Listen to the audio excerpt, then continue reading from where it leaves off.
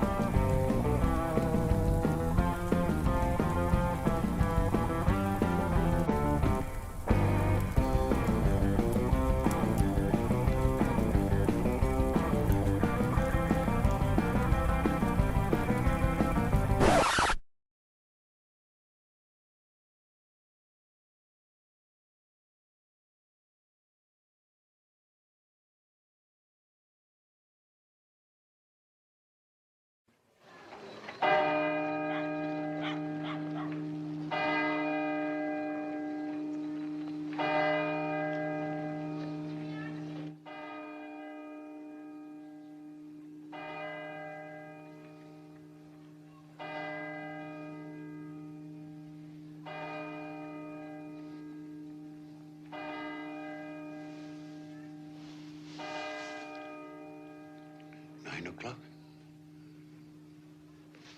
And daylight. But what day? Hello, you there, boy. What? Me, sir? Yes, you, my good fellow. What day is today? Today? Why, it's FISHMAS Day, of course. FISHMAS Day? I haven't missed it.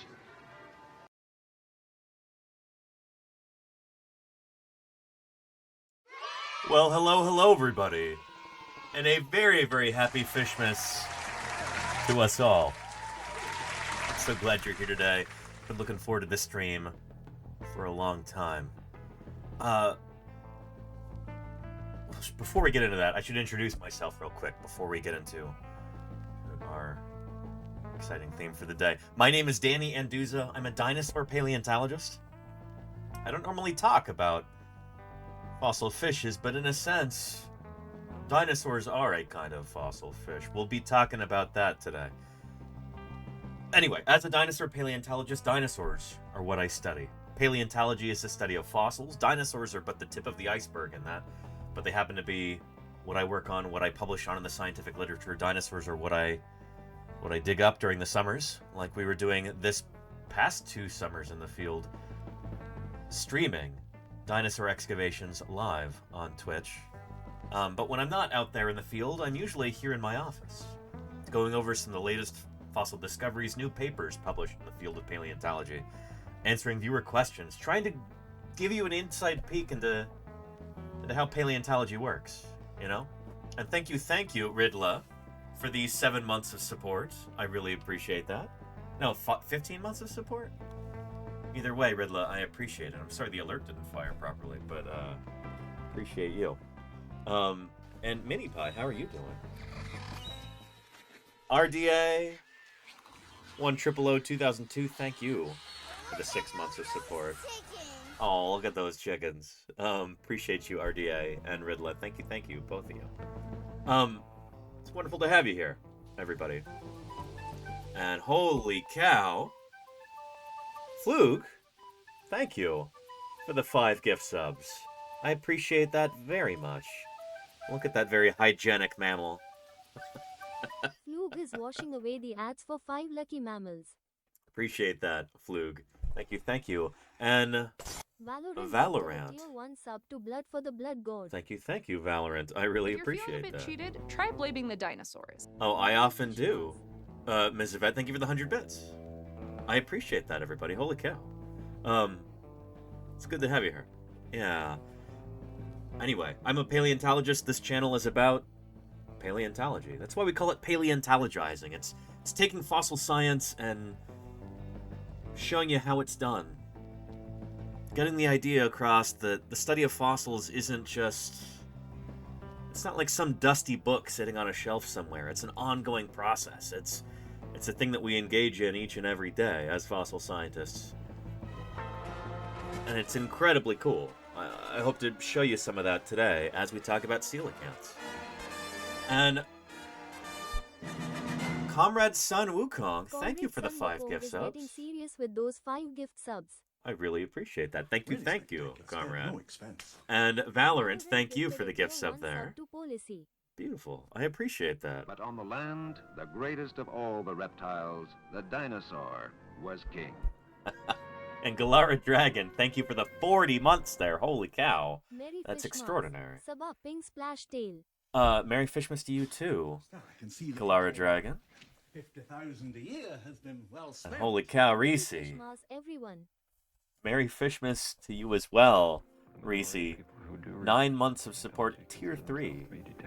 That's extraordinary. I really appreciate that. The joy of our field is being able to go out and put together clues that sometimes are extremely obscure. Extraordinary. Thank you. 2 subs. Valorant for the 2 gift subs. Is this like a Twitch promotional thing? Is that an automatic deal either? And Sculpin, speaking of fishes, strictly speaking, this Tinamou would also be a fish, a Sarcopterygian fish, but we'll get into that in a bit. Thank you, Sculpin, for the 10 gift subs. That is beautiful. Uh-oh. Mini Pie, watch out! Get out of there, it's gonna blow! Sculpin 01 is overloading okay? the system with 10 gift subs. Thank you, Sculpin. Holy cow. Do I appreciate that? Extraordinary. And they're perfectly preserved. It's brilliant. Cool. Thank you, Dr. Irrefutable, for the 20 months. Science on Twitch. I really appreciate that. Merry Fishmas to you, too. And holy cow, Miss Capri Kel, another 10 gift subs. Can you believe that? What do you think, Mini Pie? That's nuts. Get you another bag of treats with all that dough. Thank you, Miss Capri Kel, for the 10 gift subs there. Look at how excited this Tinamu bird is. Oh, not again. Oh, shoot. Miss Capri Kel is overloading the system with 10 gift subs. Thank you, Miss Capri Kel. Who do research in paleontology consider themselves to be detectives in a sense. And Valorant, thank you. The joy of our field for the 2 gift subs.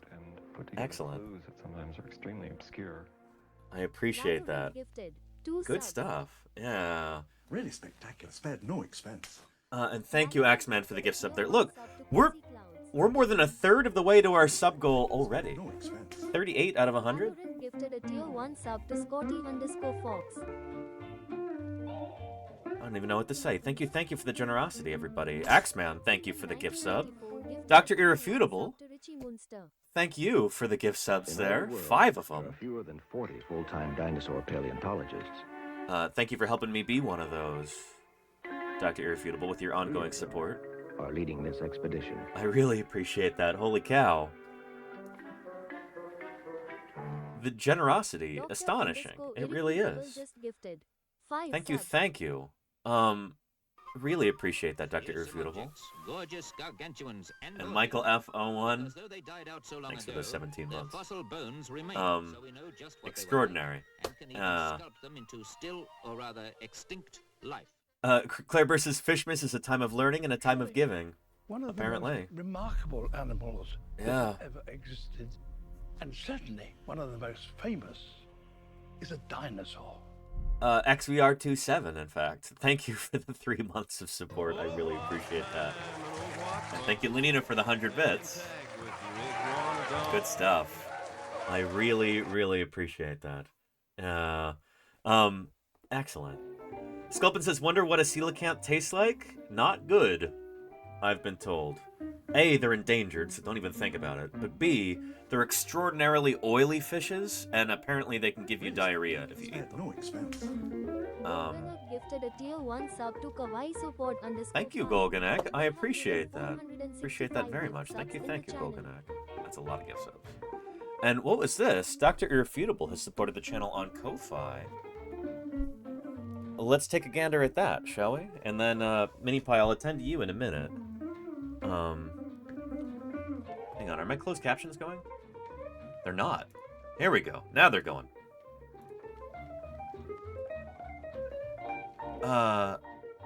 Let's see here. Holy cow! Dr. Irrefutable.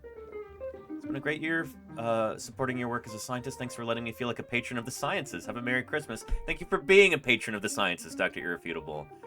That means a lot to me, and it means a lot to this community, and I appreciate it very, very much. Thank you for that. Happy holidays, Merry Christmas, Happy New Year, everything else. Merry Fishmas. Appreciate you. Holy cow, Dr. Irrefutable. I appreciate you. You're welcome, thank you. Phenomenal. Here, let's spread some Fishmas cheer right now, before we get into talking about our coelacanths. Dinosaurs lived a long time ago. They were terrible lizards, don't you know? Miss Capri Cal. Merry Fishmas. 5,000 bits. Thank you very much for that. Holy cow. Merry Fishmas to you too, Miss Capri Cal. Thank you very, very much. That's extraordinary. I appreciate that. That's wonderful. Thank you. Holy cow. Yeah.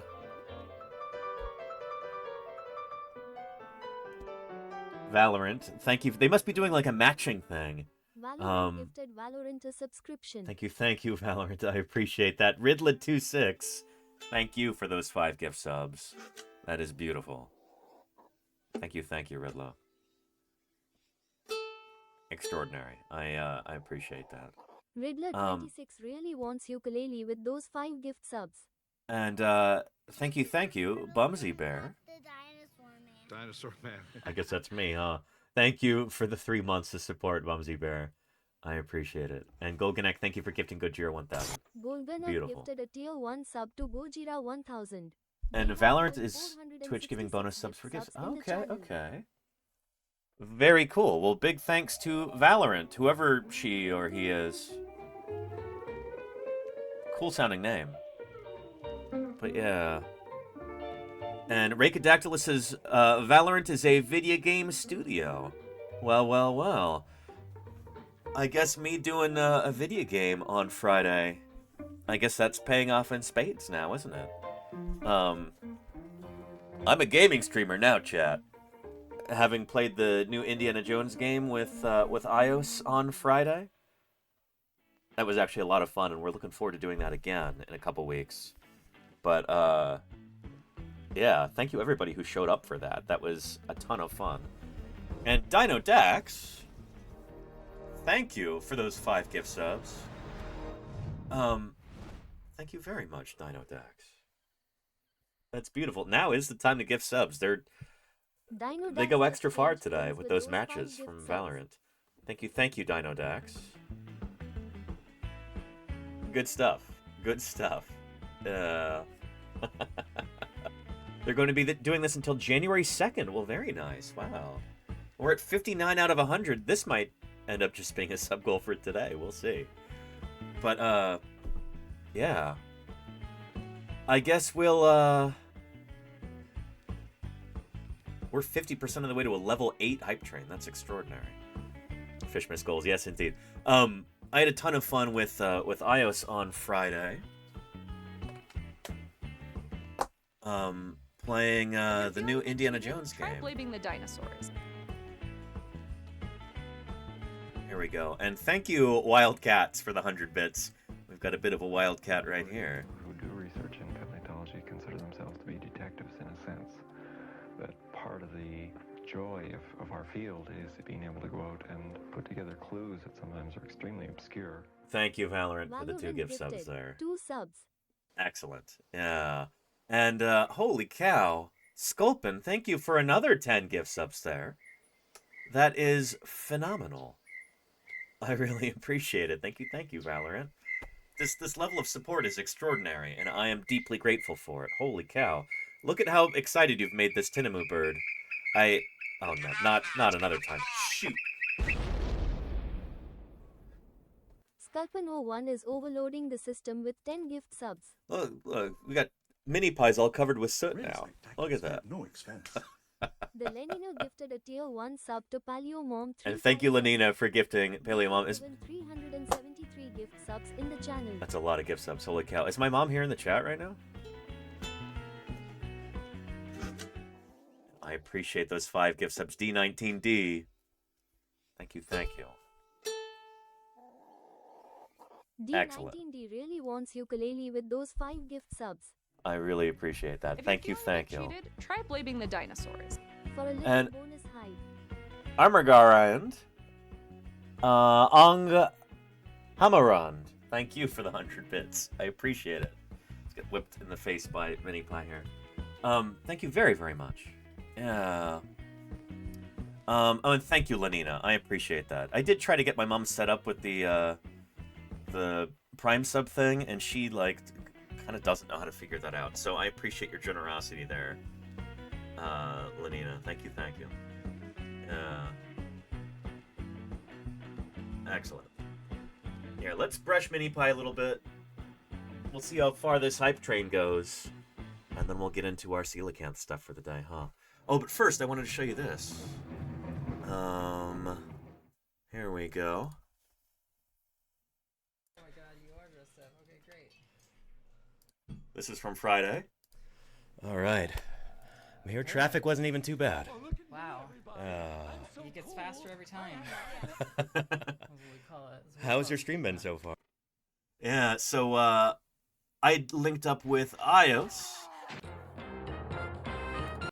on Friday. Let's see. Here we go. Excellent. It's long. And we did some Kojima game. some Indiana Jones here. Indeed. I think they were intent on coming back. Satipo, the guy who dies at the beginning of Raiders. Interesting. Monkeys are terrifying. They're fearless and will fight. The name of a silent film I enjoyed recently. This is a lot of fun where we actually discourage office hours, time wasters, you know. It is a big museum. There are a lot of other rooms. we were looking at some of the displays in here. In a Latin name like that, a binomial, the species name should never be capitalized. So these are not Lissodelphus. I don't think these are correct at all. So that's a tapir. It should be Tapirus, I think, is the genus name for most of them. Okay, and there's some other clips there. Thank you, Claire Burr.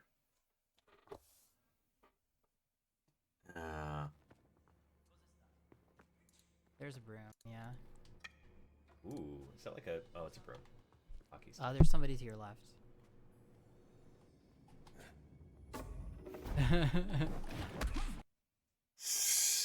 I still need to practice throwing those items like that. But, here we go. Apple. Ooh, oh, that's donut. a bagel. Okay. Man. Nice. But Captain, this man just ate a bagel whole without... With an audible crunch. Let me see here. Good stuff. We'll be doing more of that in, hopefully about a week and a half. We'll see. Anywho, it's great to have everybody here. Let's give Mini Pie some treats here.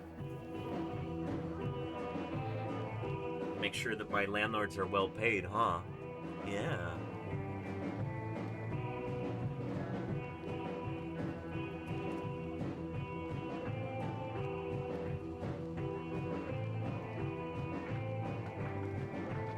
There you go, Mini Pie. How is that?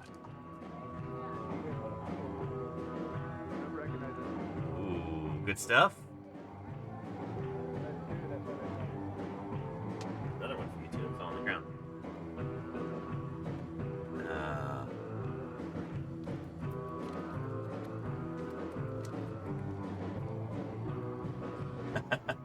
And good job crunching on those, Mini Pie. That's excellent.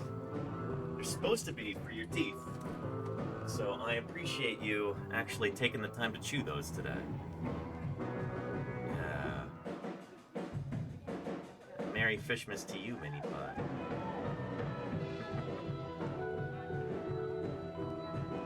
Yeah, good stuff.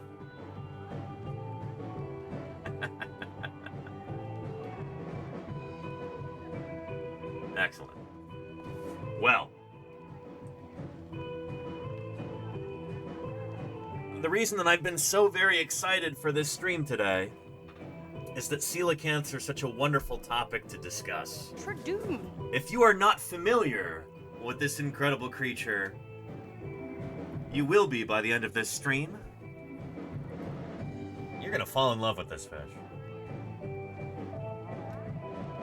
One of the greatest stories of 20th century science is about the coelacanth. It's something that ties together some really interesting personalities, an incredible story of discovery, ichthyology, marine biology, paleontology, fossils and modern fishes, international cooperations and rivalries, and popular culture. The story of the coelacanth is one of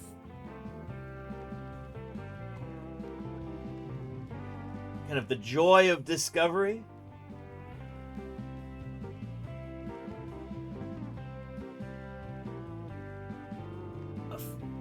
that wonderful feeling of fascination that comes with the unknown, and a little bit of Christmas cheer too.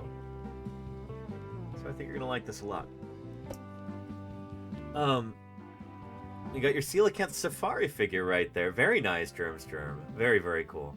Yeah, and Mini Pie, I think she's currently stocking my 3D printer, which is, I'm working on printing more of our life-size Tyrannosaurus skull. Adult Tyrannosaurus skull. None of this juvenile stuff like I've been printing. Yeah. Anywho. And it's good to have you here. The mayor returns. Fish on. Yes, indeed.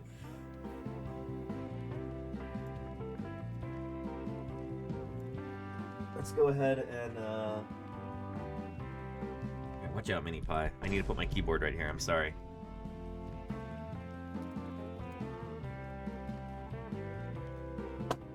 Okay.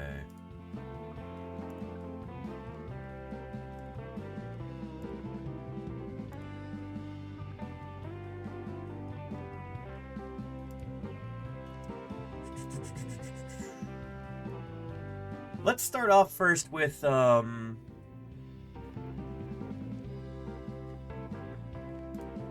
was a lovely video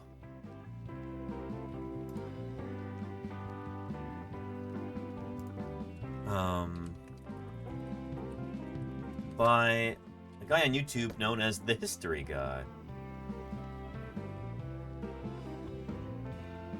Why don't we start off with that just to kind of set the tone here? And, oh, and you're a fan of the History Guy, are you, Claire? Excellent.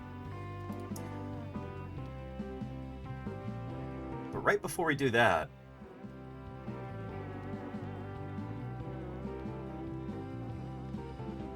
let's get into the FISHMAS spirit here. Let's make it a little bit more festive. Let's see if I remember how to do this. It's been a while since I've had to mess with these settings. Here we go.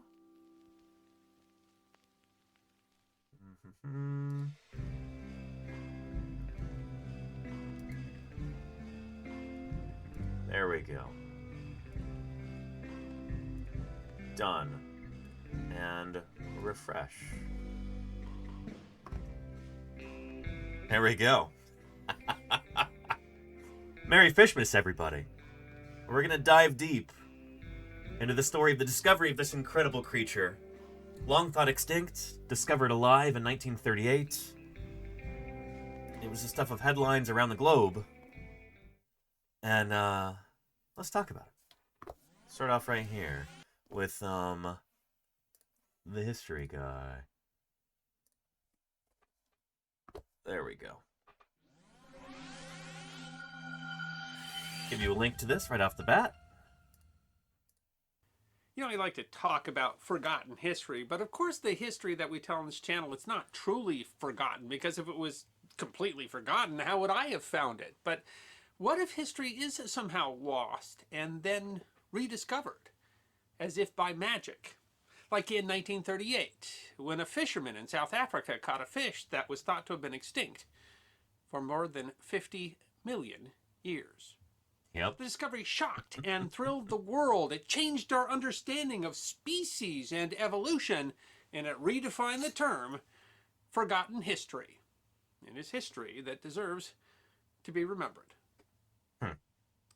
Jean-Louis Rodolphe Agassiz was born in Switzerland in 1807.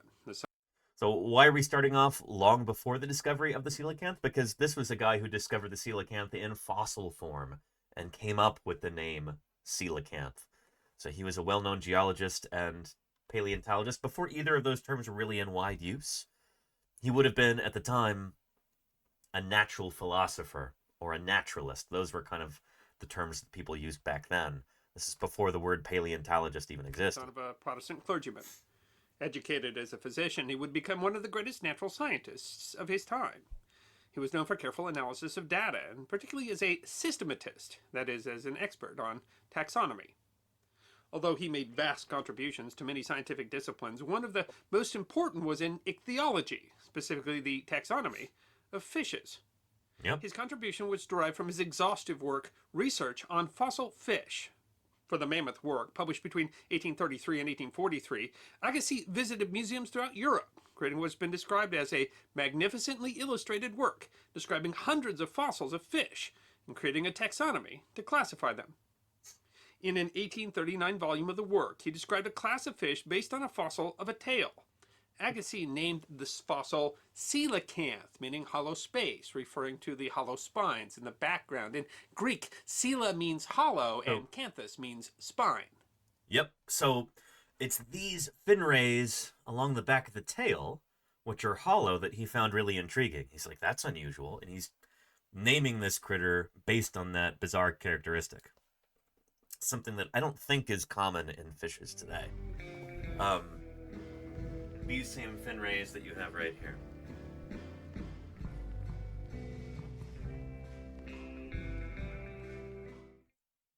So we've got this bizarre fossil fish.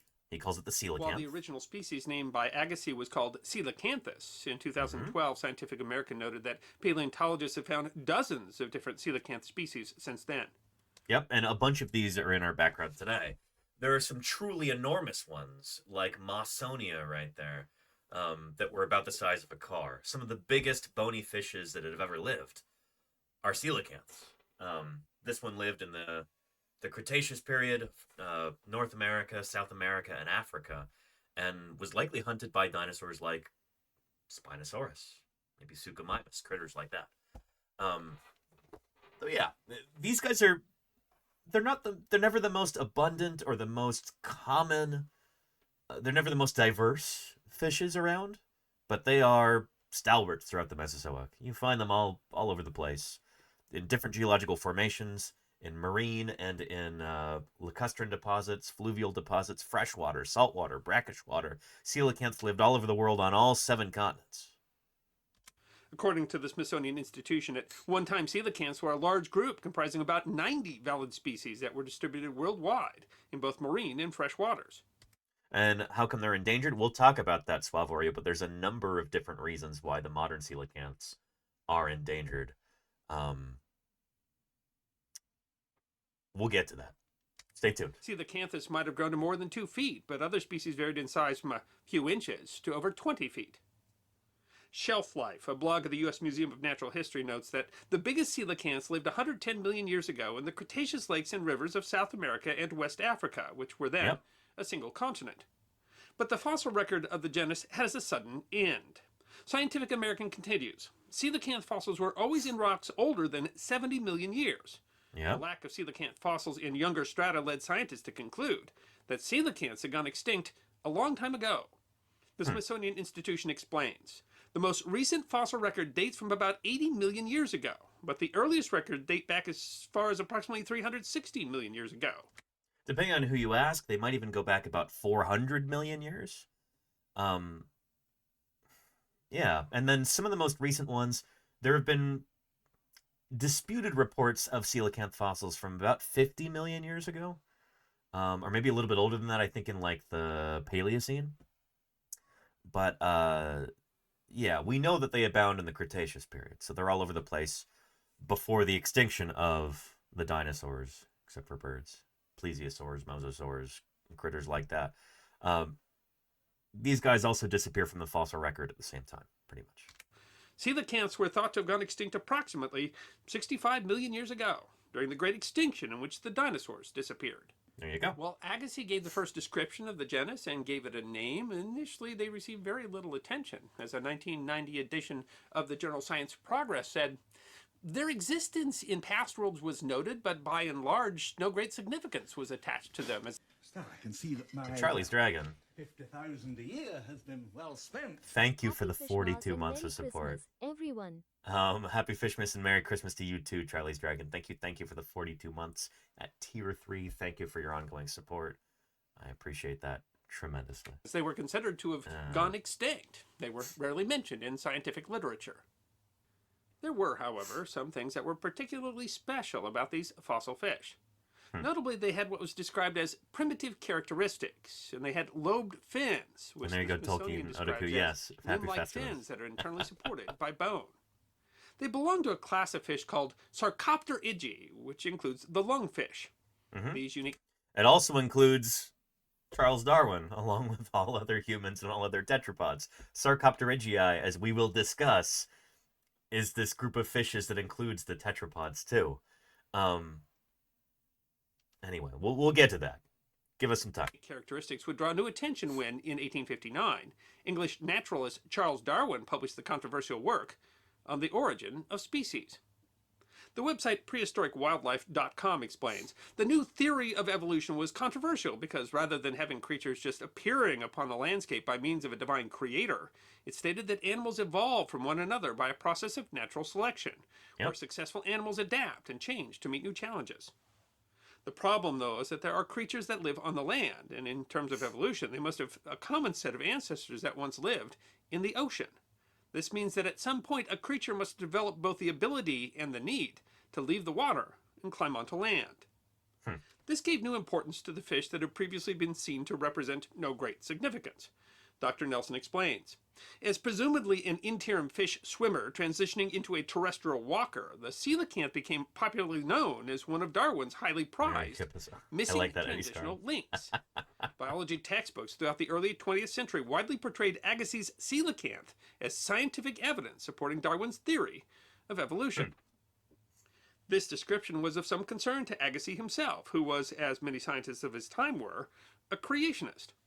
A blog post from the University of California Museum of Paleontology. Yeah, UCMP Berkeley, right here in the beautiful, sunny San Francisco Bay Area. Good stuff. That's right over there across the bay. UCMP is where I got my start as a paleontologist, way back in high school. But, described him as probably the last reputable scientist to reject evolution outright for any length of time after the publication of The Origin of Species. So he was something of the last of his kind, too. Almost a living fossil in his own right. I guess that's pretty interesting. Yeah.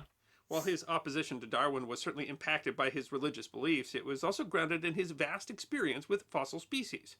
The Harvard Gazette explains, Agassiz's objection was that when the last bone was put into place and the Dorkalotl skeleton was complete, these men certainly felt a strong sense of accomplishment.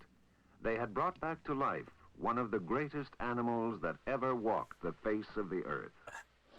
Happy Coelacanth Day. They're my favorite fish. Thank you, Dorkalotl, for the 46 months of support. I really appreciate that. Coelacanths are among my favorite fishes too. They've got to be my favorite non-tetrapod fish. I'll put it that way. As we'll be talking about today, this fish helps teach us that we ourselves are fish too. All creatures with backbones are fish because they all evolved from a fish ancestor. Hence, they are fish. It's pretty cool to think about. But anyway, Dorkalotl, I appreciate you. I hope things are good. Hope you're having a lovely holiday season. Thanks for your ongoing support. The best almost tetrapod. I would say so, Charlie. There was no evidence in the fossil record to support Darwin's view that it was a mere... And Dorkalotl says, I might not always be here, but I refuse to cancel my sub. It really does help a lot, Dorkalotl, and I really appreciate it. Thank you for supporting Science Outreach here on Twitch.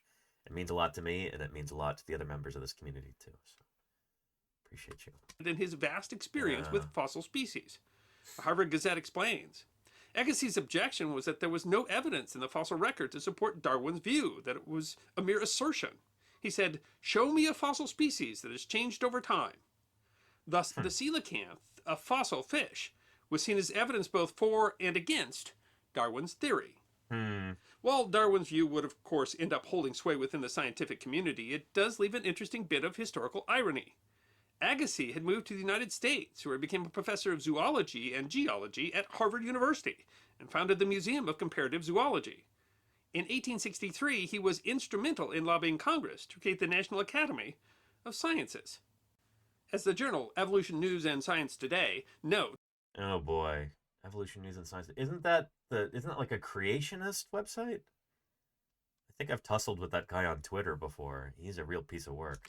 The irony is more apparent than ever. One of the most important scientific organizations in the world was in part founded by a believer in intelligent design.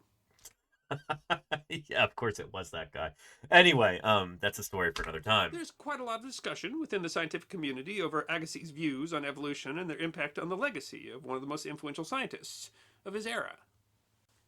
But in terms of the coelacanth, there was a point. This There we genus go. of species was being used as evidence of the transition from aquatic creatures to terrestrial creatures, from a sea creature to a land creature, despite there being no evidence that it ever did anything other than swim.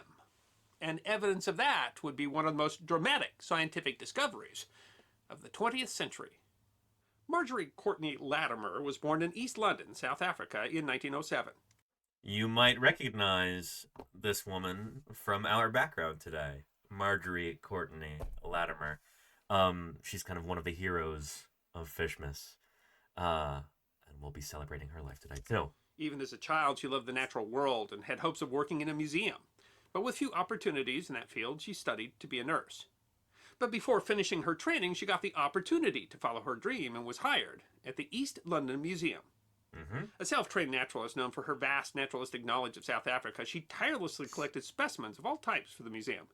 And in that role, she let the local fishermen know that she was interested in unusual fish. So one of the reasons why I like this story so much is that as a scientist, I think it helps demonstrate that sometimes really important scientific discoveries are made by people who are not professional scientists.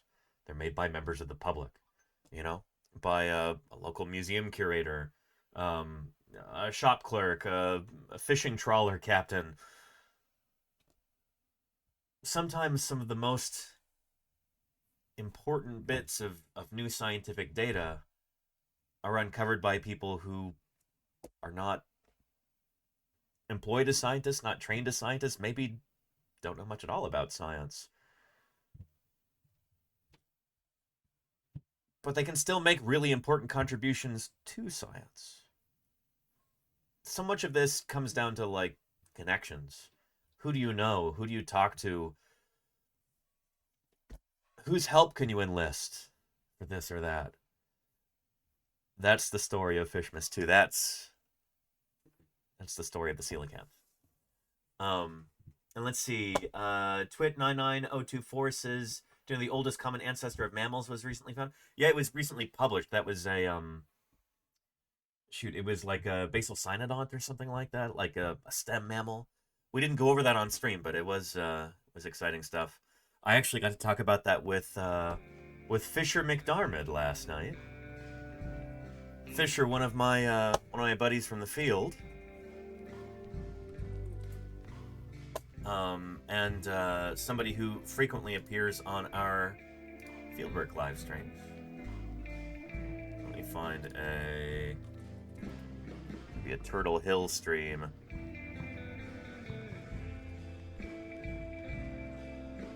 Let's see, that sounds right.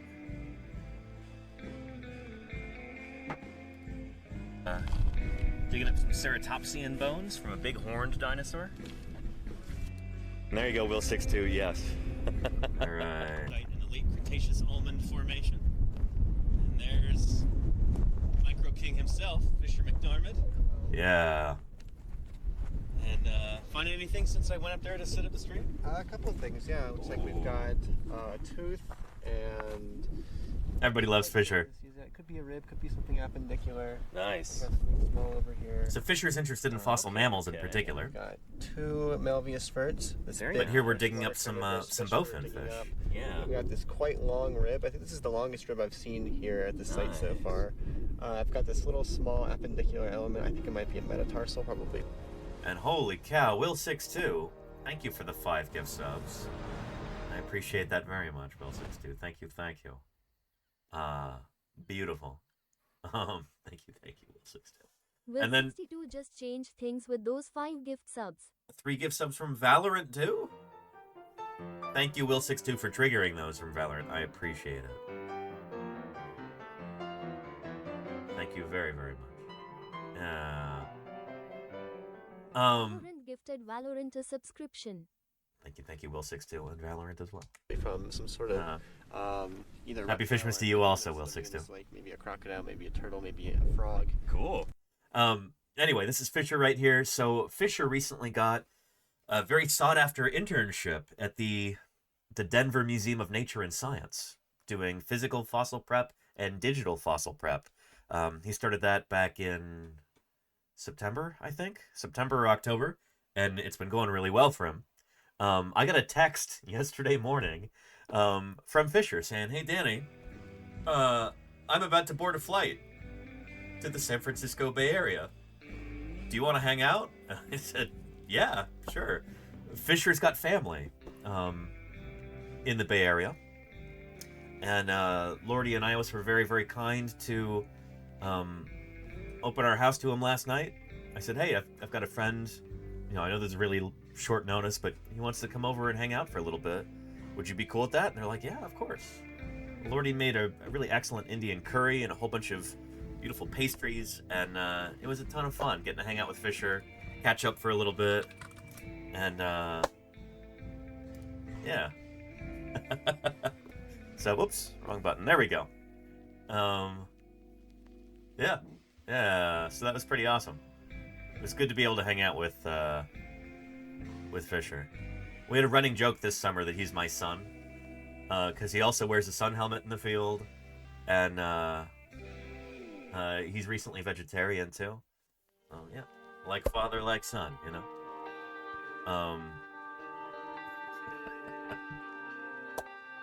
Anyway, so we talked a little bit about that bit of fossil news here. The rhapsids originated in tropical regions rather than temperate ones, new fossil find suggests. Yeah, it was a Gorgonopsian, not a Cynodont. But yeah, from Mallorca, Spain. Anyway, we had a chatter allude to this. Here is a link. Anyway, cool stuff. But yeah, and Mirth, I saw that too, yeah. California ground squirrels starting to eat other rodents. Those crazy rodents. Anyway, Fisher also brought me a gift that I was really excited about, and I was really proud that I guessed it correctly as soon as he showed it to me. Fisher very kindly brought me this that he collected in the field. I wonder if anybody might be able to guess what this thing is. Here.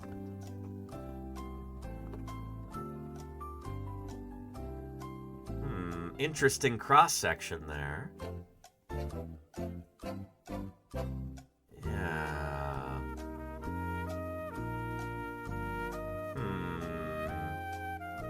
Look at the shape of the cross-section.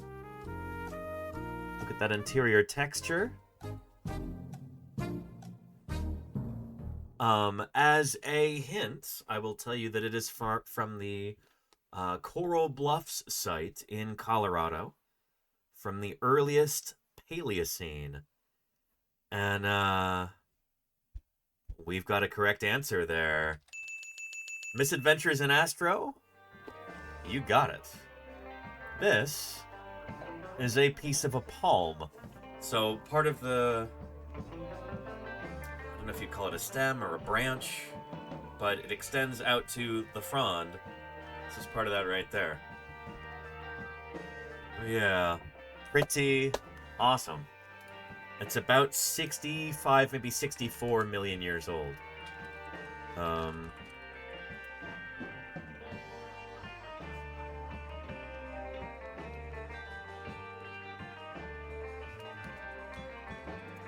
Palm frond. So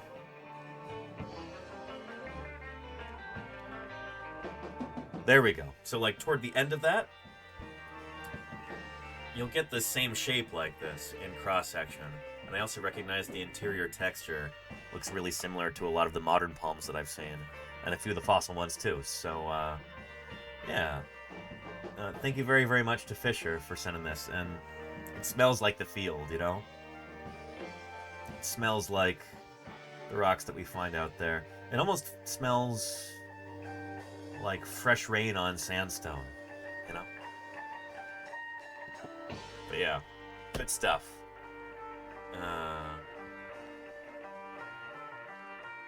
And thank you, Dr. Tear, for that. We'll be talking about the Saurophagian thing, I think, after Christmas. We've got a lot to cover for FISHMAS Day today. But the Acaroraptor thing is new to me. That's interesting. Mandibular biomechanics of Acaroraptor. Temeritorum. Okay. Huh. Magisterix, happy holidays to you too, and Merry FISHMAS. Yeah. And that's a Caroraptor, not Archaeoraptor, Dr. Terra. Don't get it mixed up. But yeah. Lesnar says, you missed the field season? I'll start to miss the field season in a little bit, just in time for it to roll around again. So yeah, it'll be nice. Fatality. Thank you, Loonisaurus, for the 24 months. I appreciate that. Thank you. Anywho, let's get back to this. Marjorie Courtney Latimer is about to make an extraordinary discovery. Vast naturalistic knowledge of South Africa, she tirelessly collected specimens of all types for the museum. And in that role, she let the local fishermen know that she was interested in unusual fish. Yeah. On December 22nd, 1938, a fisherman named That was Hendrik yesterday. Goosen found exactly that. We would have had this stream yesterday if I streamed on Sundays, but we're having it today instead. Some sources also say December 23rd, but anyway, December 22nd, 1938. The website of the Knysna South Africa Museum explains, Captain Hendrik Goosen of the Irvin and Johnson fishing vessel Noreen spotted a huge bright blue fish of a type that he'd never seen before. It was still alive, but at 150 centimeters long and with a weight of 57.5 kilograms, it was far too big to fit into his onboard aquarium. There was nothing else to do. He left it on the deck, where it survived for only a few hours. Oh. As soon as he docked in East London, the captain sent for Miss Courtney Latimer. Latimer took a taxi to the dock to inspect the fish. She would later write, I picked away the layers of slime to reveal the most beautiful fish I'd ever seen. It was 5 feet long, a pale mauve blue with faint flecks of whitish spots. It had an iridescent silver blue-green sheen all over. It was covered in hard scales and had 4 limb-like fins and a strange little puppy dog tail. It was such a beautiful fish, more like a big china ornament, but I didn't know what it was. According to Samantha Weinberg's 1999 book, A Fish Caught in Time. Excellent book, by the way. I've got it right here, and I cannot recommend it highly enough. If you're interested in the coelacanth, if you're interested in just good science writing and narrative form, something that reads almost like an adventure novel, but it's a true story, and it'll teach you a lot about the natural world, get this book. Samantha Weinberg's A Fish Caught in Time is excellent. The cab driver didn't want to put the stinking fish in his new taxi, but she insisted, and they put it in the boot. Weinberg says that Latimer realized the resemblance to fish only found in fossils, but wrote, I thought it couldn't be a fossil fish because it was alive. I didn't think it could be, but I just knew it was something valuable. Latimer hoped to preserve the fish until another naturalist could inspect it, but the process was not easy with a 127-pound fish. She tried both the local mortuary and the local food cold storage facility, and both refused. No, yeah. Eventually, she went to a local amateur taxidermist named Robert Center, and they preserved the fish as best they could. In the end, though, they were only able to save the skin and backbone. There was no skeleton, she wrote, but they couldn't save the soft tissue, which began to putrefy. She tried to... So a big part of this was that she found it right before Christmas, when everything was closed. It was really... On the one hand, it's a stroke of brilliant luck that this thing...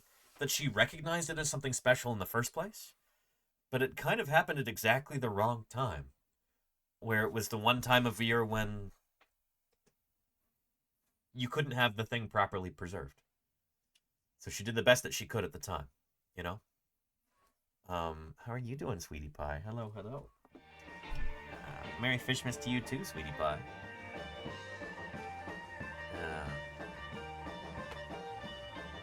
To contact a friend, a self-trained ichthyologist named J.L.B. Smith, but was not able to get a hold of him immediately. She wrote to him on December 23rd. Dear Dr. Smith, I had the most queer-looking specimen brought to notice yesterday. The captain of the trawler told me about it, so I immediately set off to see the specimen, which I removed to our taxidermist as soon as I could. I, however, have drawn a very rough sketch, and in hopes that you may be able to assist me in classing it.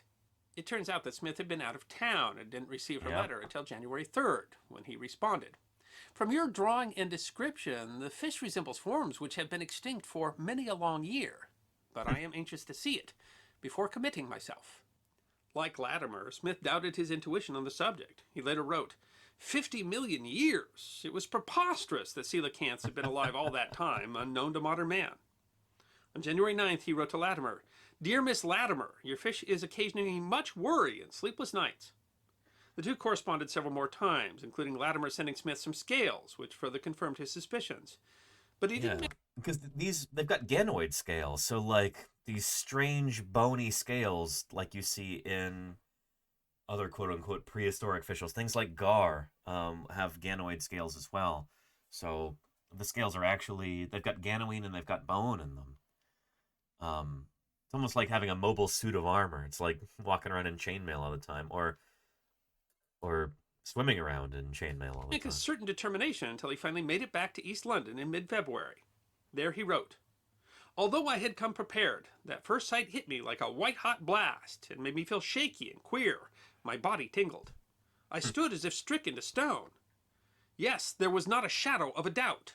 Scale by scale, bone by bone, fin by fin. It was a true coelacanth." He named the new species after Latimer, Latimeria columnae.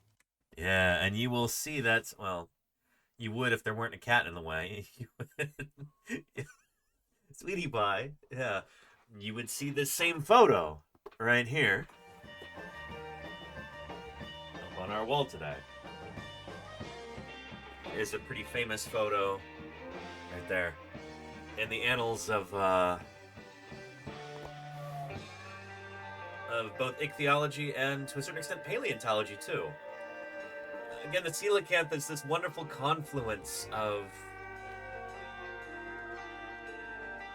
paleontology, of ichthyology, of conservation, of discovery and scientific study and public involvement in science. And Christmas, too. Sweetie Pie, let's get you some treats here, huh? Where do you chew up that Christmas there? Oh, even better. What's better than chewing on a Christmas tree? Chewing on some cat treats.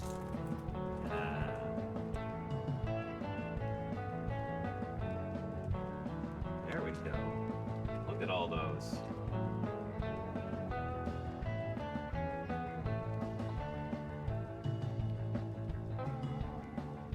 There we are. Good stuff.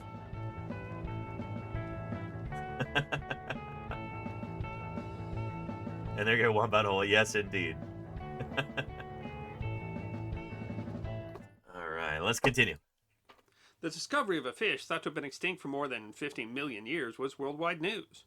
When the And Forza says, I seem to remember as a child listening to teachers tell me that they had found fossil coelacanths in Kansas. Have you heard anything about that, Danny? Forza, I have heard about that. Yes, indeed. I can even show you a clip.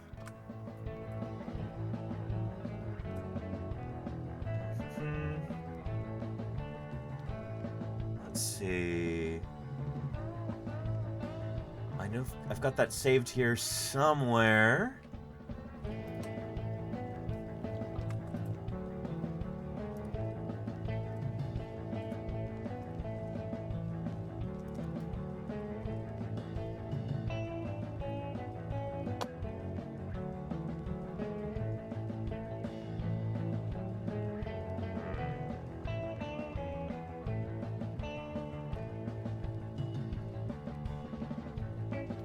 But yes, indeed, there are a bunch of Cretaceous period coelacanth fossils from Kansas, from the old Western Interior Seaway.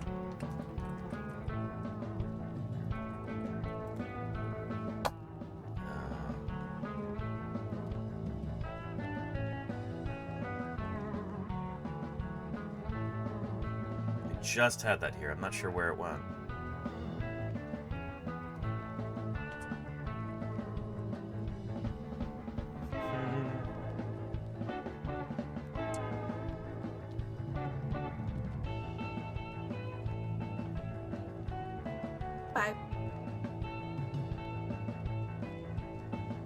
Here we go. Million years ago during the end Cretaceous mass extinction event. But in 1938, a young South African museum curator named Marjorie Courtney Latimer had her hands on the first non-fossilized specimen. She befriended a local trawler fisherman and got a first look at any catch brought into the port.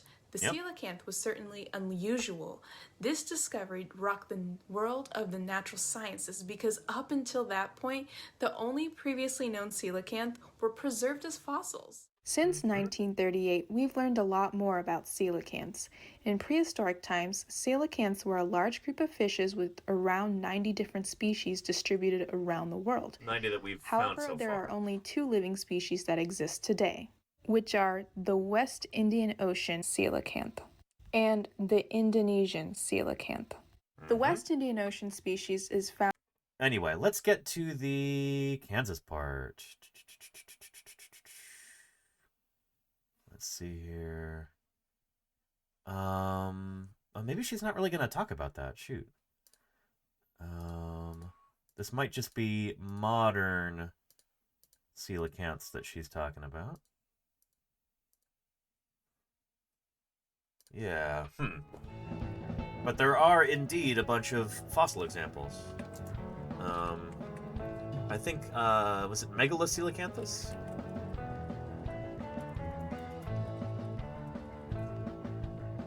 Megalocoelacanthus. There we go. Would have been a pretty big critter, larger than today's coelacanth. So there are some reconstructed bones all laid out, as in life. Yeah, these guys would have lived alongside some of the big mosasaurs and plesiosaurs and critters like that. From the western interior seaway and Mississippian bays. From the Niobrara Formation of Kansas, too. Fishes like this, you see them in a lot of reconstructions of Mesozoic oceans. I'll show you an example. Here we go. And see this book right here. We've got a lovely picture of a, I think, Jurassic Age seaway. There we are. This is like, what, Middle Jurassic period? Of Europe. Big short-necked plesiosaurs like Romaleosaurus, long-necked plesiosaurs like Plesiosaurus, ichthyosaurs like Ichthyosaurus, pterosaurs flying overhead, and you've got coelacanths here too, like this one. I like that they've taken care to make it look like a modern coelacanth in some ways, but it's also distinctly different. Look at how much longer that diffy-circled tail is than in our modern coelacanths. But yeah, these guys lived alongside some of those big charismatic marine reptiles that everybody loves so much. Coelacanths were there too, which is really, really neat.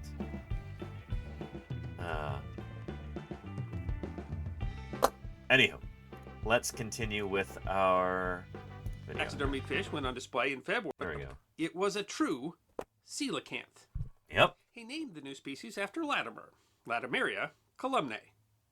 The discovery of a fish thought to have been extinct for more than 50 million years was worldwide news. When the taxidermied fish went on display in February, the East London Daily Dispatch wrote that the largest crowd ever received in one day at the East London Museum yesterday passed through the doors in order to view the now Something famous like 20,000 historic people. fish. The paper wrote, since the fish was described by the Daily Dispatch on Monday, cables from all parts of the world, including London, Germany, and the Rhodesias, have been pouring into the museum. On April 18th, the Herald News of Passaic, New Jersey wrote, Smith pronounced it sensational and forwarded photographs to the British Museum in London. Flabbergasted officials formally declared that the discovery was one of the most amazing events in the realm of natural history in the 20th century. What's really remarkable is that Marjorie Courtney Latimer and J.L.B. Smith, they made sure that despite this being a super important discovery, despite this being headline news all over the world, they made sure that it didn't get scooped up and taken to London, or taken to Paris, or taken to New York. They kept it there in that tiny little museum in New London, South Africa.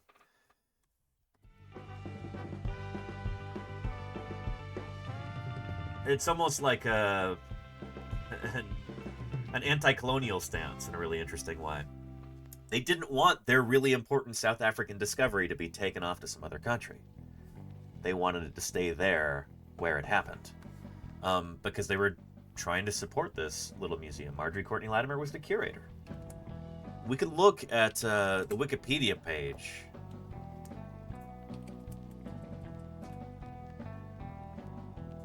Sorry, East London. East London Museum. Hang on.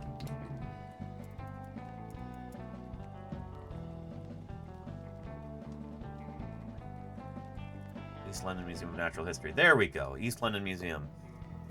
That's exactly what I typed in, and it didn't work. Odd. Anyway, it's a museum in East London, Eastern Cape, South Africa. Notable for holding the type specimen of the coelacanth. Look at how short this article is. This is a tiny little museum. But this is its claim to fame.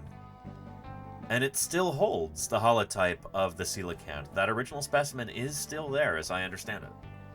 So local history being kept local, or local discoveries? Exactly, Charlie's Dragon. Yeah, and that's, I think, a really cool part of this story, too. Let's see if we can find a video of that little museum.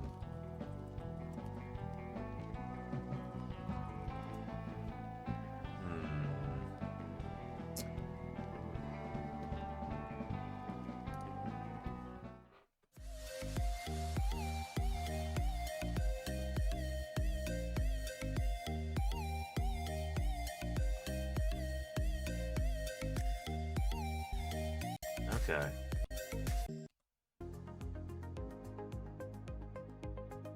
There we go. It looks like it's been renovated since then. Look at these beautiful cycads. That looks like maybe genus Encephalartos right there. Really lovely. And quintessentially South African, too. That makes me happy. Look at this. Not a huge institution. It's just a little museum. My name is Kevin Cole. I've been a scientist at the East London Museum for the past 30 years, and I'm very privileged today to share a little bit about the maritime archaeology treasures that we have in our institution. In fact, so yeah, they've got, this is going to be about maritime archaeology, so shipwrecks and what have you. But yeah, it's not a big museum. The thing that really makes it renowned around the world was the coelacanth. It was because Latimer and Smith really wanted it to stay in South Africa, wanted it to stay at that museum. That it's probably a huge reason why that museum still exists to this day, because it started off very, very small, kind of grievously underfunded too. Anywho.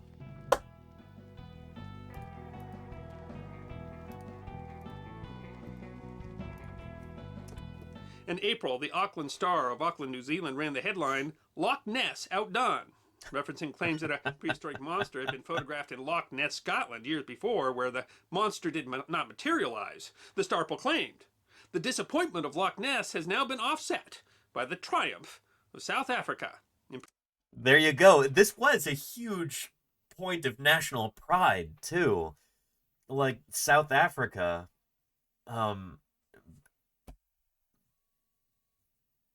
being the subject of headline news around the world, this was a huge discovery that came out of this country, and people were immensely proud of that. Producing a living example of a group of fishes that was considered to become extinct 50 million years ago. Echoing the British Museum, the Star concluded, "The find may truly be said to be the most sensational natural history discovery of this century." Still, Smith was disappointed that the fish's soft tissue had not been saved, as much was still not known about the fish. He and Latimer distributed flyers across the East African coast offering a reward for another specimen. The quest was delayed by the Second World War, but another fish was finally recovered in 1952 by a fisherman off the Comoro Islands, again raising worldwide attention. Shelf Life wrote, "During a national radio broadcast, he recounted opening the crate and weeping as he saw the big fish before him, and broke into tears anew. Again, the coelacanth made headlines around the world, and letters poured in from well-wishers.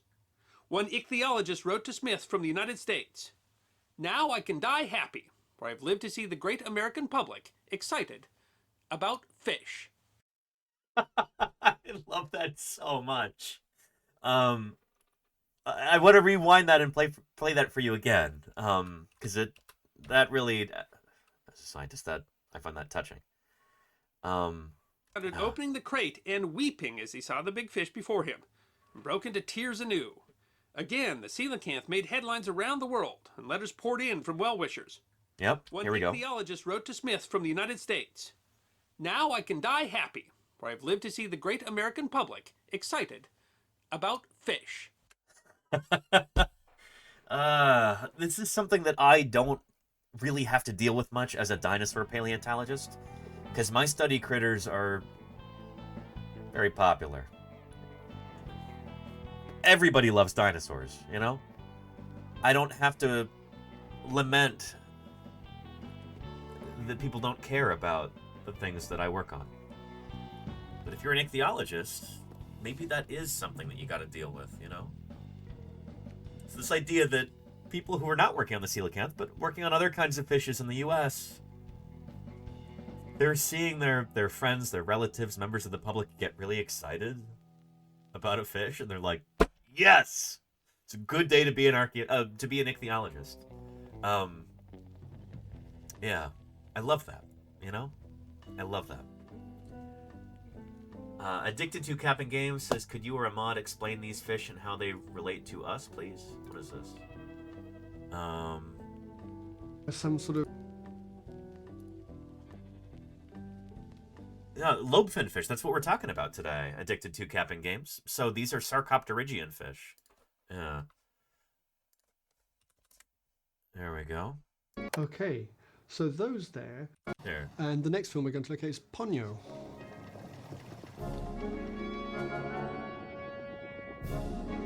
Okay.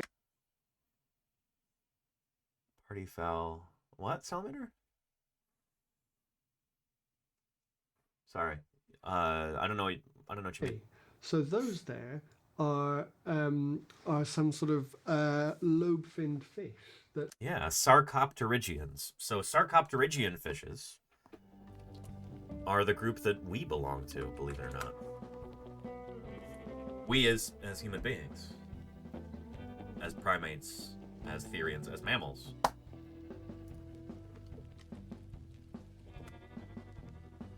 Sarcopterygia is the group of bony fishes that also includes the tetrapods. There we go. Lobe-finned fishes, including tetrapods. So creatures that have limbs on land today, creatures with bony limbs, and even creatures that have gotten rid of their bony limbs, like these amphibians or these snakes, they evolved from fishes that came up onto land. Fishes with fleshy, limb-like fins. That's what these are. And that's what the coelacanth is, too. You're going to know all about this by the end of today's stream, if you stick around. Swimming along an underwater road. So fish, as we think of them, are not one biological group. Okay. I guess he's going for like a Linnaean definition of this. Okay. There are some fish that are more closely related to us than they are to other fish, which means that biologically, if you want to say that something is a fish, either you have to say that it's just to do with their ecology and the fact that they're doing all of that swimming, or you have to include us within it. Yes. So he's totally correct about this. Again, Sarcopterygii, this is a branch of the fish family tree up here. Vertebrates. You get your jawless vertebrates, hagfishes, lampreys. Your jawed vertebrates, these fishes evolve jaws. You get the cartilaginous fishes, sharks and rays and holocephalians. And then you get your ray-finned fish over here. And then you get your lobe-finned fish and tetrapods. Our branch evolves from them. Pretty cool to think about. So yeah, he's right. So either you are a fish, or fish doesn't mean anything, or fish just means something ecological or culinary. And these are lobe-finned fish, which means that they're more closely related to us than they are to, say, a trout or a shark. Their fins have one single bone at the base, which is just like our humerus or our femur. And you need to take some of your own advice. Megatronus. Aren't you the man who told me to live every week like it's Shark Week? And that nothing's impossible except for dinosaurs? Don't give up on life, sir. Wow. Thank you, Megatronus, for the 27 months of support. Really appreciate you. Thank you. Which then divides into two, which is like our ulnar radius or our tibia and fibula, and then it goes into the fin rays. So here we're seeing some sort of Devonian fish. The Devonian is like a coelacanth, which was approximately 400 million years ago. So it's from a little before 400 million years ago to a little bit after. Oh, and on the tree there, climbing up, are those meant to be trilobites? They might be. Trilobites are a group of art. Anyway, cool stuff. Let's get back into this. Since the 1952 specimen, many more have been recovered, and populations have been found in the wild, identifying now and you're two welcome, different Captain species. Gibbs. The West Indian Ocean coelacanth and the Indonesian coelacanth. The live fish provided a new insight into the old debate between Darwin and Agassiz. The coelacanth is a deep-sea fish. Its lobed fins, which Natural Geographic says move in an alternating pattern like a trotting horse, are not used to walk, and some suspect may be used for moving heavy seaweed. In 2013, the coelacanth's DNA was sequenced, and scientists concluded that coelacanths and lungfish had already diverged from a common ancestor before the lungfish made the transition to land. Thus, the Smithsonian concludes, coelacanths might best be described as occupying a side branch in the basal portion of the vertebrate lineage, closely related to but distinct from the ancestor of four-legged vertebrates. So, in other words, the coelacanth is not our ancestor, but it's a close relative of the ancestor of the tetrapods. So that's kind of reflected in this tree right here. Sarcopterygii right here. You've got your lungfishes and tetrapods. But just before you get there, you've got this branch that comes off, and you've got the coelacanths. The West Indian Ocean coelacanth and the Indonesian coelacanth. Does that make sense? So they're very, very close to the ancestors of all the tetrapods, including us.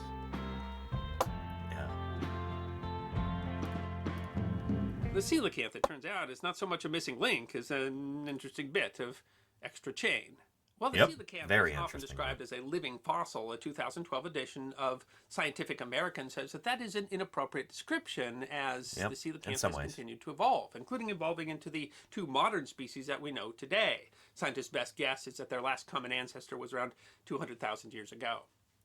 Ooh, that's not quite right. I think the Indonesian and West Indian Ocean coelacanths are thought to have diverged about 30 million years ago.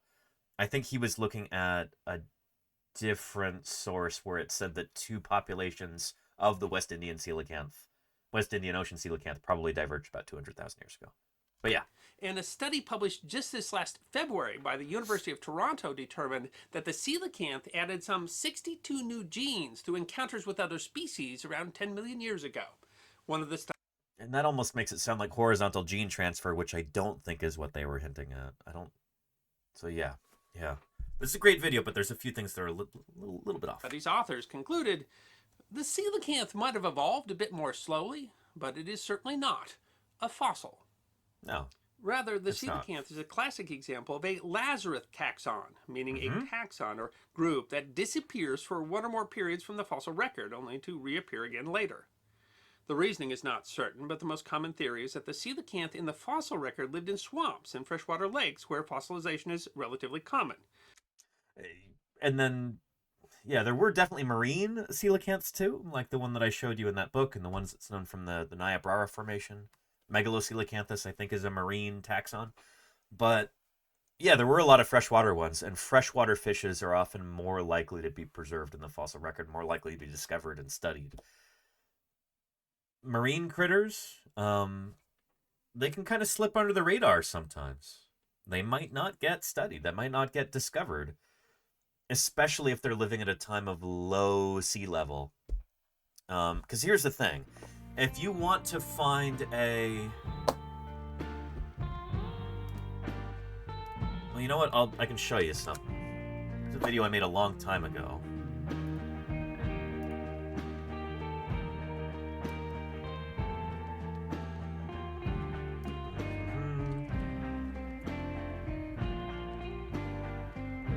Yeah. This is Paleontologizing. So this is way back before I even knew about Twitch. Holy cow, I'd never heard of this platform before. This is when I was still trying to do science outreach on YouTube, and it never really went anywhere. YouTube's not the best platform for that kind of thing necessarily.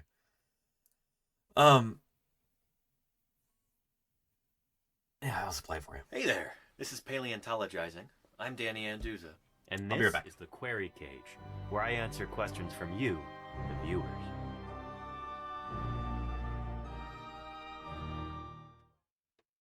Alright, so Mark also asked, how could they determine how big the megalodon was if it was a water dweller? Like, where would you find their remains? Ooh, so this is a question about Carcharicles megalodon, which is a giant shark, think maybe like a great now often white called on steroids. Otodus megalodon, but yeah. Went extinct about 2.5 million years ago. So there are a couple of interesting points in Mark's question. First off, why do we even have fossil remains of an ocean animal if we usually dig up fossils on land? Well, fossils of sea megalodon have been found in places like California, South Africa, Japan, Argentina, Australia, all over the world. And those fossils are often found on land. You see, when sea megalodon was alive, sea levels were a bit higher than they are today. Yep. Many of these areas were covered with seawater. So, if you're trying to find the fossils of marine organisms, you got to go to a place that used to be ocean and isn't anymore. So, hopefully you get lucky and that critter lived at a time when sea levels were higher. Maybe there were, maybe you've had mountain buildings since then that have pushed up certain areas, or maybe just sea level globally is higher. Or was higher back then. But, yeah, with coelacanths, the reason why we've got coelacanth fossils from the interior of the United States is because, let's do 90 million years ago. This is what our planet looked like then. Sea levels were a lot higher than they are today. And so you've got the western interior seaway right here. In the middle of North America, you've got a shallow, almost like subtropical kind of sea here. And so you did coelacanths swimming around in places like Kansas. Ocean species of coelacanth there. Now, of course, that's dry land, and you can find the fossils.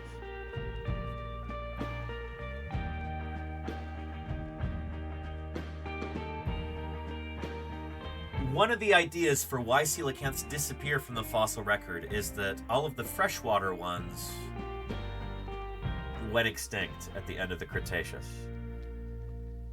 The only ones that we still had around were kind of hiding out here in the middle of the ocean. You're not going to be able to find fossils of guys that are living out in the middle of the Pacific or something like that. It just doesn't happen. The way that we find fossils is by walking around on dry land looking for them, typically. Nobody's prospecting at the bottom of the ocean for macrovertebrate fossils. You do it for forams or for other, like, kind of small planktony things. But yeah, so that's how coelacanths were able to evade detection for so long. At least in fossil form. Does that make sense? Yeah. Yeah. When those wetlands disappeared, those species went extinct. Whereas the coelacanth species that survived were, like today, deep water fish, where fossils were less likely to occur. And the coelacanth had an interesting cultural impact, as the creature from the iconic 1954 horror film Creature from the Black Lagoon was, according to the son of the screenwriter, inspired by the discovery of the coelacanth. Yes, both indeed. as a creature from prehistory driving into modern times, and as a missing link between man and fish. But the discovery of the fish that, as Smith noted, survived 50 million years unknown to modern man led to one distressingly predictable outcome, and that is it nearly caused the coelacanth's extinction. The fish was nearly hunted to extinction as black market prices rose to as high as $2,000 an ounce, driven by aquariums seeking live specimens and practitioners of Chinese medicine who theorized that the fluid from the spine of the fish that lived in the time of the dinosaurs could provide immortality.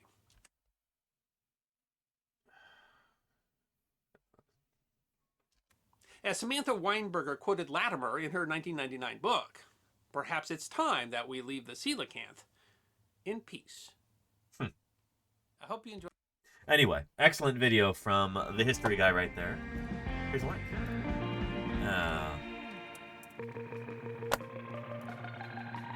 I want to emphasize that even though we're talking about historical events during today's stream, this is by no means just a historical thing. By which I mean, not only are coelacanths being actively studied in the wild today, but fossils of coelacanths are also being studied.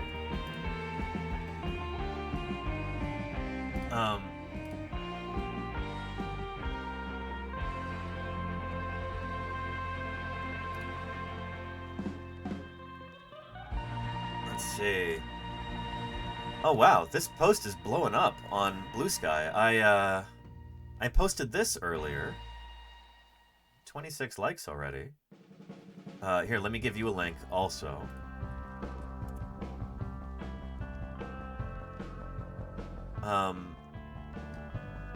What happened here? 5 reposts. Oh, that'll do it. Excellent. It's a FISHMAS miracle. Dr. David Solomon, who's an expert on gar, these other quintessential prehistoric fish, but they're freshwater. These are lepisosteid fish. They're related to, like, I guess to a certain extent, sturgeon and paddlefish and stuff like that. He reposted this, and he has got a big following. Very, very cool. Yeah, gar are awesome. And I actually just finished 3D printing a gar here.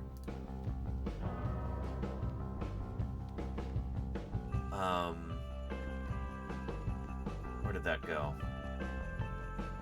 Looking through my notifications here. There we are. Yeah. Allosaurus, ancient predecessor of the Tyrannosaurus. Sinful Hyman, thank you for the 5 months of support. Giant meat eater with Good stuff. dagger-like teeth. Thank you, Simple Hyman. I appreciate you. 5 months of support. Thanks for keeping me here on the air. Yeah, this just finished printing this morning. Why don't we put this together real quick, actually, and show that off. And they are wild-looking fish. Absolutely, Pyrokitties Tavern. Like the coelacanth, gar like this also go back to the Cretaceous. Earlier, in fact. Got gar fossils from the Jurassic, North America, if I'm not mistaken. But let me go grab these pieces and let's glue them real quick. Shouldn't take long. Let's do it. Yeah. Another kind of headliner Mesozoic fish.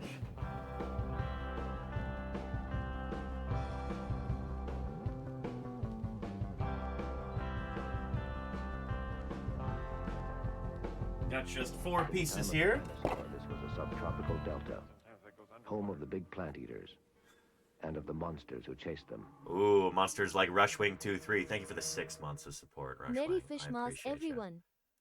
Merry FISHMAS to you too, Rushwing. And a happy new gar. Let's assemble this new gar, shall we?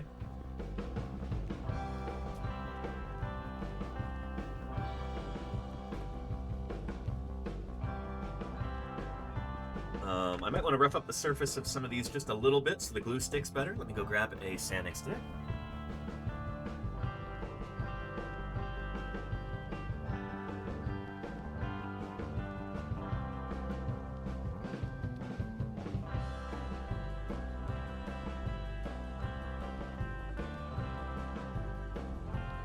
Alright.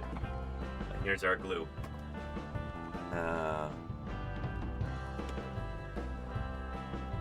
Fish that eat other fish, says Wombat Hole. That is most fish, honestly. Well, no, actually, I won't say that. Most fish eat other critters, but not all of them eat other fish. Not all of them feed on vertebrate prey.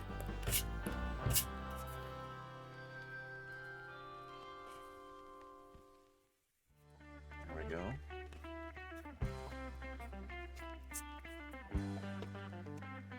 That should be good enough for that. This is a major joint right here between kind of the pectoral fins. And then we've got our pelvic fins there.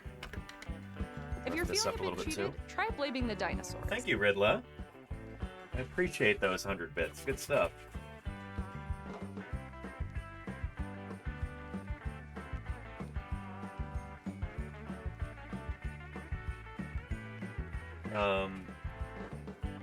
It's going to be nice having this GAR model here in my office, but there is a chance it might end up going to the local museum. We shall see.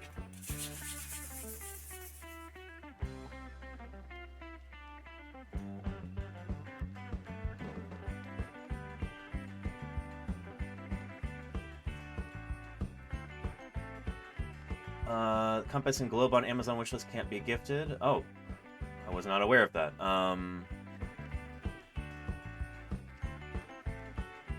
Are you sure about that, Miss Yvette, or is it just that you have to pick a different option? I think sometimes the original listing might expire or might not become available anymore, but you can find other listings that are equivalent to it. Yeah.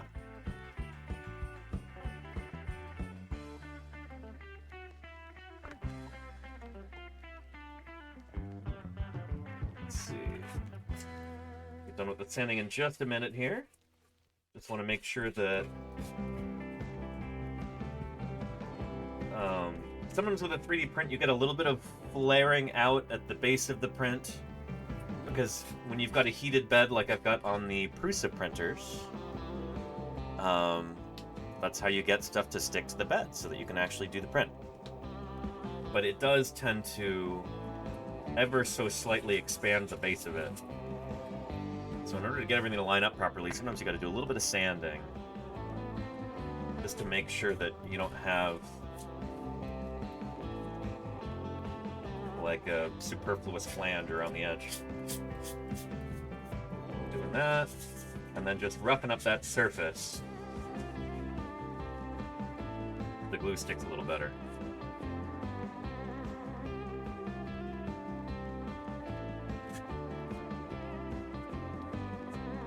There we go. I feel good about that. All right. Let's go glue her up.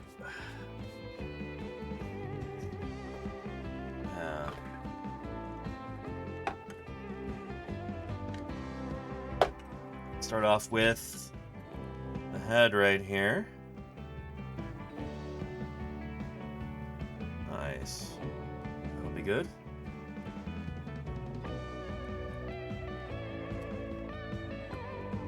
Make sure that everything's lined up perfectly. And there's still a strong bit of flange here. Let's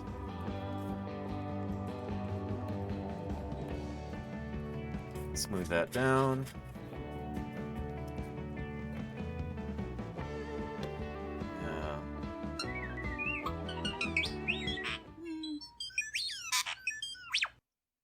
Thank you, Kepper MN. I appreciate your ongoing support. 21 months of support. Thank you for that. Just a little bit more of a flange here too. Let's sand that down.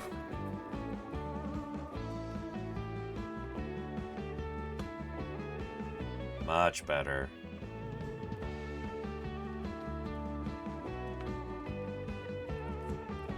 I think I've asked you this before, but Pepper MN, does the MN in your name stand for Minnesota?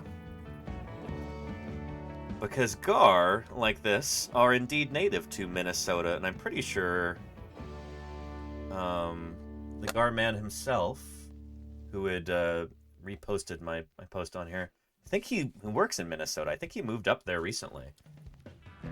And he's getting people excited about Gar in that state. Gar have a bad reputation.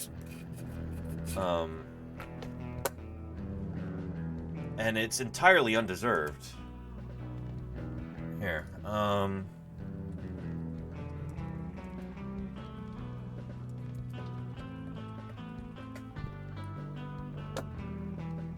let's see here.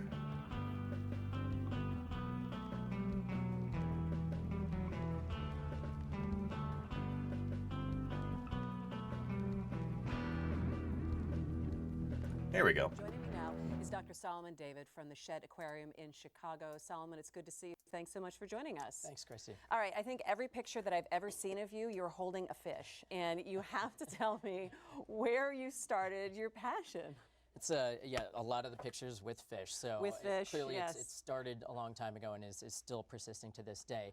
I would say, you know, I actually was born out in Washington State, and so it was when my dad would take me to the Stillaguamish River out there, and so that was sort of my first connection with the water out there, and that's a major nexus. Those two branches are where a lot of steelhead and Chinook salmon move back and forth to spawn and outmigrate. And so move forward to where I'm at now in Chicago, studying Great Lakes fishes.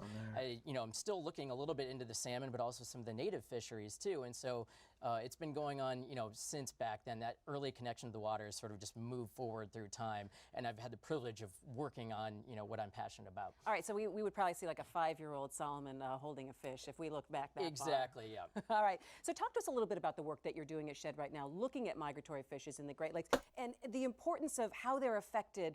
Let's get to the gar, shall we? Let's see. Diverse fisheries. Gar. Means we're doing a good job. Okay, so Solomon was talking about the spotted gar, and again, if you go online, you will see a picture of him holding the spotted gar that you found. So many in the pictures. Chicago area waterway. I really got to bring this guy on for an Tell us interview at some what point was if so he'd be amenable to significant that. about that. So Because he first seems of all, really it's a cool, and Rutgers, Illinois I love that he's so DNR. passionate about They sent one pictures to particular us at subject Shed, like and, gar. you know, I get a lot of gar pictures coming through, mainly because I'm looking for them anyway. I find that really Right. relatable. And, You because studied them, right? Exactly, yeah. So I did my dissertation work at University of Michigan, go Blue. Did I tell you I graduated from state? Exactly. Is this something we're going to have to This talk rapport is about? great here. I'm sorry, but, again, about the gar. You did your dissertation on that fish, so And significant. It was a model species, and it showed that Blue is Great taking Lakes forever, I'm not fishes sure why. are resilient. Great Lakes fishes are actually unique. They have unique adaptations to the sort of frontier habitat in some cases. The Great Lakes are unique. They're very different from the rest of the country, the rest of the world. And that Chicago Michigan. area, Oh, there you go, Dr. Hubbs. Okay. So finding that one spotted gar, it could mean something, it could mean nothing. It's sort of a wanderer, and so if we find more, it'll be a better indication of maybe overall habitat improvements. But that fish probably wouldn't have been there if the habitat had been improved, if the water or the vegetation had been improved for that. And if we get fish like that coming back, we might get. We'll get this finished in a couple minutes, and then we'll get back to our coelacanths. But I think it's cool to talk about some other fishes for a minute. Within the next 6 months, we know that means X. I'd say that would be leading us in the right direction. Finding one is great, but I think you need to find PhDs from more. the same It's department. way Cool, with Dr. whitefish, Hubbs. That's it's the awesome. same way finding pike. It's the same way finding walleye using habitat that a dam had previously blocked off. All right, now obviously this is not my area of expertise, which is why I'm so glad to be able to talk to someone like you who obviously have so much passion and so much knowledge. Do you find that people who live in the Great Lakes Basin do have a connection to the fisheries and are starting to learn a little bit more about what's happening under the water? I think so. I think people are excited to find out what's out there essentially in their backyard. I think the Great Lakes can be a bit of a black box when you think about the deep water habitats. One of the things that we have at Shed Aquarium is that sort of accessibility, that outreach. I don't think he's at Shed Aquarium anymore. What is going on beneath? I think he's up in Minnesota now. Connected to that Great Lakes living world. Let's take a look. Let's see. Gar Lab. Hashtag Gar Week. Wherever you go, there you gar. Yeah. Yeah, and shoot, this is why we're talking about him, is he reposted this from me earlier, which is awesome. Yeah. Here's the back end of our gar. These are a fish that's also very near and dear to me, because working in Cretaceous rocks of Montana and Wyoming, I found a lot of bits of gar over the years, especially in Montana. These are fishes that got a long and storied evolutionary history. But they've pretty much been doing the same thing. They were never particularly diverse, never particularly speciose. But in, for instance, the Hell Creek and Judith River formations, where I've done a lot of field work, they were extraordinarily common. Or at least their scales are extraordinarily common. They've got these lovely bony scales that are they're very pretty. They're very distinctive. They are hard to miss. All Alright, let's try and stick together our two gar halves right now. Let's see if that's a nice clean seam. Try and line it up just right. It's looking pretty good.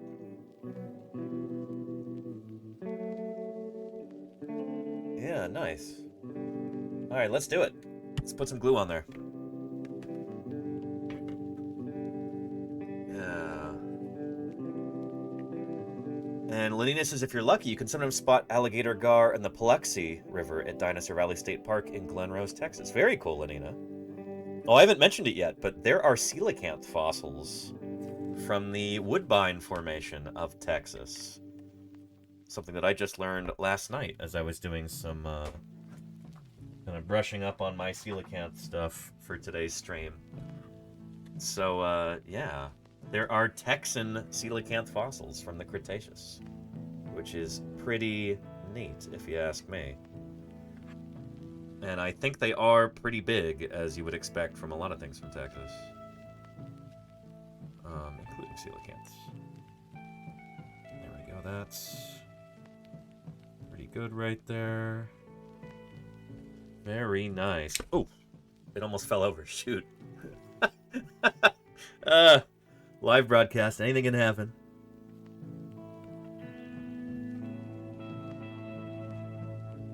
There we go. Nice.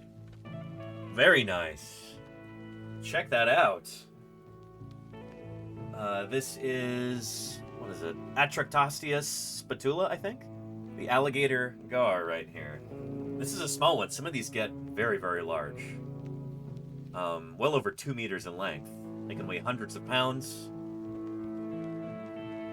Very cool freshwater predatory fishes. And that's where they get the name alligator gar, is from that remarkable snout with those teeth. It really is almost reminiscent of an alligator. Diabetes says, will it be painted? Not on today's stream, but eventually, yeah. Yeah, I'd like to paint this. But, I had this lovely bronze color filament, and I'll leave it like this for a while, because this is not too different from how they look in life.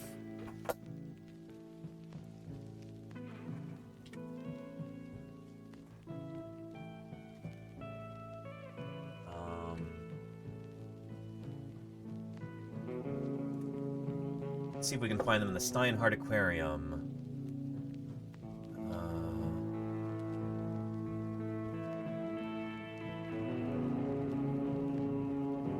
Come on now.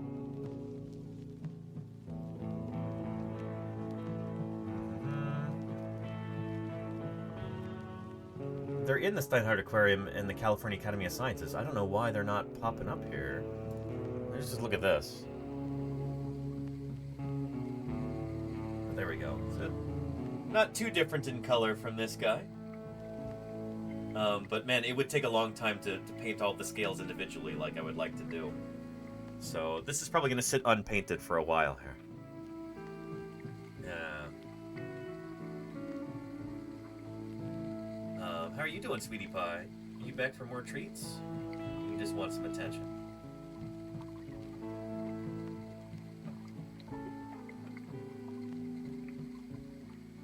Yeah, look at that fish.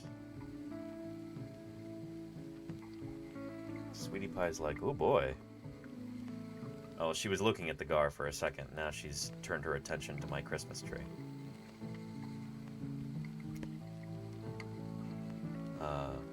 Anyway, really, really cool fishes. Gar like this. They are pretty awesome.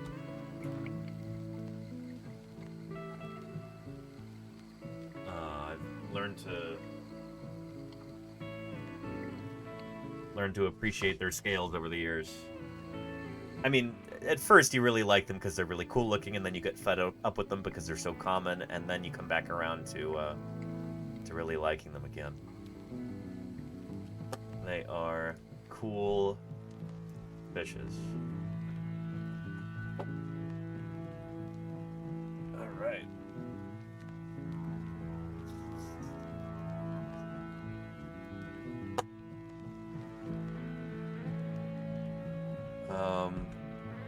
Yeah.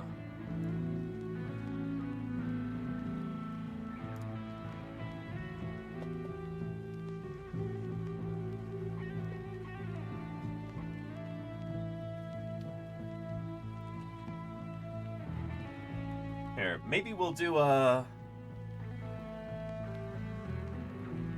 quick screenshot here, actually. Post that to Blue Sky also.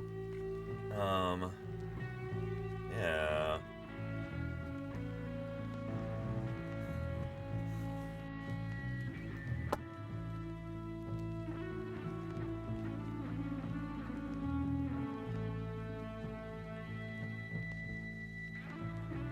Here we are, just like that. See if that looks any good.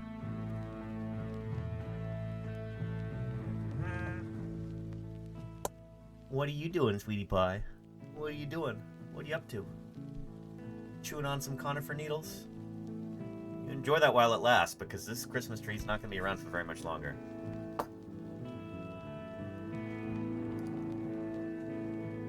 Okay, set up that document there. 400 DPI. Yeah,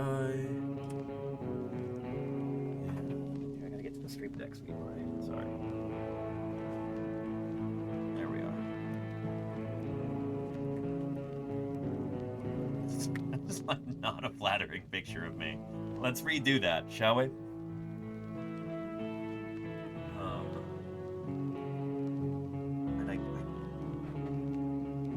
Sweetie pie, I can't see the screen.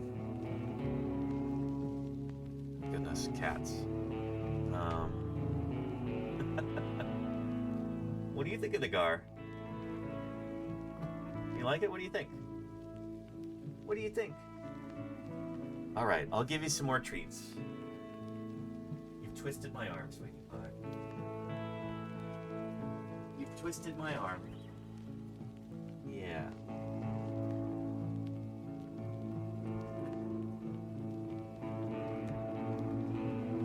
There you go.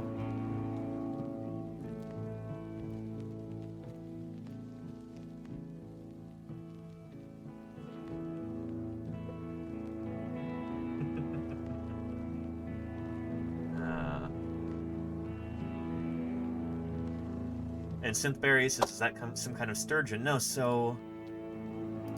Going back to our Tree of Life, Gar are related to sturgeons, but they are very distinct from them. So sturgeons are, I think, among the most basal of all bony fishes today. Yeah, Japanese sturgeon right there, critically endangered. Shoot. Yeah, sturgeons and paddlefishes are right here. They diverged from one another about 184 million years ago. And bowfin and gar are right here. So sturgeon and paddlefish right there. Bowfin and gar right there. So there's, I guess, 7 living species of gar? Yeah.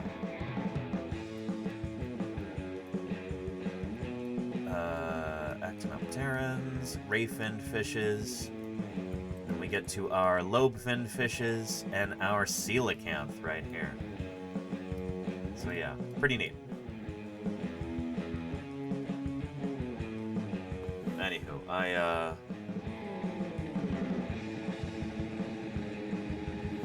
hope that makes sense. Yeah.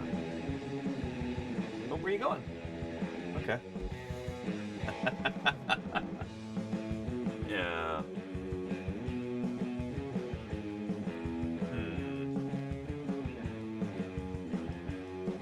All right, let's do a quick screenshot and post that to Blue Sky, shall we?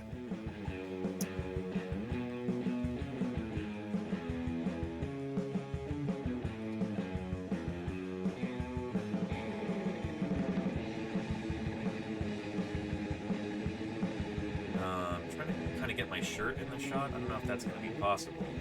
So if I go like this. Yeah. Control. Print screen. There we go. If that's any good.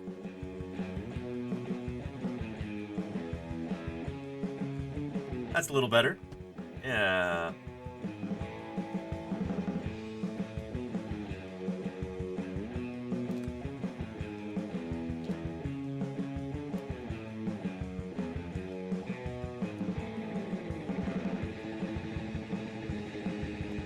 Here we go.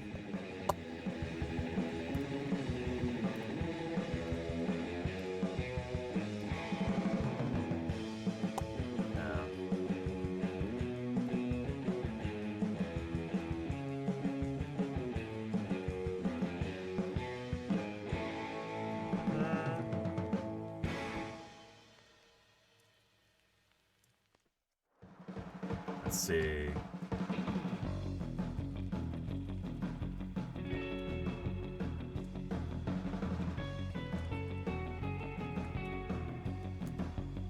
Maybe I'll just add that as a reply onto here.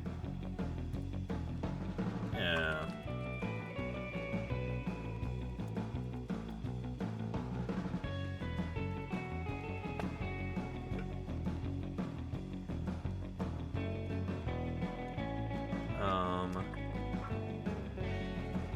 And here's a Gar Week addition to the FISHMAS proceedings.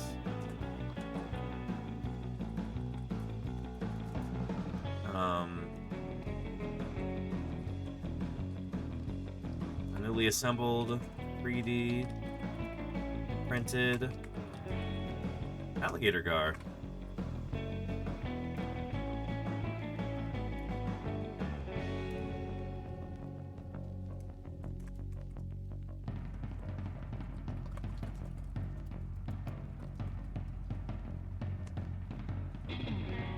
And I want to know if ganoid fishes is still a term that people use. Is that entirely out of date?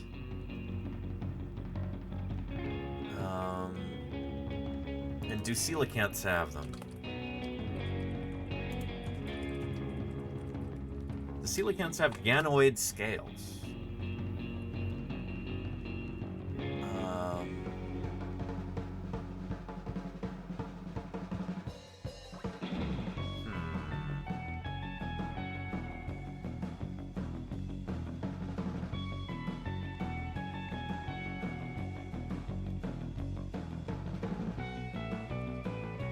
Yeah, that's tricky. Let's look up coelacanth right here. And the word ganoid doesn't show up here. There's a... when you do a Control F search for that, there's a story from Marjorie Courtney Latimer where she said one of the reasons why she recognized the coelacanth as being something really special on December 22nd, 1938, when she picked it up from that fishing trawler, is that it had ganoid scales. So yeah.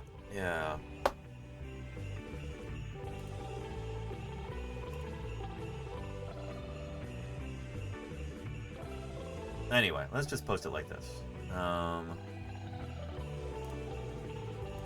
Yeah. Screenshot of live stream.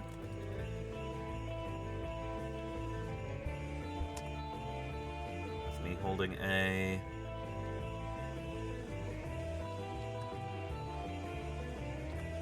large-ish 3D printed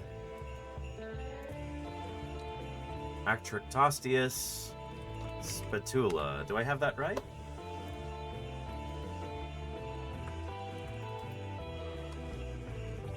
Atractosteus spatula is the alligator gar. There we go.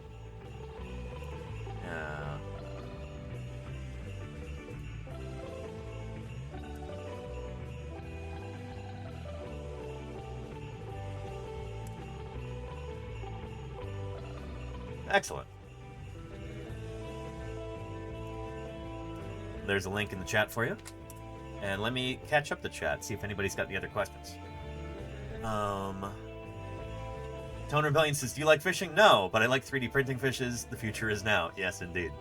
That's a pretty accurate description of how I feel. Yeah. Yeah. And Rila Rolla says, is the music AI generated? Ew. No. Ew. Definitely not. No, these are various covers of like holiday songs done by surf rock artists. So yeah. Anywho.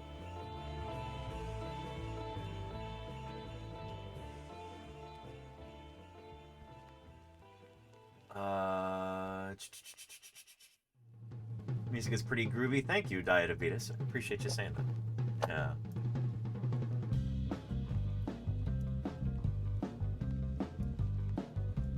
Lenina says 2 of my favorite fishes in one image. Who, me and the gar? No, you're referring to the gar and the coelacanth there, aren't you? Yeah.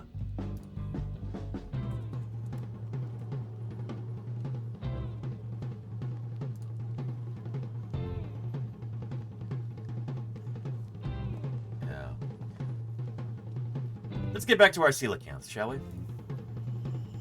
Hello. The creature we will be examining is a paleontologist. MC Canary, thank you for the raid, and welcome to Paleontologizing. A very Merry Fishmas to you, MC Canary. I hope you had a wonderful stream. Hope it was great. Thanks for joining us. For anybody who might be new, let me introduce myself. My name is Danny Anduza. I'm a dinosaur paleontologist. Dinosaurs are what I study, what I publish on in the scientific literature, what I talk about here on Twitch, but sometimes we go a little bit further afield.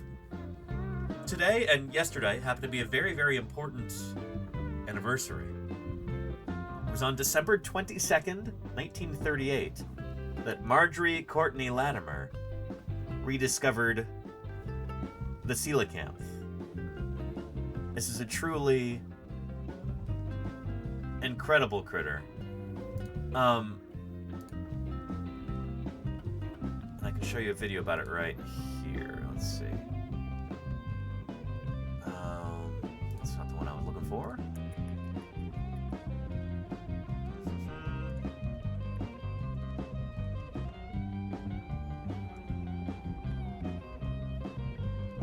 That'll work. I was not ready for Merry Fishmas, but God, I'm here for it. Welcome, comfiest, rather. How you doing? It's great to have you here. By the end of this stream, if you stick around, you not only will know much more about the coelacanth, you're going to fall in love with this incredible critter. It is pretty amazing. Take a look at this.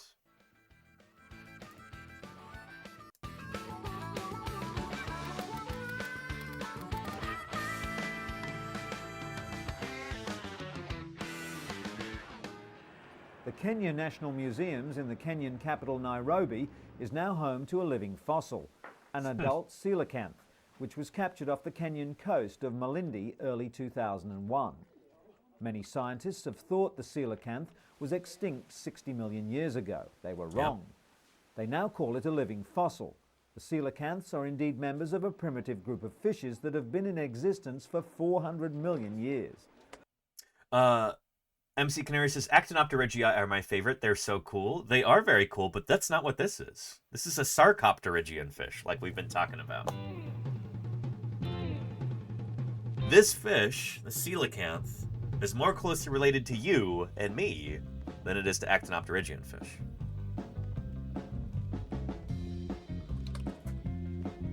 Here, we'll go to our trusty Tree of Life. Yeah, you were thinking Sarcopterygian, weren't you? Yeah. Here we go. The lobe-finned fishes. There is ray-finned fish and lobe-finned fishes. We're looking at the lobe-finned fishes, which includes tetrapods. Tetrapods are all vertebrate animals that live on land, and many of them have moved back into the sea, things like whales and sea turtles and stuff like that. Coelacanths are right here. So...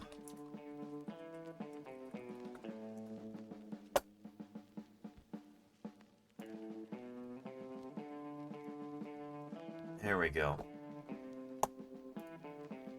When we're looking at... pretend that's a coelacanth and not a lungfish. But either way, lungfish, coelacanth doesn't matter. They're both sarcopterygian fish. When you're looking at this phylogeny here, this evolutionary family tree, with just 3 critters on it, which 2 do you think are the most closely related to each other? If you're to show this to just some random person on the street, they'd probably say, well, a salmon and a lungfish are both fish. Of course they're more closely related to one another. And, that is incorrect. The lungfish, and indeed coelacanths also, are more closely related to cows than they are to salmon.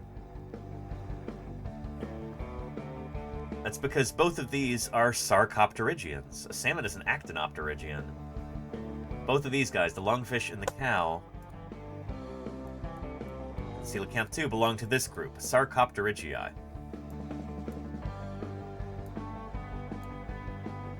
Does that make sense? Yeah. But yeah. Yeah.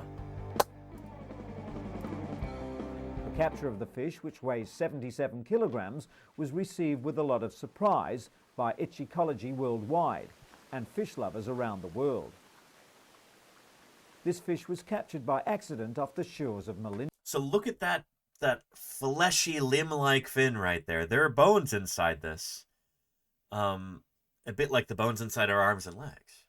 I think this is the second dorsal fin. During its capture, the fishermen who could not believe their catch said it behaved very aggressively, and they retained it because of its uniqueness. It was so named because of the spines that project from the vertebrae to the And there were a bunch rays. during the Paleozoic, absolutely, of Canary, and the Mesozoic too. To 180 centimeters in length and weigh 98 kilograms. This one is slightly over 150 centimeters and weighs 77 kilograms. Its age has been estimated between 10 and 20 years. A skull in 2 parts allows up and down movements between them.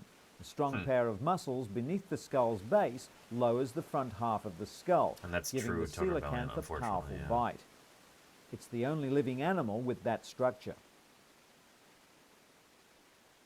Meanwhile, back on the seas, who knows what peculiar catch the fishermen might land in the future.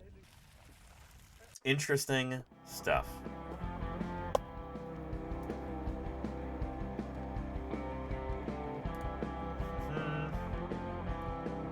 Let's take a look at this video from, I think, American Museum of Natural History in New York City.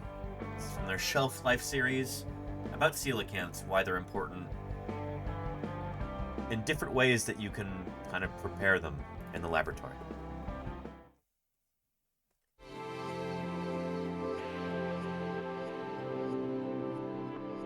Patrick Crusader says, I didn't know they were aggressive. I mean, they're not aggressive, they're defensive. If you know, catch a coelacanth in a net and you're trying to pull it onto the deck of your ship, it will snap at you. It'll try and bite you. You know, they've got some moxie. They'll try and protect themselves. But they're not aggressive in the wild. You'll see some footage in a little bit of divers swimming with coelacanths, and they're incredibly graceful animals, very chill, not at all aggressive in the water.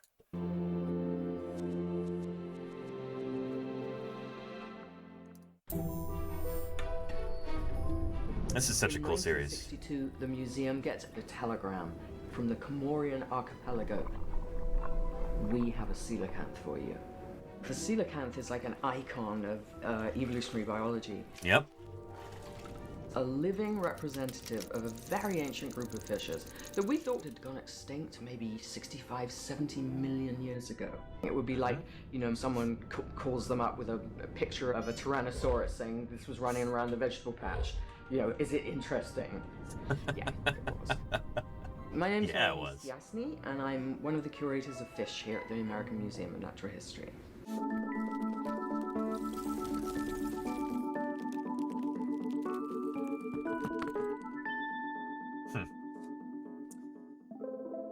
So we had a visiting researcher here at the museum, and he'd requested to dissect the coelacanth that we had. And to everyone's surprise, when it was opened up, inside her, we found 5 embryonic coelacanths. Yep, this was kind of shocking because it was assumed that these animals laid eggs. Turns out they didn't. They're ovoviviparous instead. 5 pups. It was her that basically taught us that coelacanths give birth to live young. Yep. They're so super cute. Oh. The thing about the coelacanth is they're actually now very endangered. We can't just go out and get a coelacanth anymore. So it was kind of a no-brainer that we were going to try and prepare them in as many ways as possible to get as much data out of them. Yep. So this is one of those things that if you're a collection scientist, if you're a scientist who works in a museum collections, you want to be able to learn as much as you can about the specimens in your collections, but you also want to make sure that they're preserved for future generations of scientists, for ongoing research, that's the whole reason we have museums in the first place, is to provide a safe spot to keep these specimens there in perpetuity. So it becomes kind of a delicate dance. It's a balancing act, rather, between getting as much data as you can in the present and preserving these things for the future as well. How we're going to treat a specimen really depends on how many we've got. Yep. And what the scientific questions are. If we just have one specimen, a particularly rare specimen, we would still take a tissue sample because that can be very non-invasive. We want to be able to have an archive of the DNA of the organisms that we're collecting. And then the standard procedure would be to fix it in formalin.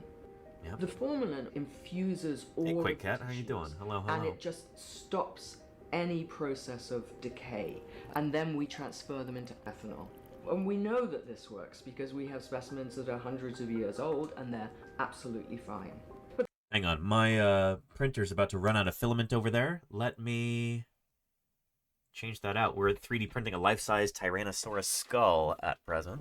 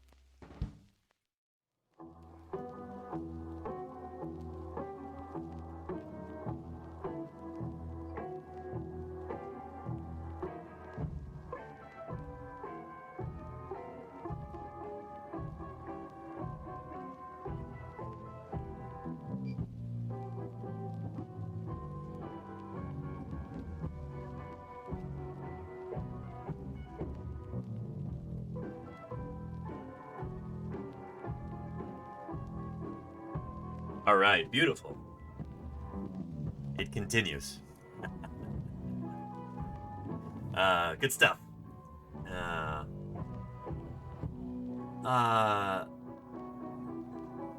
Anyhow, Odysseus Mark 1, how are you doing? Merry Fishmas to you. I hope you're having an excellent day. Howdy, howdy. Let's continue with our video here. There are downsides to it. The pigments that give the fishes their iridescence and their beautiful. Y feliz noche buena a ti también, Melissa Total. Gracias. Colors, which are actually biologically really important, dissolve. They're gone. But a collection is not just a jar. I mean, it really is all of the contextual information. And obviously, when we're in the field and we're making a collection of fishes, we try and take as many photographs as we can. Along with all of the notes about geographical coordinates, about what we caught it with, what the water quality was like, we have this record of what the fish looked like in life. Skeletal specimens are really good for looking at big bits of anatomy. It's a very nice way of getting a three-dimensional representation, particularly a fish's skull. To make a skeletal specimen, we actually use the larvae of beetles. Dermestids. Beetles. The little domestic larvae nibble and nibble and nibble. So this is one of those things that I used to help with it at Montana State. Beetles. So you take a specimen that you need skeletonized and you put it into a box with these dermestid beetle larvae, and they just strip all the flesh off of it. They just eat all of it and leave the bone. Nice, clean, white, beautiful bone. That's the only thing that they leave. Little domestic larvae, nibble and nibble and nibble, and it's a fantastic process, actually. You get this beautiful, clean, so clean skeleton. Yeah. Cleared and stained specimens for fish are great because you just basically get this see-through anatomy. We clear and stain mostly the smaller things because that way we allow delicate elements to remain intact without destroying them through dissection. Yep. My name is Radford Arundel, and I'm a senior scientific assistant in the Department of Ichthyology. The first step is to prepare the specimen by skinning and removing the eyes and the gill arches. The second step is actually the bleaching of the specimen to remove whatever pigment remains within the tissues. The third step would be to dehydrate the specimen in ethyl alcohol, like squeezing out a sponge, so that the structures more readily pick up the dye. It's like a pretty involved process. The next step involves placing it in the blue stain. Blue is for the cartilage. Then placing the enzyme solution to begin the clearing process. After it's partially cleared, where you can begin to see some of the structures, you then begin The moon does exist. Silos Viper, thank you for the follow. Welcome to Paleontologizing. Stain. The red stain goes to the bones, and once it's been stained all the way through, you complete the clearing. We then put it into glycerin, where it will always keep the specimens moist and support them because they are actually kind of floppy and fragile. You can section them, yeah. Sectioned specimen. Basically, we're making lots of slices, and then each of those slices, which are really, really thin, can then be stained differentially. So under a microscope, you can actually really see that very fine cellular detail. In many ways, it's the best thing you can have. Now, look at that. With all of the new technology, You can scan them too, yeah. these collections become even more important, even more rich. I mean, when I first started, CT scanning, that was not something in our wildest. Look at that, a CT scan of a coelacanth pup. It's just no gorgeous. And Flug, thank you for gifting Silos Viper. I appreciate that very much. In the channel. Thank you, Flug. And Silas Viper, welcome to Paleontologizing. Merry Fishmas to you. We're having an extra special stream today, but normally on this channel, a lot of times we're talking about dinosaurs, because dinosaurs are what I study, what I dig up, what I publish on in the scientific literature. But this channel is all about paleontology in general. It's about the history of life on Earth and kind of our own place in it as human beings. But today is FISHMAS Day. Yesterday was the... which anniversary?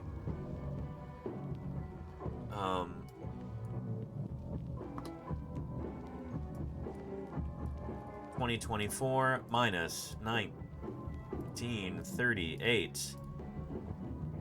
Yesterday was the 86th anniversary of the discovery of the coelacanth by Marjorie Courtney Latimer, and that's what we're celebrating today. So yeah. You love dinosaurs and paleontology? Well, you were in the right place, Silas Viper. Welcome, welcome. I'm a dinosaur paleontologist, and I'm here to share my passion and whatever sliver of expertise I can claim. I'm here to share that with you. So welcome. There. Let's continue. Things become even more important, even more rich. I mean, when I first started, CT scanning, that was not something in our wildest dreams that you thought you could afford to CT scan a fish, but now we can. So we can look in fabulous minute detail at anatomical structures. Amazing.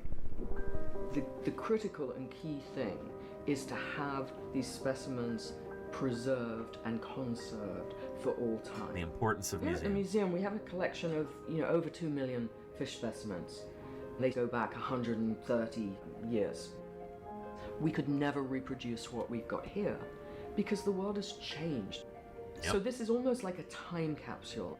Everything you read about, you know, the impacts of climate change, how organisms' distributions are changing, all of these things, it's based on specimens like these. That's how we know that these things have changed. It's because we have records of what it was before, you know? And if dinosaurs had not died, I imagine that mammals would still be small creatures like this living in the nooks and crannies of their world, and we wouldn't be here.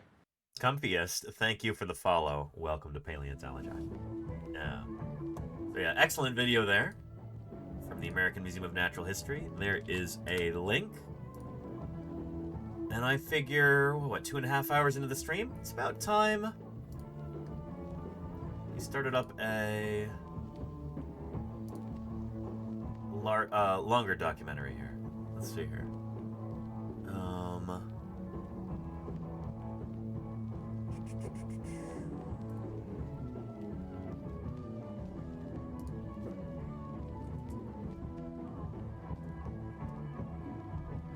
We'll let this be a springboard for discussion here.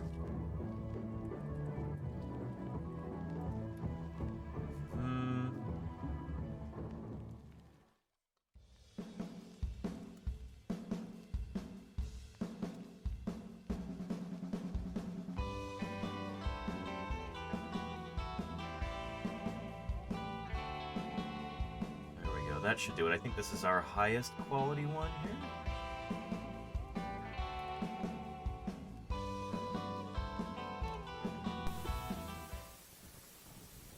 Oh, ignore that.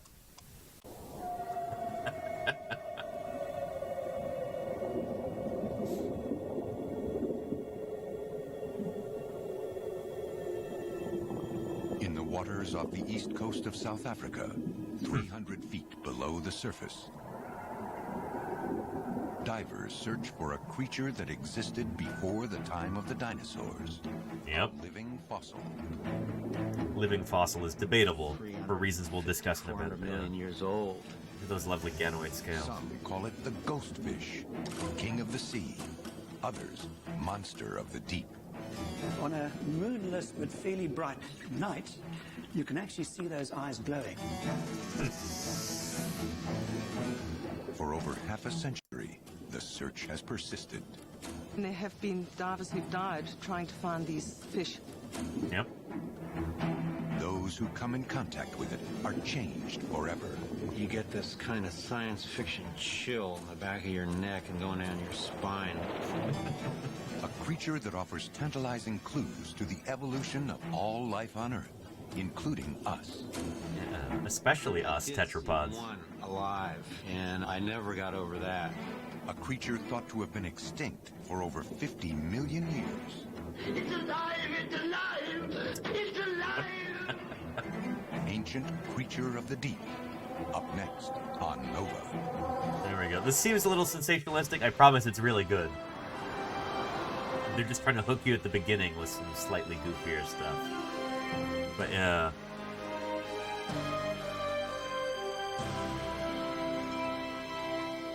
Corporate funding for Nova is Park Found. A station from viewers like you. Thank you for helping support this broadcast right now, too, Chad. This is only possible because of your support.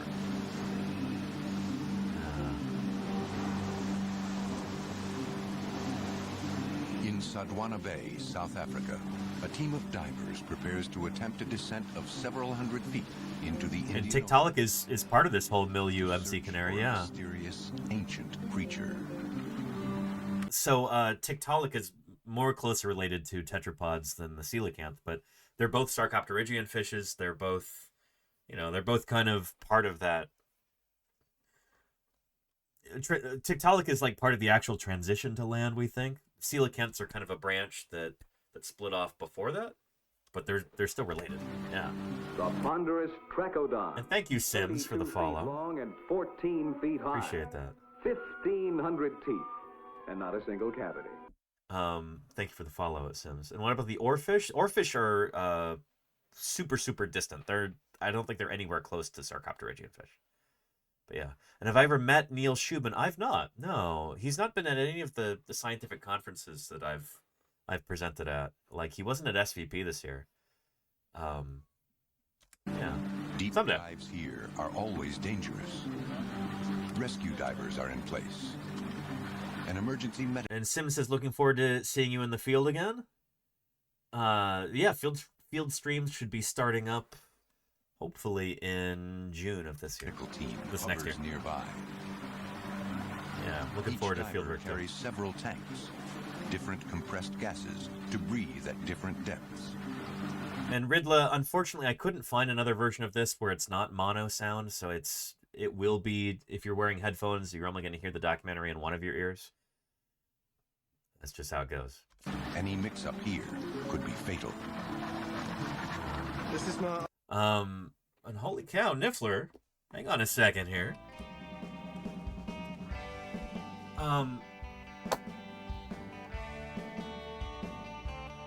Thank you, Niffler. Niffler says, thank you for all the knowledge you share with us, and thank you for allowing me to have access to things like field digs that my disability would otherwise not allow. Merry Fishmas and Christmas to you and your loved ones from Niffler. Niffler, thank you for the support and the kind words. I really appreciate that. Thanks for keeping me here on the air. Thanks for helping make this possible. Appreciate you. Merry Fishmas.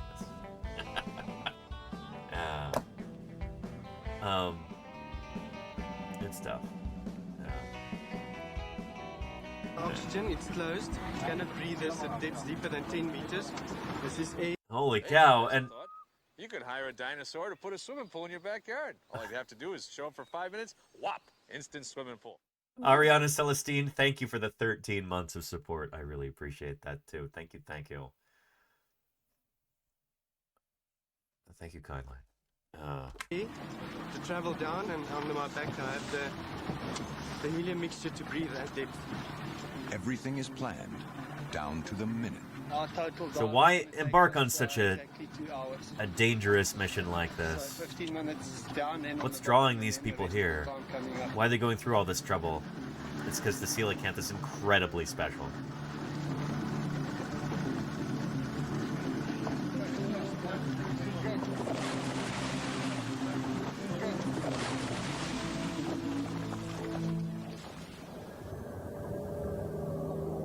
For a quarter of an hour, they drift down through a world ever quieter, ever colder, ever darker.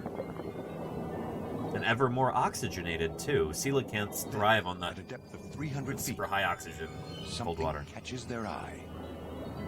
We saw the continental drop-off. We headed straight for it. We saw a cave.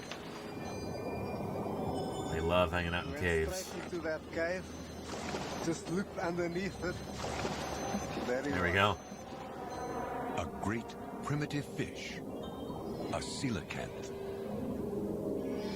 Its ancestors date back 400 million years to a time when all Earth's creatures lived underwater, and the great transition to living on land was about to begin.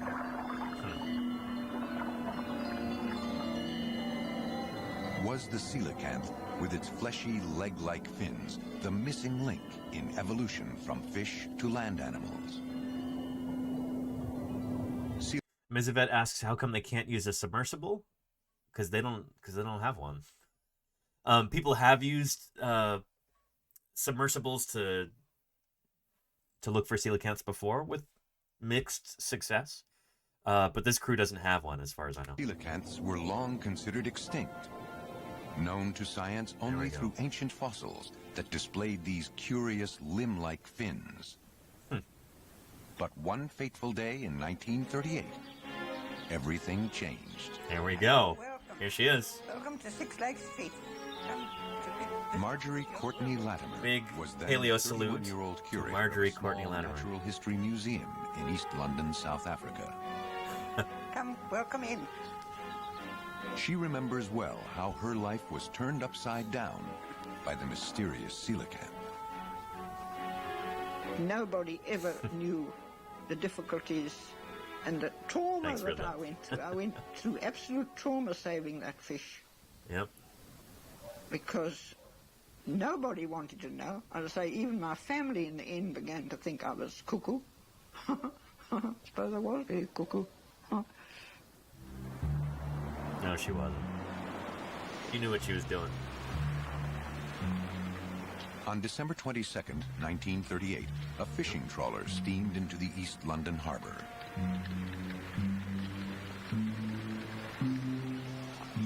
On the deck was a pile of sea life dredged up after a freak storm. But these fish were not all meant for market. And Ingnoch says, if there still exists today, is there a second wave of evolution in which animals came to land again from them? Well, that's happened multiple times. We've had different groups of organisms that have come up onto land because of various evolutionary pressures. And other times that creatures on land have gone back into the sea. That is kind of one of the great themes of the evolution of life on Earth, is things moving back and forth from the sea to the land. And vice versa.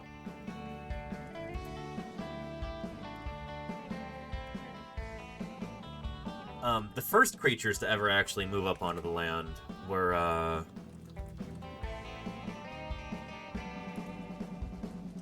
probably like sea scorpions and the like.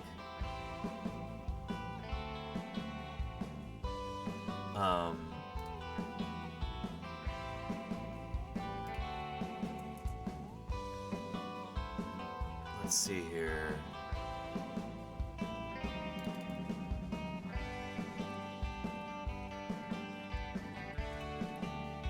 Some of the Eurypterids. These were the first animals to ever actually come up onto land.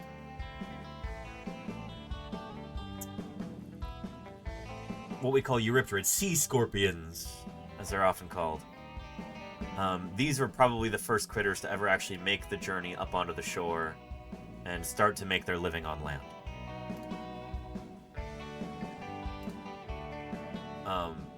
Previous to this, they were in the oceans. They were some of the top predators down there. But then later on, you get critters like Tiktaalik. These are the first vertebrates to come up onto land, the first animals with bones. And these are related to critters like the coelacanth. These are sarcopterygian fish, lobe-finned fish. They've got these fleshy, lobe-like, limb-like lobed fins.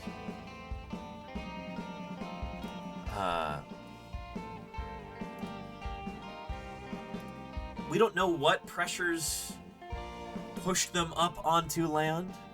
We don't know why they evolved in that direction. It could just be like exploiting new niches. Plants had been on land for a while at this point. Plants also started off in the sea, and then later came up onto land, I think, during like the early Silurian, something like that. Round about this time. Here's us in the present today at 0 million years ago.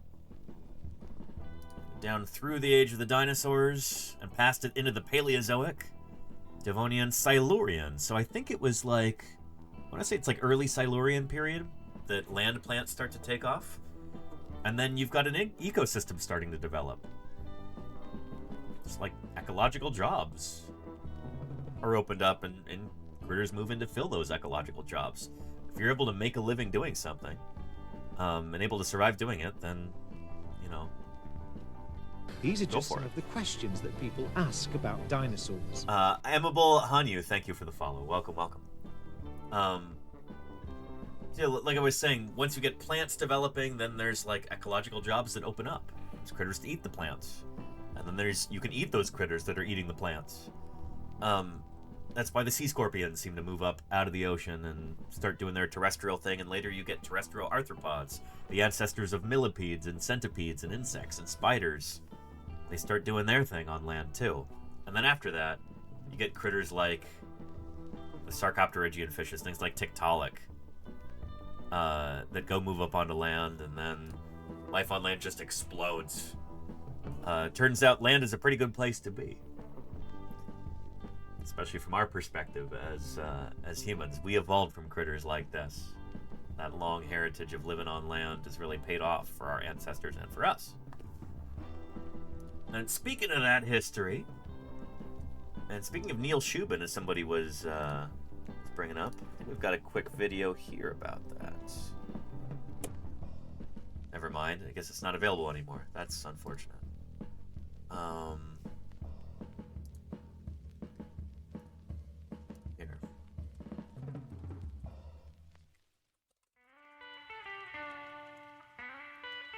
Let's see here.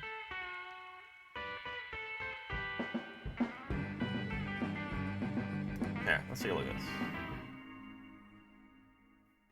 My name's Neil Shubin. I'm from the University of Chicago, where I'm a professor in the faculty of the anatomy department there. I also hold an appointment at the Field Museum of Natural History, also in Chicago. So you have to understand the setting. The setting of the day we found it was, this was our last expedition to the Canadian Arctic. We were running out of money, and I'm not saying this for drama. It's really expensive to work there. We'd worked there for a number of years already with very little success. We had not much to show for ourselves. We decided to sort of spend the lot and have one last season working at that layer. So Steve's cracking rocks, and Steve is up, about 7 feet from me. Oh, hang on a second. Mama is a fan. Thank you for the raid. Welcome to Paleontologizing. It is wonderful to have you here. Mama_Isa_fan and their 13 raiders are about to get flattened by dinosaur content. Doing well, Mama is a fan. How was your stream? I hope it was real good. Welcome, welcome to Paleontologizing. And Merry FISHMAS to you. It's great to have you here. We're talking about the coelacanth today. We're talking about the evolution of life on land. We're talking about how you and me and all the other animals with bones that live on land are fish. Really, all animals with bones are fish, if you look at it from a phylogenetic standpoint. Because if you've got bones, that means you evolved from an ancestor who had bones, and you go back far enough, all of those ancestors are fish. And we're all fish. It's pretty cool to think about. But yeah, blessed FISHMAS, and to you also, Sparky Pugwash. Thank you, thank you. And Diabetes says, so am I a fish? Yes. Today we are all fish, says Silas Fiber. But not just because it's FISHMAS, it's true every day of the year. Here. Let's jump to a different Neil Shubin video here. One a little bit closer to the point. Let's see here.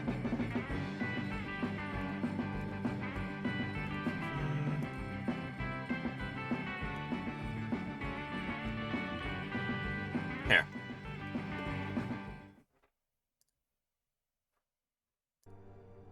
With a room full of human cadavers.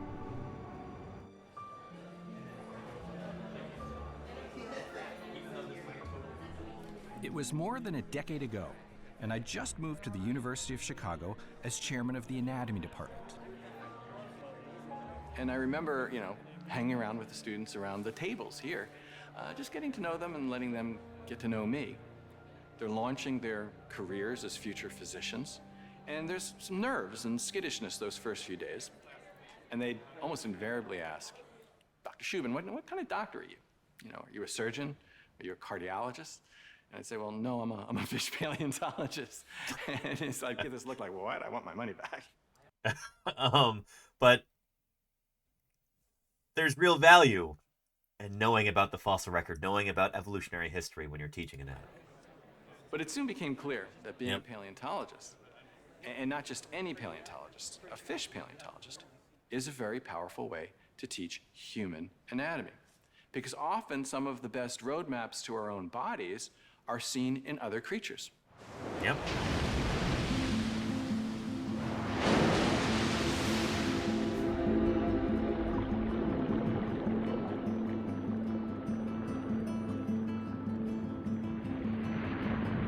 Now, you might not think your body has much in common with a fish, but you'd be wrong. Family resemblance. On the surface, you're not very fish-like, I'll admit. But you are related to them, and the clues to that connection are etched in ancient stone.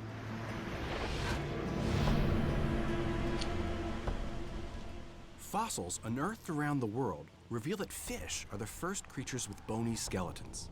Yep. So as the first creatures with bony skeletons, they originally evolved that trait. Everything that has a bony skeleton afterward, it's because it inherited that from that fishy ancestor. So every animal with bones is, strictly speaking, a fish.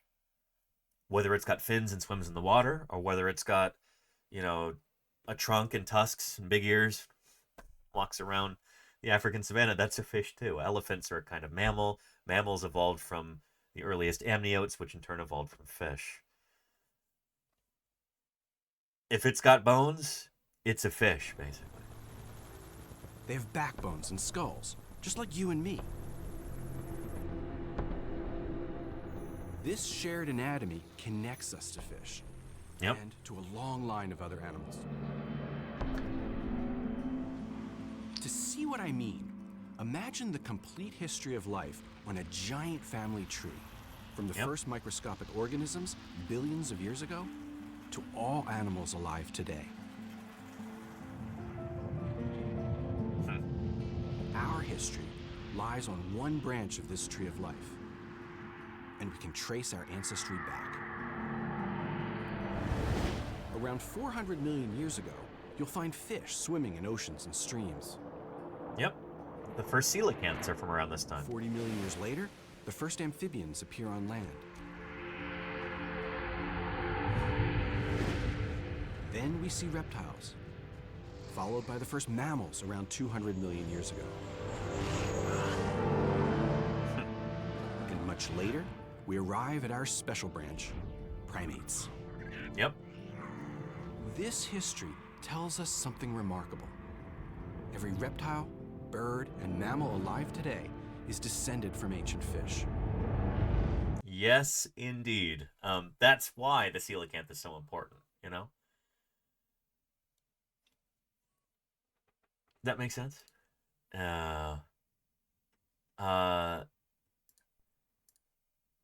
Is this silent footage right here?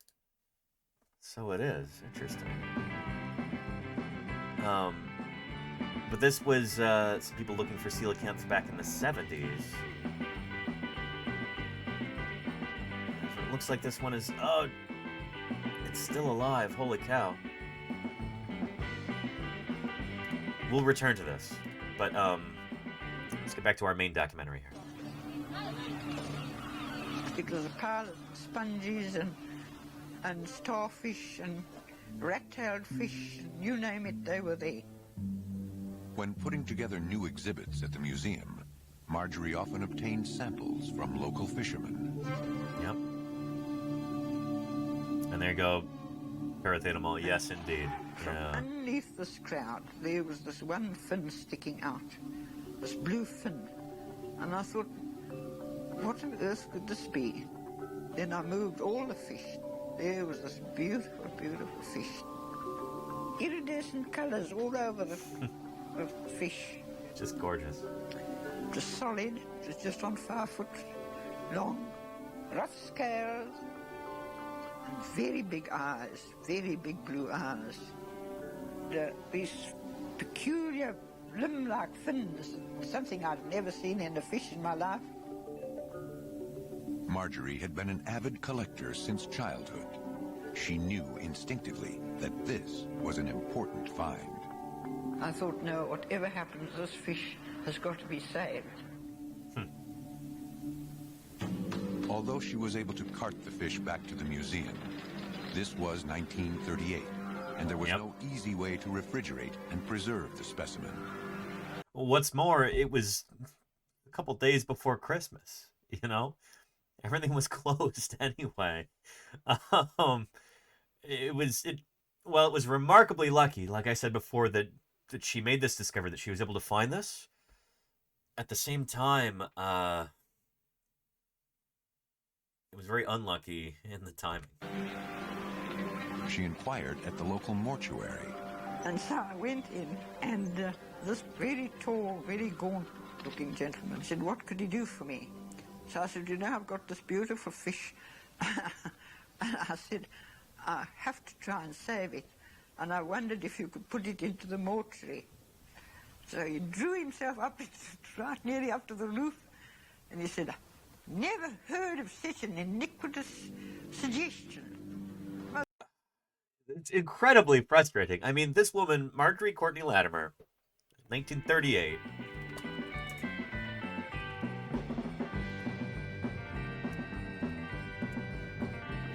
She's head of this museum. She's doing everything in her power to make the collections of the museum as extensive and comprehensive and as she possibly can. She's working her butt off, I'm sure, with very, very limited resources. She finds this incredible fish. She realizes that it's something really, really special, and she's just trying to find. She's trying to get anybody to help her out. You know, she's at this alone, and people think that she's crazy.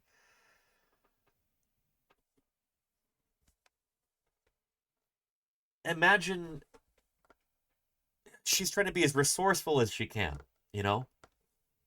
Thinking on her feet, what do I do to help preserve this fish a few days before Christmas? Nobody's got a refrigerator I can put it in. There's not enough formaldehyde or formalin in the entire town to preserve it. So thinking quickly, she goes, I'll go to the morgue, you know? They've got refrigerators in there. Maybe they'll help me out.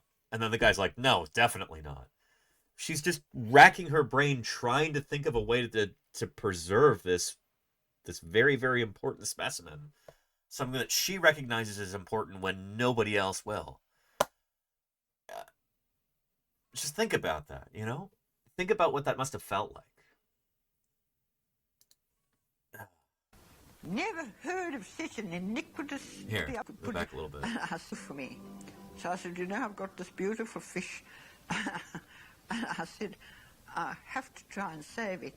And I wondered if you could put it into the mortuary. So he drew himself up right nearly up to the roof. And he said, never heard of such an iniquitous suggestion. Most definitely not. Most definitely not. In desperation, she sent off a note and a sketch to a professor at Rhodes University, 100 miles away in Grahamstown. Professor J.L.B. Smith was trained as a chemist, but his passion was ichthyology, the study of fish. His work in this field would soon change the face of science. This is really interesting. So I don't think there was like a single professional ichthyologist in the entire country of South Africa at the time. You know, South Africa back then was not like it is today. It was not nearly as developed. You didn't have as many professionals around, I guess. And J.L.B. Smith wasn't even an ichthyologist by training. Professionally, he's a chemist. Ichthyology was always his passion. He always loved fish, and he studied them, he published on them. He was well respected within the field of ichthyology. But that wasn't his day job. His day job was as a chemist. And he made really important contributions to chemistry as well.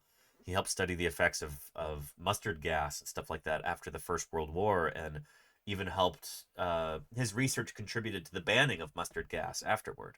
So who knows how many lives he saved through his scientific work on mustard gas. But he wasn't a professional ichthyologist. You couldn't get paid to do ichthyology in South Africa at the time. So he's been called an amateur ichthyologist before, which I don't think is quite right. He did professional level work. He just wasn't getting paid for it, you know? Let me take you to L4. Professor Smith's one-time secretary and archivist is Jean Pote. This is it. This is a very interesting file. It's correspondence with Marjorie Courtney Latimer from 1936 onwards. Here's the original letter. This file is, I think, the original drawing. That's it right there. That is the original drawing by Marjorie Courtney Latimer. So this is extraordinarily important. This is the same drawing that I have framed up on my wall right here. This was the sketch that Marjorie Courtney Latimer sent to J.L.B. Smith in a letter. I think he got it in early January of 1939. And this has got near legendary status among zoologists today. This is one of those instantly recognizable images.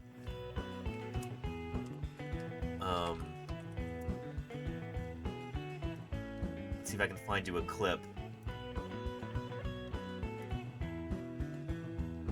Let's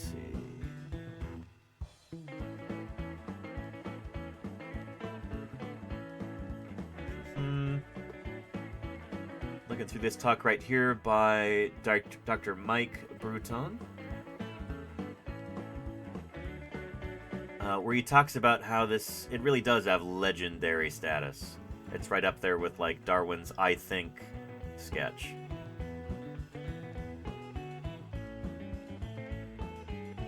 I bet you I can find it if I search the transcript.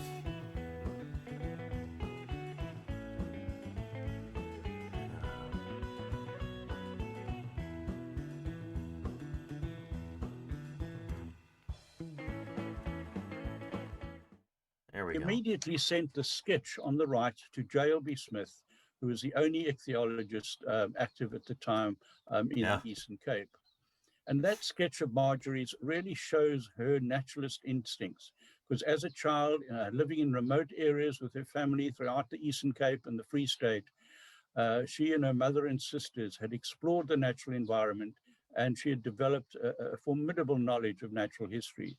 And in her drawing, she identifies the main characteristics of the coelacanth: the bony plates on the head, the lobed fins, the large scale, and especially that extra lobe in the tail fin, which she called the puppy dog tail.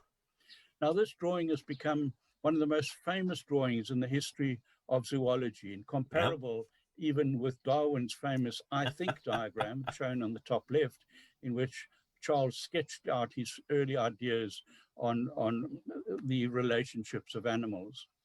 So it is, it's got near legendary status, this sketch. But it's, while Darwin's I Think sketch like this,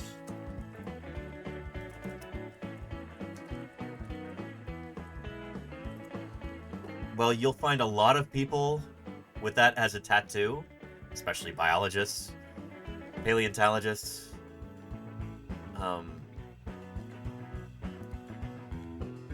scientists in general. You will not find a lot of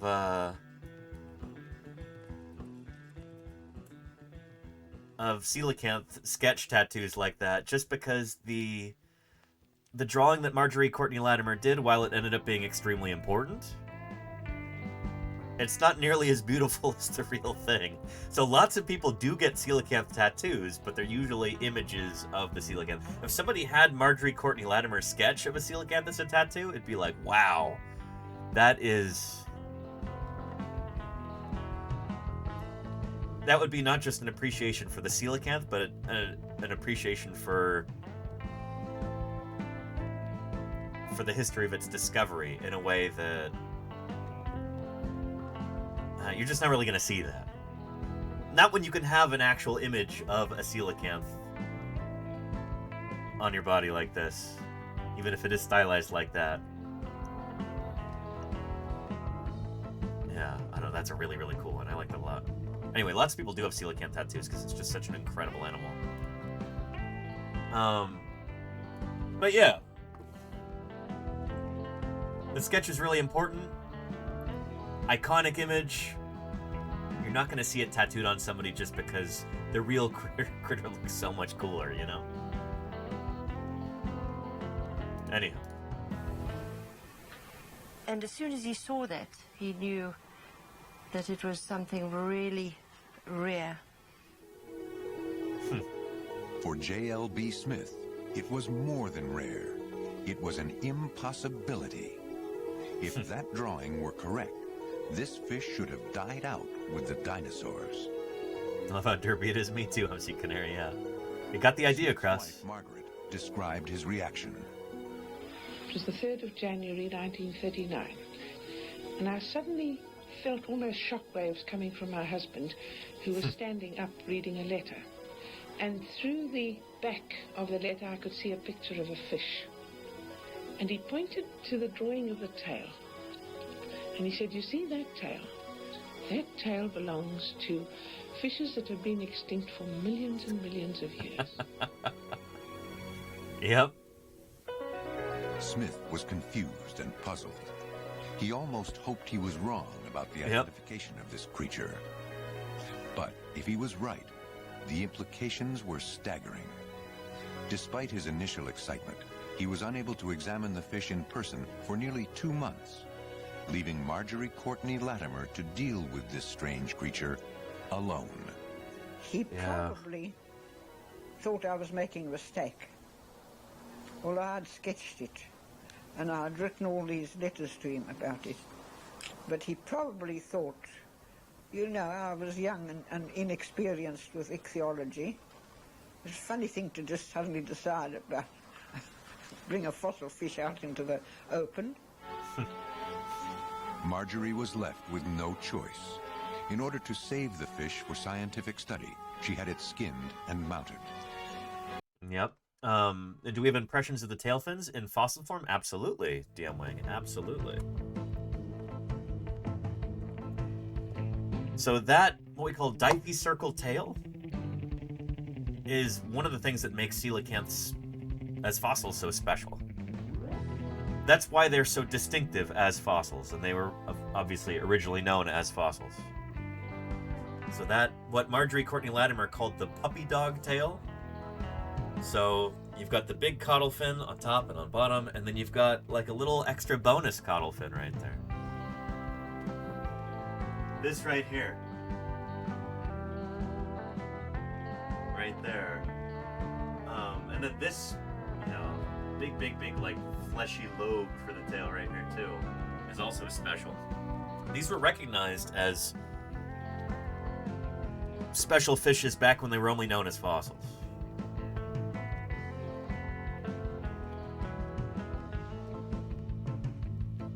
And they weren't the most famous of fossils. You know, they're around. They're not uncommon, I guess. And if you knew a lot about fossils, you probably knew about coelacanth fishes. But it wasn't until this discovery that that they really became super famous, you know, outside of specialty paleontology circles, you know, famous to the general public. Marjorie was left with no choice. In order to save the fish for scientific study, she had it skinned and mounted. Yep. But without any preservatives, the internal organs had to be discarded. This was later described by Smith as one of the most terrible tragedies in science. And part of that kind of frustrates me because it's like, dude, that's your fault. You didn't get your butt out there to where it was in order to be able to examine those internal organs. You waited, what, 2 months before showing up? Like, the woman did the best she could, you know? And she did get a hard time for that. So there were a lot of confusions in the beginning, and I got blamed for losing the innards of the fish. Yep. I had to bear that all my life. But still, the main thing was we saved the thing we saved the skin and the type specimen. There it is. There's the original. The 16th of February at 10 o'clock, Professor Smith walked into my office. I'd been waiting for him since the 22nd of December. That first sight hit me like a white-hot blast, Smith later wrote. It made me feel shaky and queer. My body tingled. I stood as if stricken to stone. And he walked round the table and he said, this fish will be on the lips of every scientist in the world. It's a coelacanth. Yep. Since J.L.B. Smith identified the strange fish, he was able to christen it. He named the genus Latimeria, after the woman who had saved the fish for science. Latimeria chalumnae. Calumny, after the river near where it was caught. The press went wild with the news, calling it the most important scientific discovery of the century. A creature it really captured people's imaginations. Extinct for millions of years, was alive. It was a living fossil, a window into the past. The term living fossil had been coined by Darwin. In his writings on Chucky D. evolution, he argued that somewhere, most likely in the ocean depths, some creatures would have eluded the pressures to evolve and changed little from prehistoric times. Now, here was a living coelacanth, strikingly similar to fossils more than 50 million years old. Yep. There you go, Tone Rebellion. I know, right? Well, we're down in the basement of the museum now, and the fossil fish collection is through here. Let's open the door. John Maisie is a paleontologist at the American Museum of Natural History in New York. Collections arranged in a systematic sequence or in an evolutionary sequence. Yeah, I've never understood this. And the coelacanth fossils... Like at AMNH, where they organize everything according to taxonomy, it's like... I don't know. This is not relevant to the topic or anything, but it's like... It just doesn't make any sense because taxonomy changes so often. If you organize things according to where they're from, then you never have to change it. And things don't get lost in the collections, you know? I've never understood taxonomic organization of collections like this. We keep in these cabinets. For seems example, so backwards, here are some you know? small coelacanths from... And Diagonal says, UC Jepson Herbarium also organizes by taxonomy. It's... I mean, I guess I can understand that in a sense because those are all modern critters. And their evolutionary relationships are probably a bit better understood than with fossil organisms. Yeah, and there are probably people who go there to work on specific taxa, specific groups. So, like, putting all like with like kind of makes more sense. But with fossil organisms, I don't think it makes much sense at all. And don't most museums do it that way? The Museum of Paleontology at Berkeley organizes everything stratigraphically. You know, organized by geological formation, by where the things came from. So everything from the same environment be right next to each other, you know? Like this cabinet is Hell Creek Formation, Montana. Stuff like that. Most paleontology museums that I've visited the collections of organize it that way. Because it just makes more sense, you know? Especially if you're thinking about things from an ecological standpoint. If you want to study what this ancient environment was like, it's like, let's put all the things from that environment there together, you know? Yeah, Berkeley does that. The Burke Museum up in Seattle does that. Museum of the Rockies does that. Badlands Dinosaur Museum does that, I think. I'm pretty sure the Utah Museum of Natural History does that too in Salt Lake. Yeah. Anywho. Yeah. Anyway, let's continue. We're getting distracted Well, here. from right around here. These probably lived in fresh water. These are about I'll be right back. A shade over 200 million years old. Now, these didn't get much bigger than this. These coelacanths lived at a time when North America was still attached to Africa. So New York could have been very close to Morocco at this time. Coelacanths first appeared along with the other major groups of fishes we know today about 400 million years ago. Then, the Earth was more or less one large landmass. Over time, this supercontinent separated into what is now essentially the modern globe, leaving coelacanth fossils on every continent except Antarctica. Coelacanths have since been found on Antarctica too. We've got coelacanth fossils from Antarctica, as I understand it. These fossils had been known to science since the 1830s. They'd been found in widely varying sizes, but with several distinguishing features. An oddly hinged joint in the head. Fins that had a limb-like structure. And hollow fin rays supporting the distinctive tail. The oddly spelled name comes from the Greek, meaning hollow spine. Yep. J.L.B. Smith wrote that finding a living coelacanth was like walking down the street and running into a dinosaur.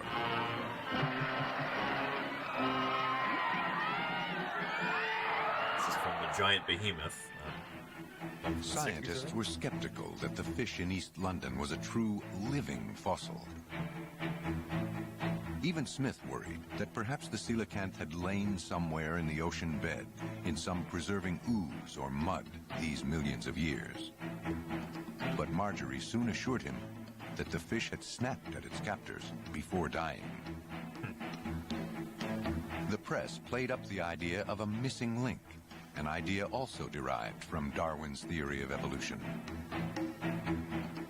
Darwin proposed that life came out of the sea, evolved.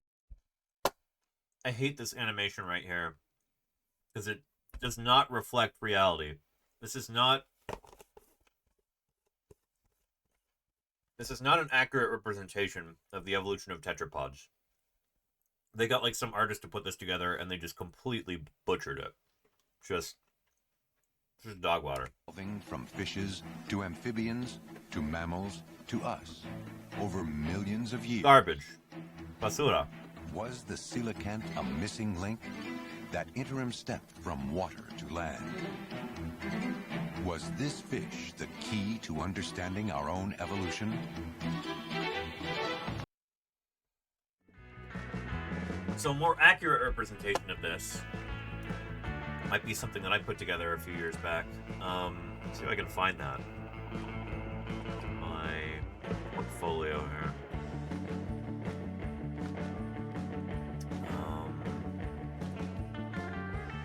Art. Decals. That'll work. The span of this flying monster would Hang have on a been second. about 15.5 meters. Steely Dan. Willia, there is a Santa Claus. Thank you, Steely Dan, for the 15 months of support. I appreciate you. Thanks for being here. Merry FISHMAS to you.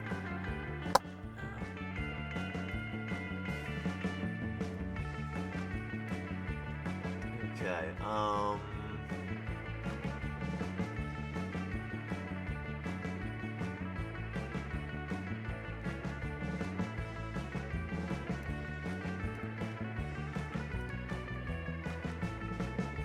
there we go.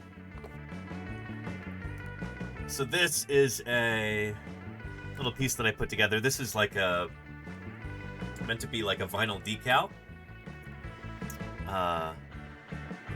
Yeah, this would be a much better depiction of like the evolution of, for instance, you know, us people. So the coelacanth stage would be right about here. This is like Panderichthys right here.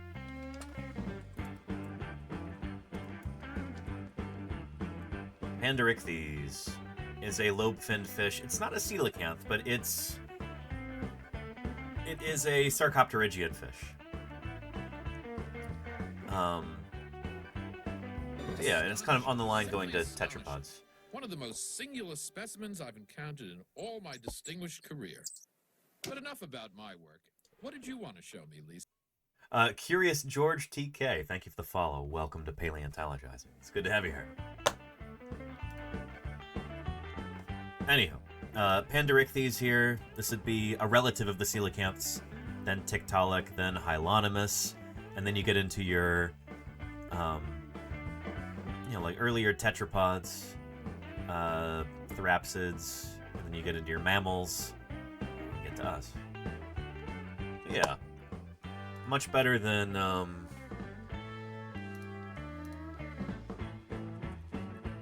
this depiction. Ugh. Yuck. It's got like a human face to hold. That's just not how it works. That's not what the fossil record reflects at all. Anyway, so that was really bad. Anyhow. All life came from the sea. And when we realize that life is really just an evolution of forms, these are the closest relatives to our ancestors, and then we intellectually would like to know who was the closest, who was the missing link. John McCusker is an evolutionary biologist at the California Academy of Sciences. We're dying to know what was that step from the fishes to the amphibians. And when they discovered coelacanth fossils, they said, aha, it must be this. this thing that walked out of the water. And when they discovered the living fossil, they said, that's it. Our ancestor. It's alive. Not quite. It's not actually an Marjorie's ancestor. fish was all they had, and it was only skin and bones. The innards had been lost. And we were, by such unfortunate circumstances, prevented from being able to find out what most of its body and organs were like. Were the coelacanth's internal organs like those of other fishes, or more like those of amphibians, reptiles, and mammals? It therefore became more than normally desirable, really imperative to find more. This would become J.L.B. Smith's life's work, to find another coelacanth, and this time an intact specimen. J.L.B. Smith was a hard man. He was a very, very focused man, and So this is Mike Bruton, who, well, he'll talk about it in a minute, but he wrote a really excellent book that I'll share with you. that tended to turn people off who didn't share his point of view. But if you... Mike Bruton works today as an ecologist here in South Africa. He studied under J.L.B. Smith. Well, J.L.B. was a remarkable fisherman, and actually predicted that the first coelacanth didn't naturally live off East London, that it was a more tropical, deep-water animal. Smith felt certain that if coelacanths were native to the highly fished waters off East London, they would have been caught many times before. He reasoned that Marjorie's fish inhabited the deep tropical reefs to the north and had been driven toward East London by currents running down through the Mozambique Channel. So he distributed leaflets all over the East African coast. Smith's leaflets in English, French, and Portuguese offered a £100 reward, an enormous sum for a local fisherman. But he still faced tremendous odds against finding a second specimen. After all, the coelacanth had proved amazingly adept at eluding discovery.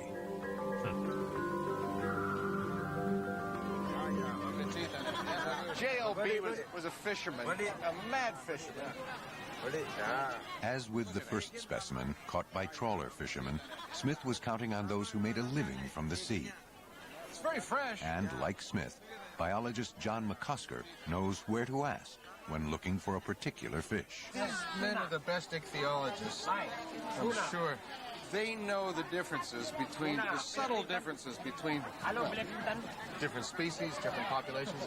If you want to find rare fish, you don't go to an ichthyologist or a museum. You go to a fish market. And these guys know fish. I mean, it's their whole life is fish.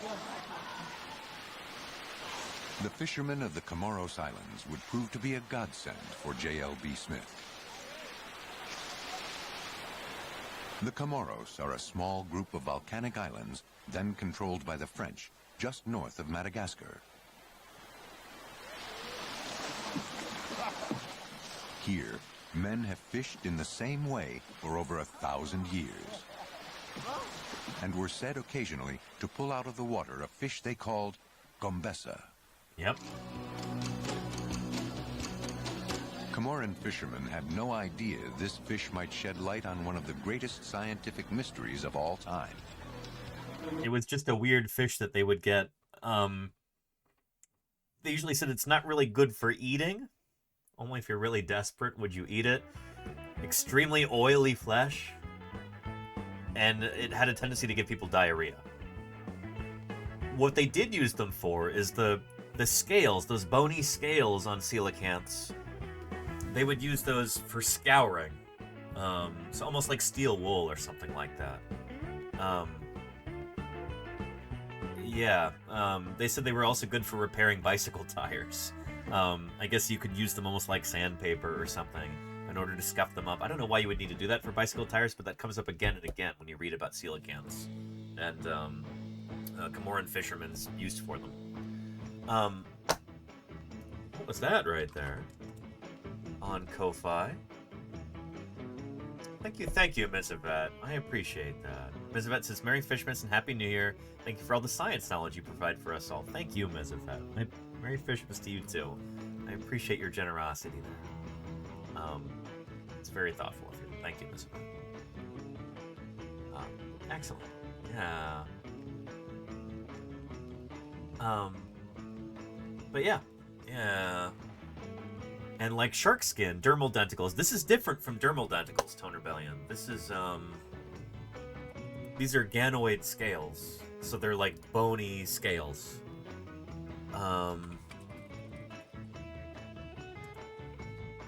Here.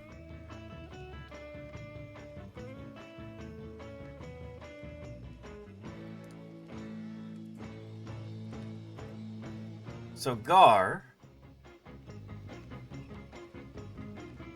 like our newly 3D printed Gar right here, they're famous not just for their appearance, for their kind of prehistoric aspect, not just for their, especially with the alligator Gar, their alligator-like appearance, but these bony scales that they have too are really something.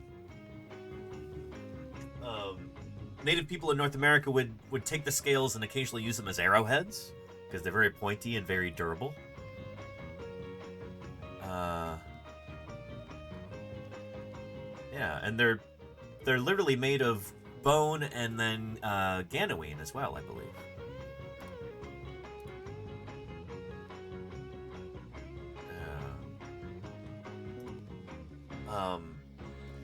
So it's not quite like on sharks where they've got those dermal denticles where it's almost like tiny little teeth embedded in their skin. With this, they're bony scales. Think of it more like a suit of armor, you know? It's pretty neat. It's pretty neat. And Ms. Vet says, so don't touch a garfish? Well, they're not gonna hurt you. You probably won't cut your hand in the same way that you would with like a shark. If you run your hand backwards up a shark's body, you might cut up your hand.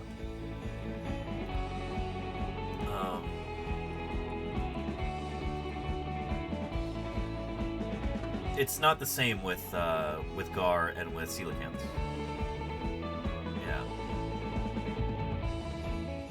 Yeah. Here, look at this. What is a dermal denticle? Dermal denticles, you can think of them as skin teeth. So they're the small tooth-like scales that line the skin of sharks and rays. If you were to pet a shark in one direction, it'd be kind of smooth, but if you rub it in the other direction, it's really rough, and that's kind of like sandpaper. And that's because of these denticles. Denticles are very tiny, about the size of a couple strands of hair, smaller than a grain of rice. Denticles cover most of the body of a shark, and they can also vary in form across the body of a shark and also between different sharks. I wonder if they're homologous to Gar Because of this great diversity, we built a reference collection.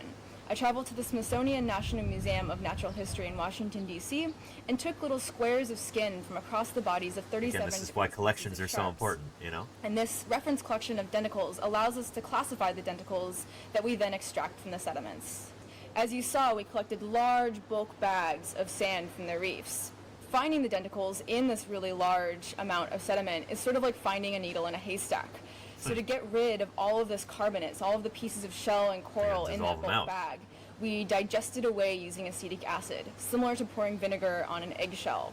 That then leaves us with a much smaller pile of material to then pick through under a microscope very carefully in order to find the denticles. Concentrate. Yeah. So how do the denticles actually get into the sediments?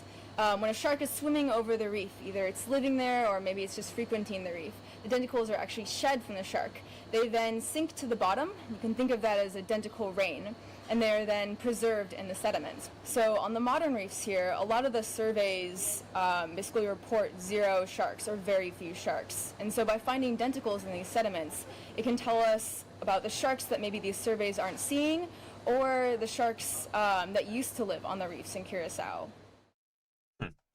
Cool stuff. Yeah. Let's get rid of some of these other tabs before I get too bogged down there. There we go. Yeah. Dioming says, still have issues with discovering an animal that is known to the locals? In what sense? What do you mean? Science fiction. Prehistoric fact. And Big Gnome 1, thank you for the follow. Welcome to Paleontologizing. It's good to have you here. Yeah. all creatures, well, most, maybe not all, but many, many, many, many creatures, all large creatures are going to be known to locals. That's the whole point of science, though, is that we're able to take things that people might already know through experience and universalize them, you know, so that everybody can learn about them and enjoy them. There's definitely some kind of unsavory colonialist attitudes in some of these stories about the study of coelacanths, especially Latimeria chelumnae. A lot of them are outlined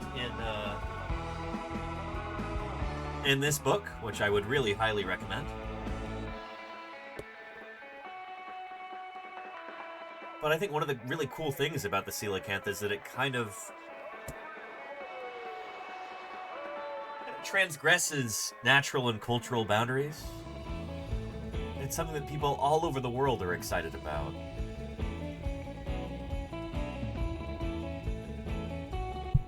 Here,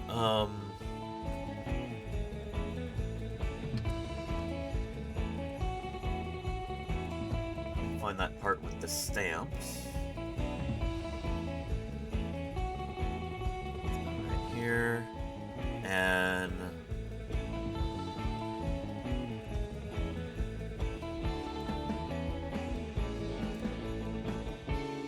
part of their culture. Here we go. Observed. Now, coelacanth has a remarkable natural history, but it also has a remarkable cultural history. And by that, I mean the way in which it's interacted with humans and become part of their culture. At least 26 countries have issued stamps depicting the coelacanth, including many where coelacanths do not occur, because it's seen as an international sensation and not just something that happens in the Western Indian Ocean. On the left, you can see the first 2 coelacanth stamps issued by the Comores, and that... I actually have that framed up on the wall right now. That's right, you can't really see it, but yeah. They're signed by J.L.B. Smith, and then some more recent ones. In 1989, South Africa issued the set of 4 coelacanth stamps to commemorate the... Anyhow, yeah. And Diamwing says, right, so how are you discovering it? You're describing it in Western science. Well, Southern science in this case. South Africa, but yeah. And Diamwing says, some African discovered it while deep sea fishing long before. No. The people of the Comoros Islands are not... I don't think they describe themselves as African. Here. Yeah. Comoro Islands.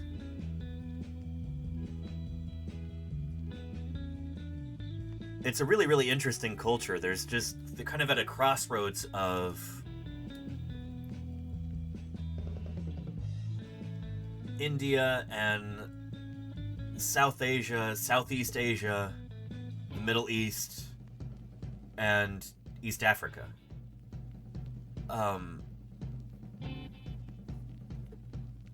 Again, there's more about that in that book there, but, you know, the Comoro Islands are kind of hard to categorize.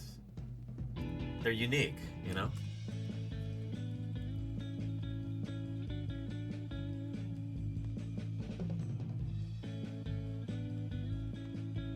Yeah. There.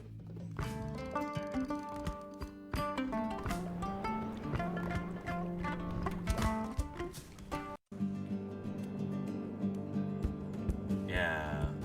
So Anjouan, I think, is the largest island in the Comoro archipelago.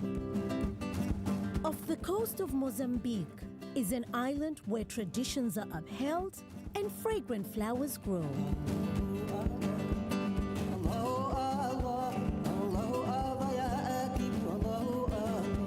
Life on Anjouan is hard, but the drive to prosper is evident.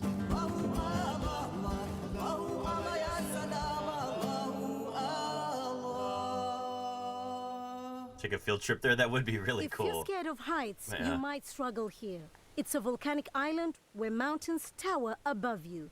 The landscape is breathtaking.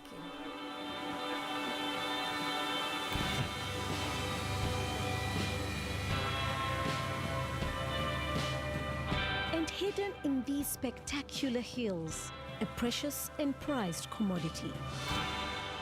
The young lung flower. Anyway, the Comoro Islands are also really well known for coelacanths too. I wonder if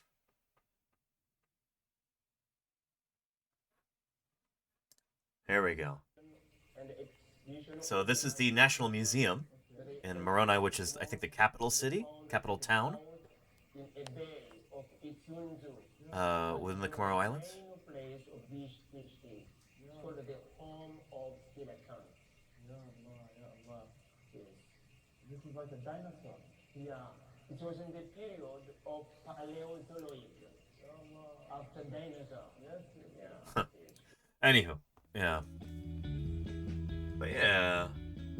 Dimming says it's like Columbus discovering the New World where millions of people already lived.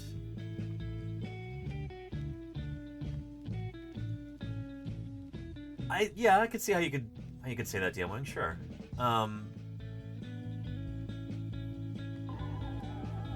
you a fan of dinosaurs? Boo Fighter 2, thank you for the follow. Welcome to Paleontologizing. At the same time, I think when as a science channel, when we're talking about the discovery of something in a scientific context, we usually mean scientific discovery. So, like,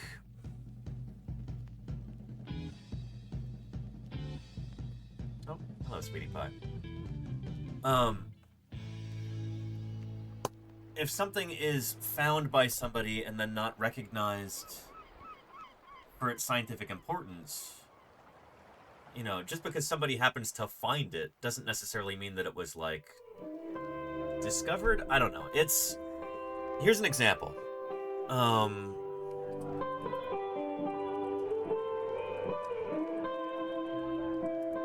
So, Bone Cabin...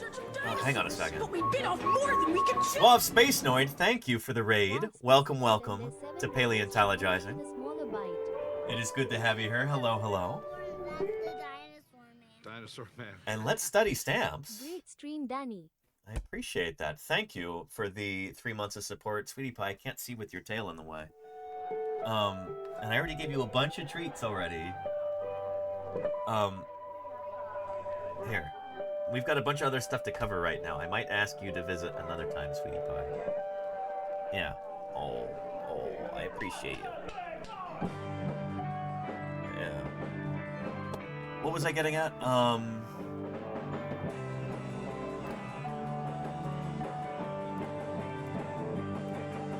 Okay, like Bone Cabin Quarry, place in Wyoming, and it's named Bone Cabin Quarry because it was originally discovered because a local shepherd had taken a bunch of dinosaur bones, he didn't know what they were, and he built like a little shack out of them, to protect himself from the snow and the ice and everything. During the winters out there. This is kind of near Como Bluff, Wyoming, if I remember correctly. There were several new dinosaurs that came out of Bone Cabin Quarry. After paleontologists went there and actually dug in and did all the hard work of excavation and everything else, they studied these, they determined that there were new kinds of dinosaur in there, and, yeah. Could you actually say that shepherd had originally discovered Ceratosaurus and Diplodocus and who else came out of that quarry? Like maybe Ornitholestes? It's like, well, it's kind of a stretch, I think, to claim that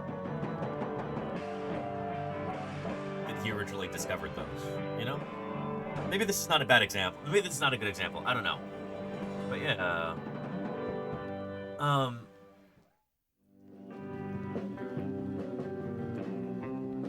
This is not a good example. No. Anywho. Let's just continue where we were. I don't want to get too thrown off here. Sweetie pie, don't eat. I don't want you eating the pine needles. You can chew on them, but don't ingest them, please. I don't want you thrown up everywhere. I don't want you to get sick. Everyone's attention.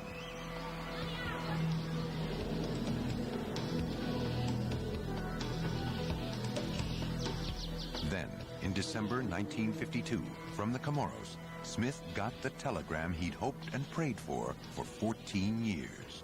Yumwing says you can't discover something people already know about.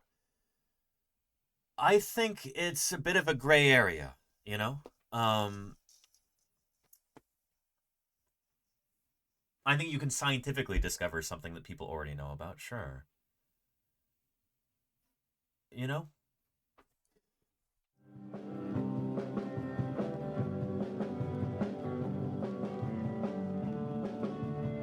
I'm trying to come up with an example here. I usually think through analogy and stuff like this. And the wingspan of this flying Win monster 528, would have thank been you for the about 15 15.5 meters. I really appreciate that, Merry Win 528. Merry Fishmas to you too. Thank you, thank you. No.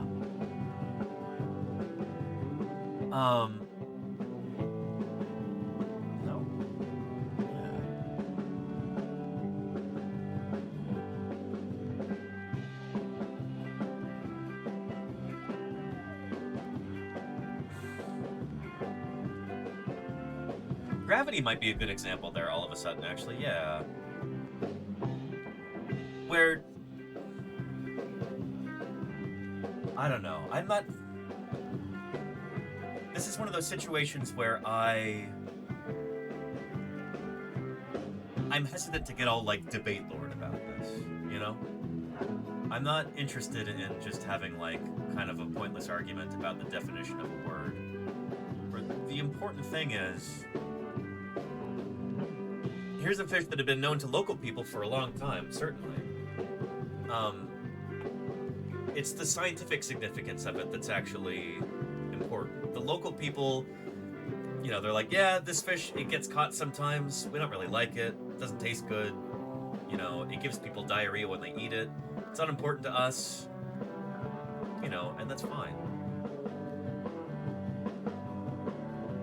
The actual noteworthiness about it is its scientific importance.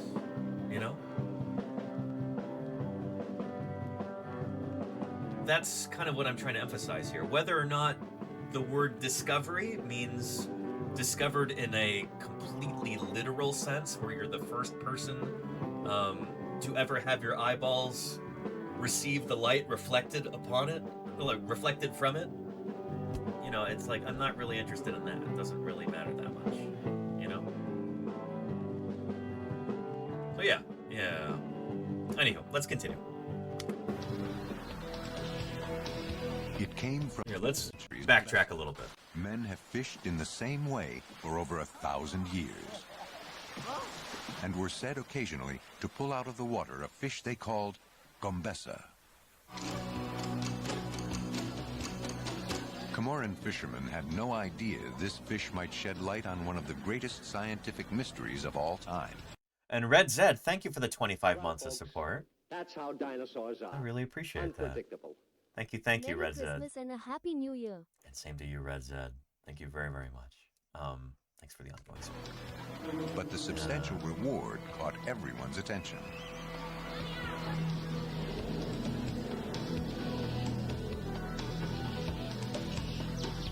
Then, in December 1952, from the Comoros, Smith got the telegram he'd hoped and prayed for 14 years.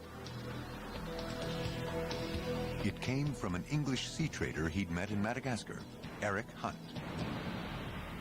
Have 5-foot specimen coelacanth. Injected formalin here.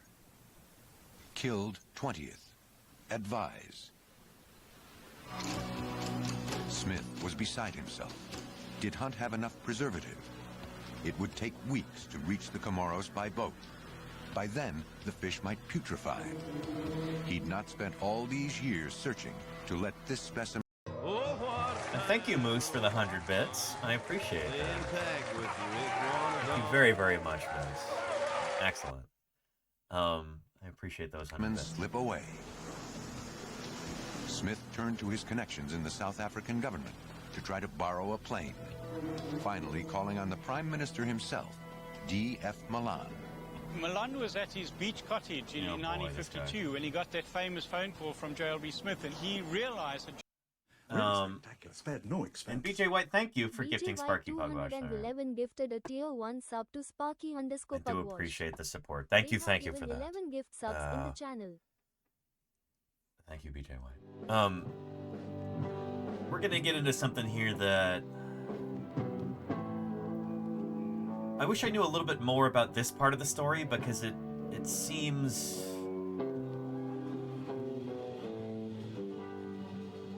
I don't know. This is slightly unsavory, I think. So the Prime Minister of South Africa at the time, I can say this openly because I am not beholden to him in the way that J.L.B. Smith was. He was a real piece of work. Not a good guy, this guy here.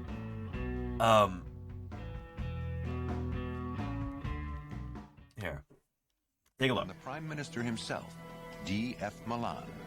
Malan was at his beach cottage in 1952 when he got that famous phone call from J.L.B. Smith, and he realized that J.L.B. Smith had something important to tell him, that South Africa's prestige was at stake.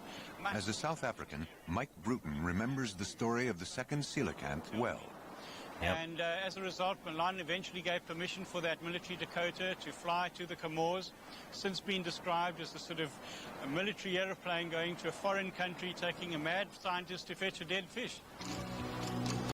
It was a really, really interesting time. There could be a really cool movie about this. There's so many different angles that make this extraordinarily interesting, I think.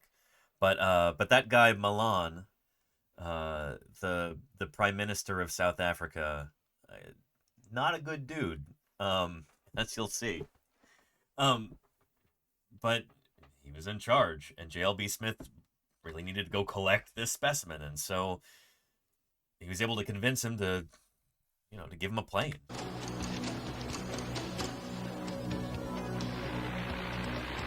Well, this is Dakota 6832, the one that we flew to fetch the coelacanth in 1952. Major General Duncan Ralston. So I can see that my Victorious. 50,000 a year has been well spent. Thank you for the 3 months of support. Paleontologizing. At tier 3. Thank you, Victorious. I appreciate you. Thanks for keeping me here on the air. It means a lot. It really does. Thank you. Was a lieutenant at the time and the senior navigator on the flight that took J.L.B. Smith to the Comoros. Professor Smith actually sat about here, and he was so tense and so excited. We had a long flight over the sea with almost no navigation aids, but we landed, and there was the fish. The fish smelled strongly of the formaldehyde Hunt had used to try to preserve it. And it was a bit the worse for wear, having been carted across the island by the fishermen who caught it. Nevertheless, after 14 years of searching, Smith finally had his coelacanth. I could not bring myself to touch it, and I knelt down to look, and I'm not ashamed to say that after all that long strain, I wept.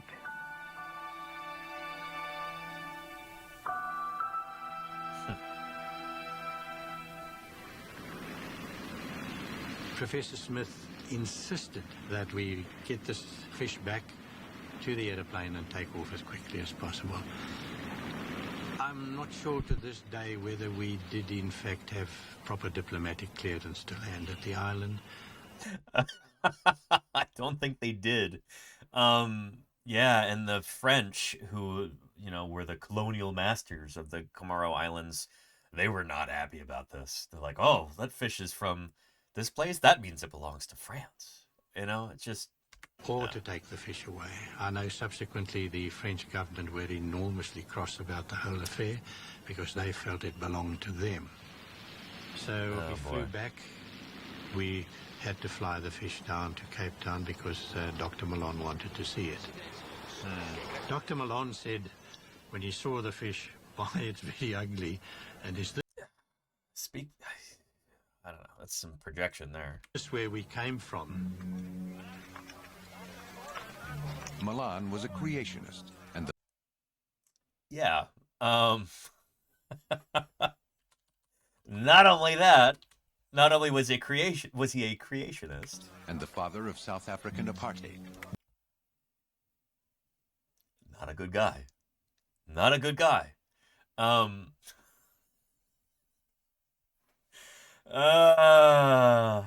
It is kind of amazing that he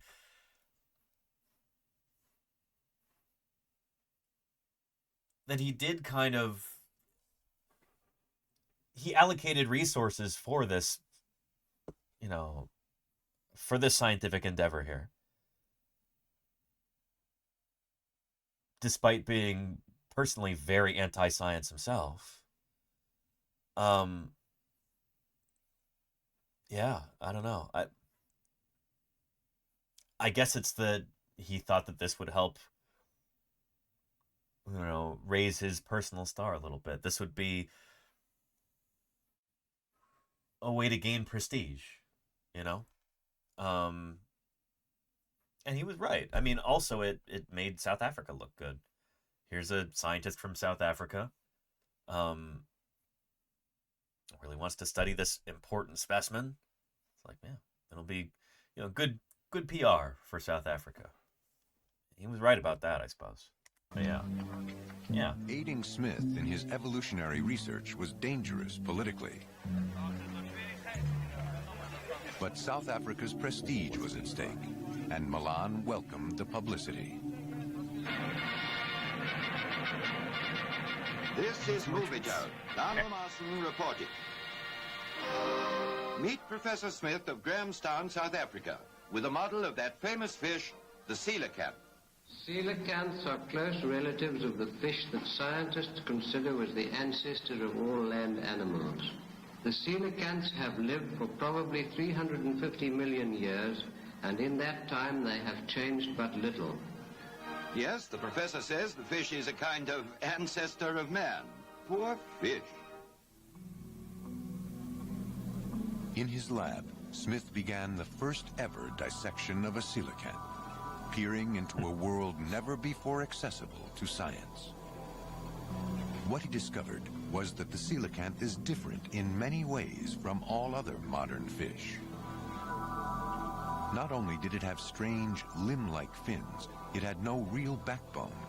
Instead, Smith found a more primitive structure called a notochord. This is part of the notochord of the coelacanth that was dissected here, and it's simply a hollow tube. It's a gristly tube which extends from just behind the brain right through into the tail, and it's filled with a light oil under a very slight pressure. What's really interesting is that despite being vertebrate animals, clearly, you know, like this is an animal that's got bones, modern coelacanths have evolved away from having vertebrae. I'm not sure they have any vertebrae left. So they've gone back to this kind of, they've almost like re-evolved this kind of ancestral state where it's just a notochord, you know? Really bizarre, but it might have something to do with living at great depths. And I don't know if fossil coelacanth have this. I want to say they might still, a lot of them might have vertebrae. I'm not totally sure. You can look for traces of vertebrae. Yeah, there's vertebrae right there, it looks like, maybe. Unless those are just...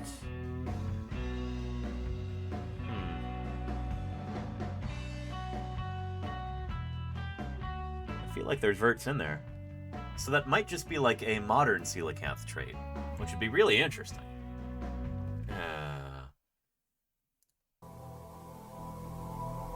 This kind of oil-filled skeletal structure is unique. Most adult vertebrates have well-developed backbones, especially those that live on land, including human beings. And Gehabiscus says their name literally means hollowed spine. Well, not exactly. So when Louis Agassiz came up with the name coelacanth, he was referring to the spines in the fin rays. He wasn't referring to the notochord. Because again, I don't think fossil coelacanth have that. I think that's a trait only in extant coelacanth. But yeah. The entire fish is filled with oil.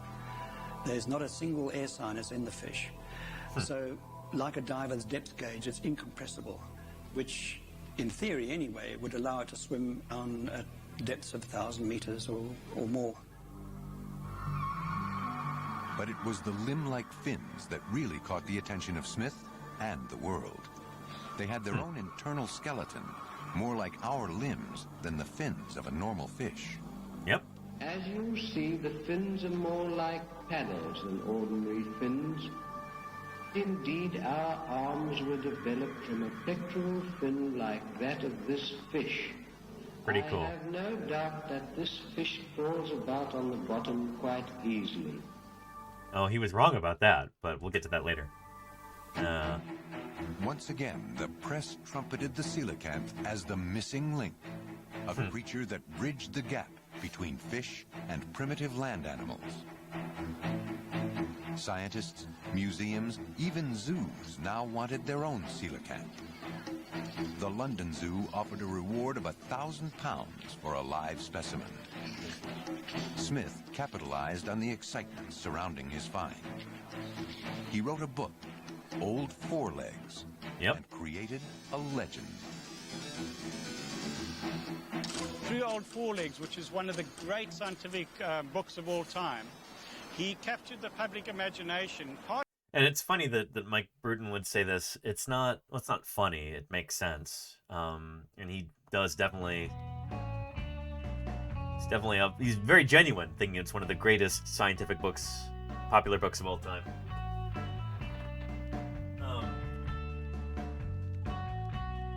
He did a revamp of this book.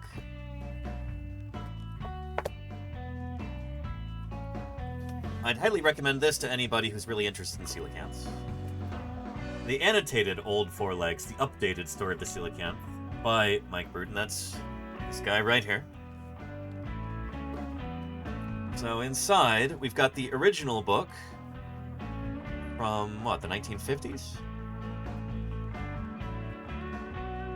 And then we've got annotations, updates to the story, interesting tidbits, explanations of things that weren't really clear in the original text, corrections of things that J.L.B. Smith got wrong, or incomplete information that he had, trying to clear some of this stuff up. It's really good stuff. And so you can read the original text, and then get additional context, additional images, all kinds of good stuff. So, highly recommend this book.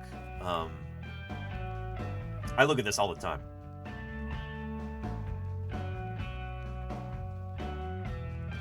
No collection of coelacanth books would be complete without this one. So yeah. Anyhow.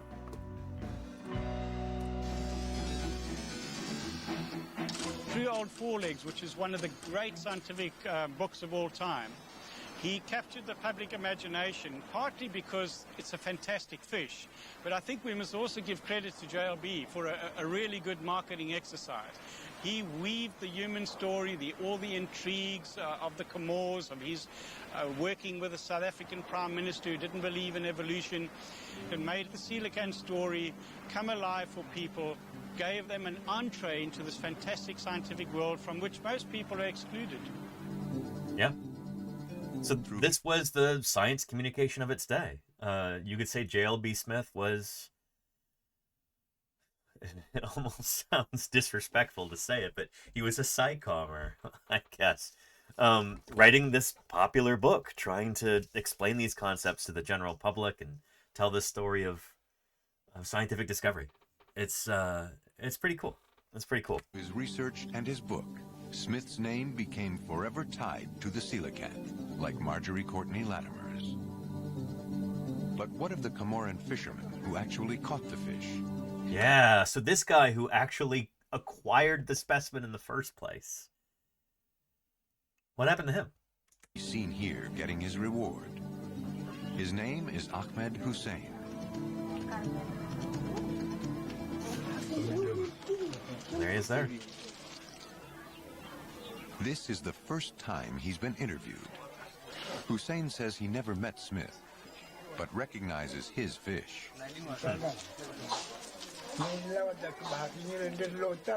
Says we went fishing all night, caught the fish and came back in the morning.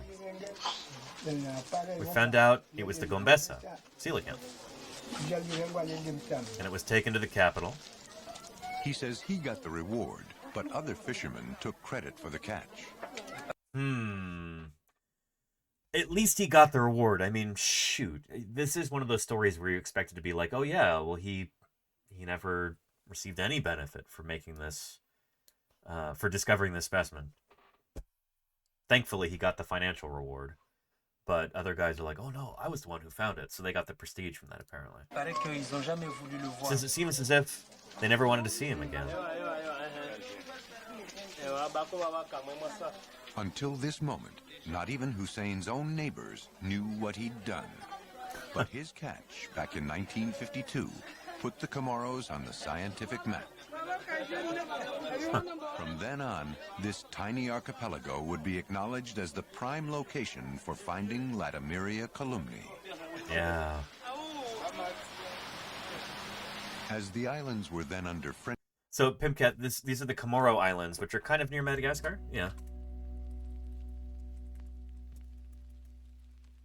There we go.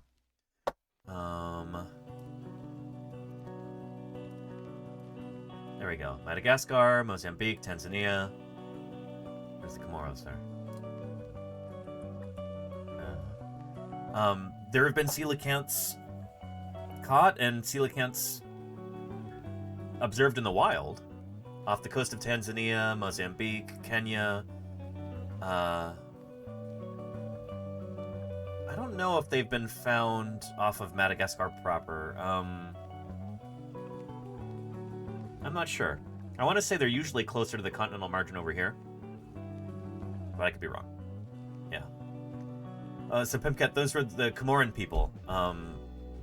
Really interesting culture. Lots of influences from mainland Africa, from Madagascar, influences from the Middle East and from Southern Asia. Yeah.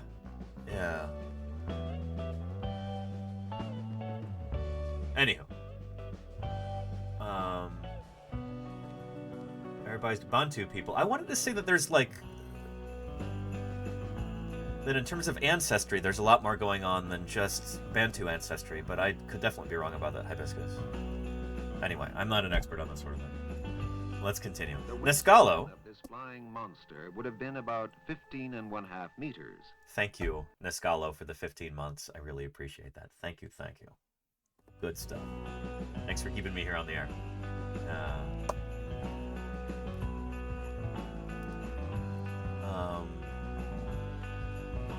There we go. Here's the guy who caught that specimen. This tiny archipelago finally getting recognition for that. The prime location for finding Latimeria columni. As the islands were then under French colonial rule, an international embargo was declared. Oh boy. Comoran fishermen, using the same time-honored methods of hook and line, would catch many more coelacanths. They would all be sent to France. For the next 23 years, the coelacanth was almost exclusively studied in the Department of Comparative Anatomy, here at the Museum of Natural History in Paris. Daniel Robineau was part of the team of scientists which conducted the first comprehensive dissections of Latimeria, using properly preserved specimens. This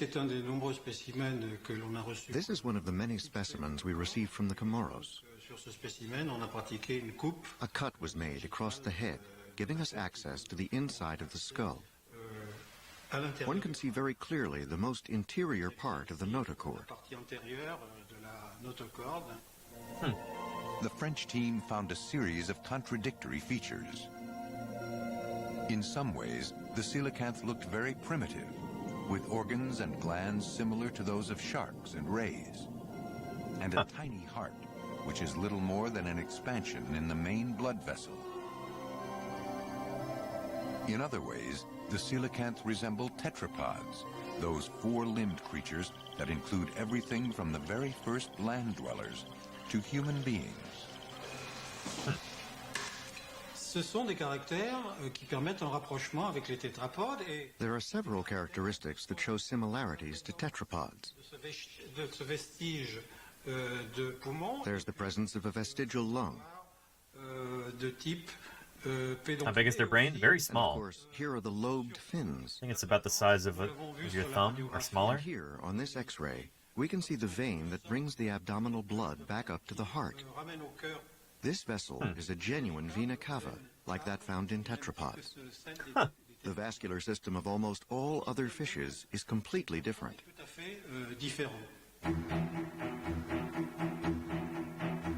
So was the coelacanth the closest living relative of tetrapods? The missing link? Not Some quite. scientists said yes, others no, as they Turns out continue to lungfish are closer to explore this tetrapods. mysterious creature's Like we talked about at the beginning of today's screen, but yeah. Its Yeah. brain, which unfortunately you can't see, is incredibly small. The brain case is probably about that size, but the brain itself is no bigger than the end segment of one's thumb. In the There you snout go. of the fish, a Catch that about the brain? End segment of one's thumb. But the brain itself is no bigger than the end segment of one's thumb. Yeah. In the snout of the fish, a strange jelly-filled cavity was discovered. It initially puzzled researchers, but is now thought to be an elaborate electroreceptive organ. And we believe that this is used to detect minute electrical impulses put out by prey organisms. Sort of like sharks can do with that, Its eye like in life electroperception. looks much bigger than that, and it's like a crystal ball. It's as clear as anything. And cormorants say that coelacanths have fire in its eyes, and that's because it collects any light that's available and reflects it back, rather like a cat's eyes at night.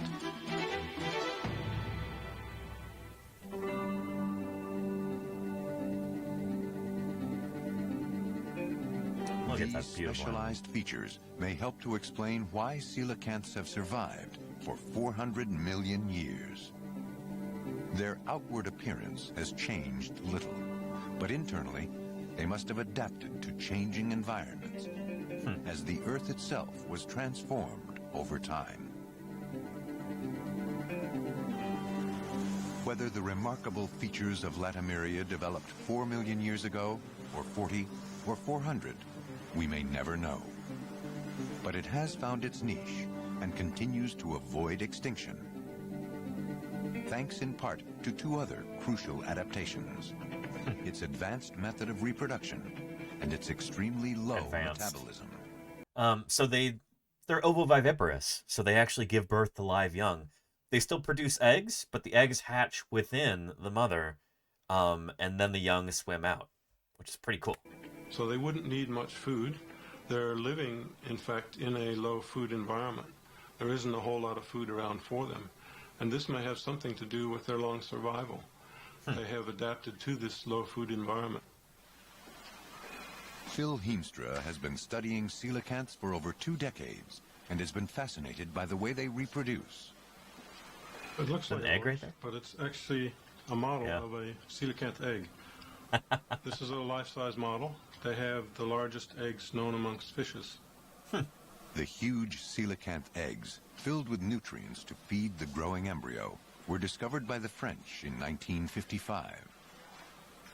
They were at first thought to be released and fertilized on the ocean floor, until a freshly dissected specimen yielded a surprise. In 1975, at the American Museum of Natural History in New York, they found a pregnant female with 5 babies inside her. So that's the same video that we watched earlier, actually. This one right here. Remember this?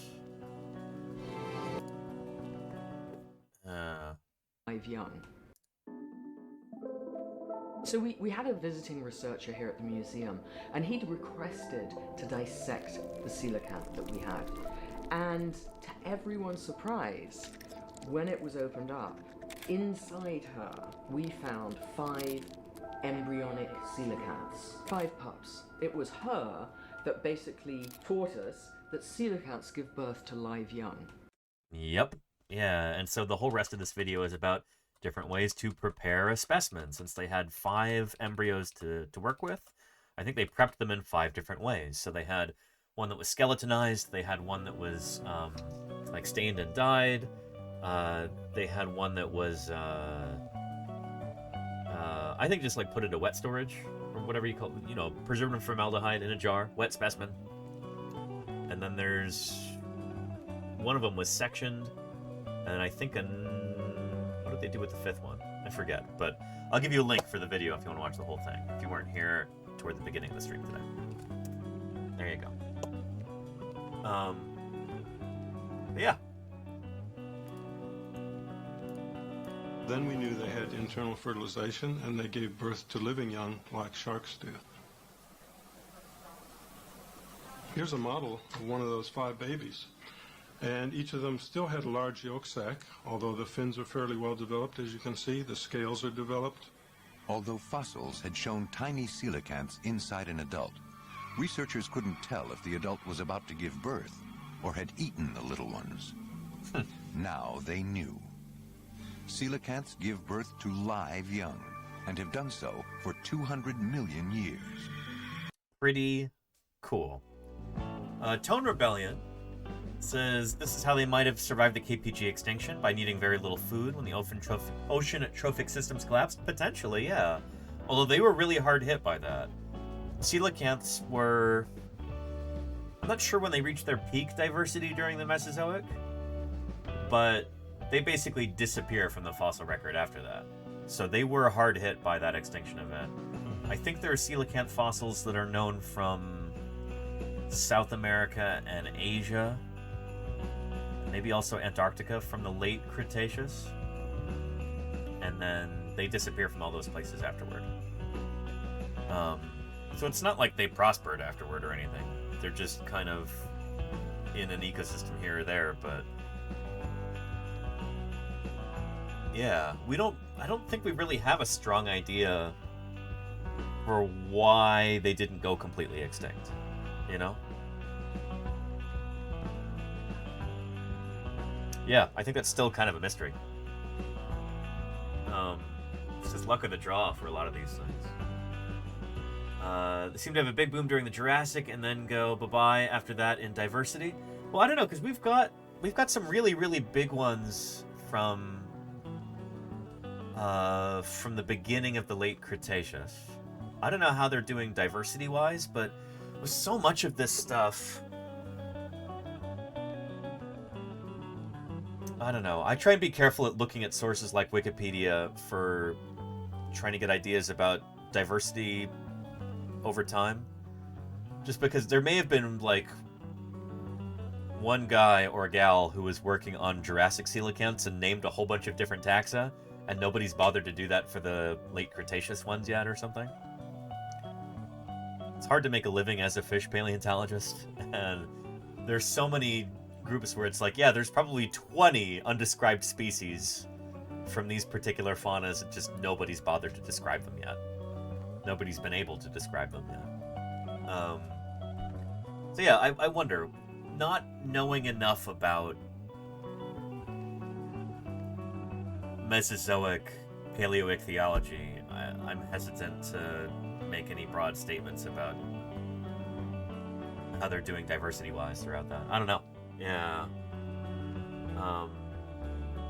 But yeah, it does seem like some of the other ganoid fishes, like the things like what we used to call lepidottids, they seem to probably decline in diversity, I think, in the late Cretaceous.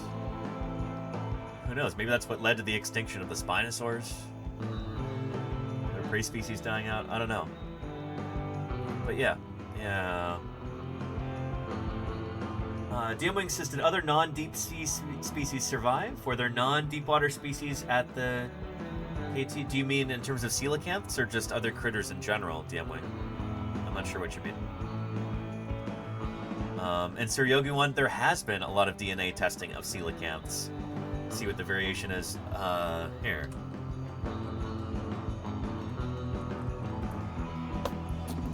Yeah, that's one way that you can figure out when different populations diverged.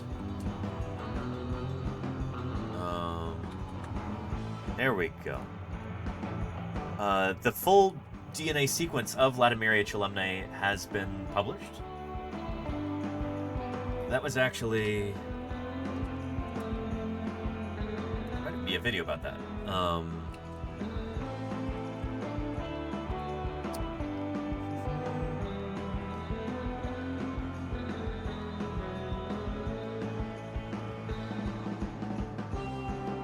Let's see here.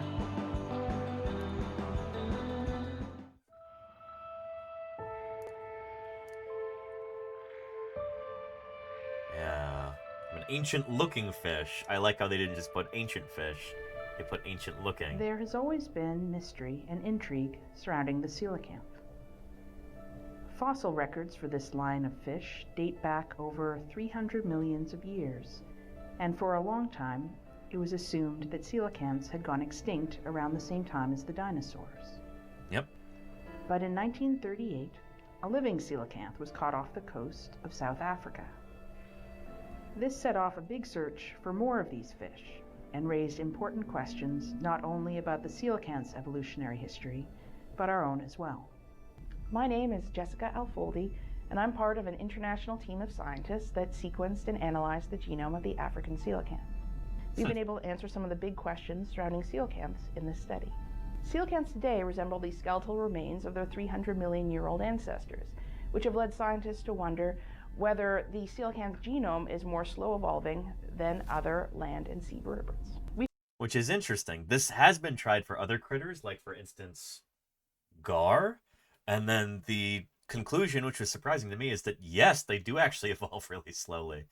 In fact, Atracosteus, which is the genus for the alligator gar, and Lepisosteus, which is I think like the needle-nosed gar and spotted gar, they can still interbreed.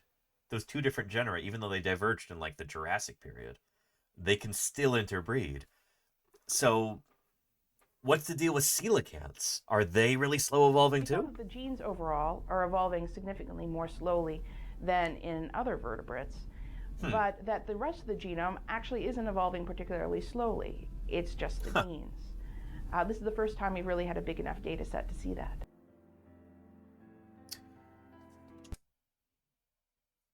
I don't think I know the difference there. Why the distinction? So the genes are evolving slowly, but the genome as a whole is not? I think part of this is sailing over my head. I'm not a geneticist. I don't know much about genetics at all. I don't understand what the distinction is there. During the daytime, coelacanths live in sea caves, 100 to 500 meters under the sea. Some migrate to even deeper waters. These habitats have likely remained rather unchanged over a long period of time, which may be why the coelacanths have remained largely unchanged as well. So we often talk about how different species change over time to adapt to new environments. And there are, of course, a few places on Earth where things may not be changing, so changes may not be needed. And the deep sea is one of them. Come airspace, yeah. So coelacanth is perhaps one of these organisms that has lived in one of these non-changing, extreme places all the time. And that's why we don't see very many changes in coelacanths, because there has been absolutely no need to change. Coelacanths possess some features that look oddly like those of land vertebrates, such as their lobe fins, which look like the limbs of animals that live on land. There are other odd-looking fish called lungfish that also possess these lobe fins. He was a lobe-finned fish that gave rise to the first vertebrates that came out of the water and onto land. But until now, researchers couldn't tell whether it was the coelacanth or the lungfish, which is most closely related to today's tetrapods. Now we know it's the lungfish. We have an answer to the question which species, the lungfish or the coelacanth, that is most closely related to tetrapods. And the answer now clearly is the lungfish wins. It is more closely related. It still doesn't mean that coelacanths aren't important, but lungfish are our most closely related ancestors. Yep, and so I was showing this multiple times earlier on stream. I'll do it again. We go to Sarcopterygii, our lobe-finned fishes. There we go, including tetrapods. There we go. So, coelacanths are right here. But lungfishes are even closer to us tetrapods. So, yeah. Coelacanths are still very close, but lungfish are even closer. The lungfish may be more closely related to land vertebrates, but its genome remains inscrutable. At 100 billion letters in length, it's simply too unwieldy for scientists to sequence. Which is nuts that they have such an incredibly large genome. It's crazy. Just an insane number of genes. Coelacanth's more modest-sized genome, about the same size as our own, is yielding valuable clues about the genetic changes that allowed tetrapods to flourish on the land. So we were interested in what changes accompanied the transition onto land, and we addressed that in two ways. We looked at genes that had been lost in tetrapods, and we looked at which regulatory elements had changed in tetrapods. Though it may not seem like much, 500 bits goes a long way towards supporting science. I'll click here on Twitch. Thank you, Lilith Hobo. 88BT committee. I appreciate those bits from the IDI 8-bitty committee. Thank you, Lilith Hobo. Thank you. And what we could see was that genes related to smell, to immunity, to limb development, and also to salt excretion, the urea cycle, had changed a lot.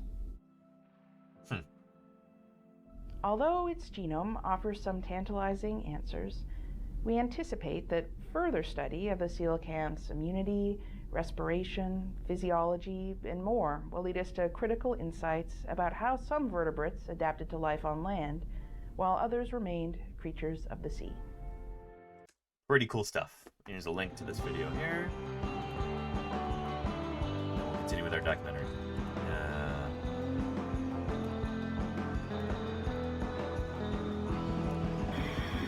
Well before mammals came along, the coelacanth was using a mammal-like reproductive strategy. And holy cow, all of a sudden, thank you for those 10 gift subs. I appreciate that tremendously. Thank you for that. Good stuff. Look at this very excited looking Sarcopterygian. It's a Tinamou in particular. So excited about those very generous 10 gift subs. Get out of there, it's gonna blow! Shoot! All of a sudden 42 is overloading the system with 10 gift subs. Thank you, all of a sudden. And thank you, Valorant, for the 3 gift subs too there. Brilliant. All of a sudden, thanks for triggering those 3 additional ones. Sometimes are extremely obscure. I appreciate it. Valorant gifted 3 subs. Thank you all of a sudden. We have now exceeded our sub goal for the day. For the week, rather. That is brilliant. I really appreciate that, chat. Holy cow. Let's get some applause here.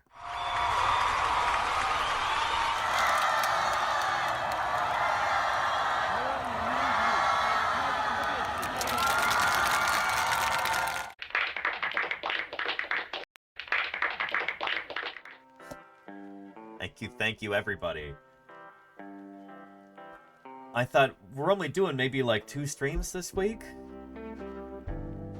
Might set the sub goal a little lower. You've blown that out of the water. Thank you very much to everybody who helped contribute to that. Holy cow. I really appreciate it. Thank you. Holy moly. Good stuff. I saw some people in the chat were having a discussion about whether dragons are tetrapods. It depends what kind you're thinking about. Some of them aren't even animals. I've made this point before, but I'll make it again. Some of them are animals, but they are certainly not tetrapods. Some of them aren't even sarcopterygians, they are actinopterygians. Like, for instance, the leafy sea dragon right here. And other dragons like the ruby sea dragon, the weedy sea dragon. They're related to pipefish.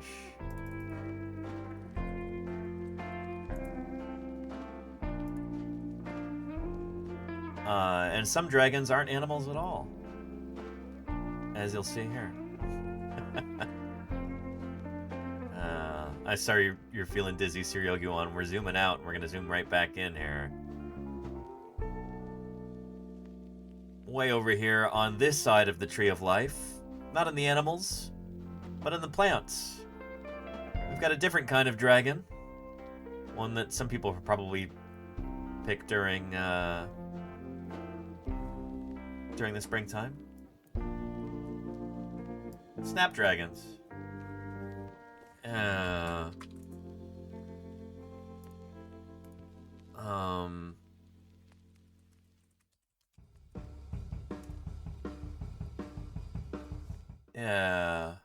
I hear. My old man can't get a beer because his old man won't give a bear to another old man. Let's get him! Wait, why are we getting him? Look, fellas, the first snapdragon of the season. Never mind. Let's just get him.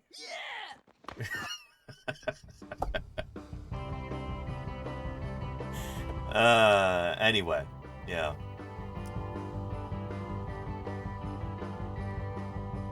The point is, dragon is not a taxonomic group. There's lots of different critters that go by that name. Some of them are plants. So you're going, says, we used to get in trouble for picking on my great-grandmother's snapdragons to use as puppets. They would make pretty good puppets, huh? Interesting.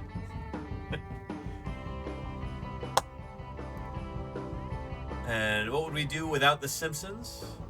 Ask Win528. We'd have shorter streams.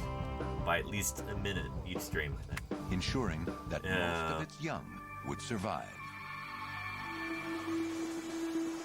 And HCF0 says, I have a super important question about pterodactyls, may I ask? Go for it. We call them pterosaurs as paleontologists. But yeah. After decades of research, much had been learned. But well into the 1980s, no one had ever observed a coelacanth alive for more than a few hours. The coelacanth lives in deep, cold water, where the oxygen content is high. When one is caught and brought to the warmer, less oxygen-rich surface water, it cannot survive very long, especially with the stress of capture. Even today, aquariums have been unsuccessful in capturing and keeping a coelacanth alive. So no one knew how they mate, how they hunt, how they elude predators in their natural habitat.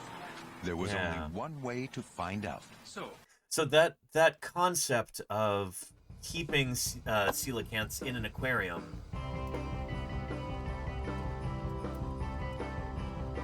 is something that it's been discussed before. Just something.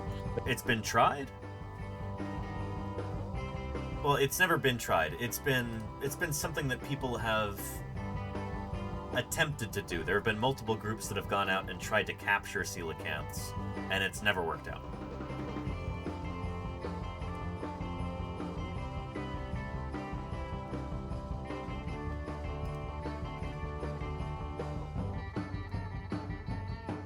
It's trying to catch live.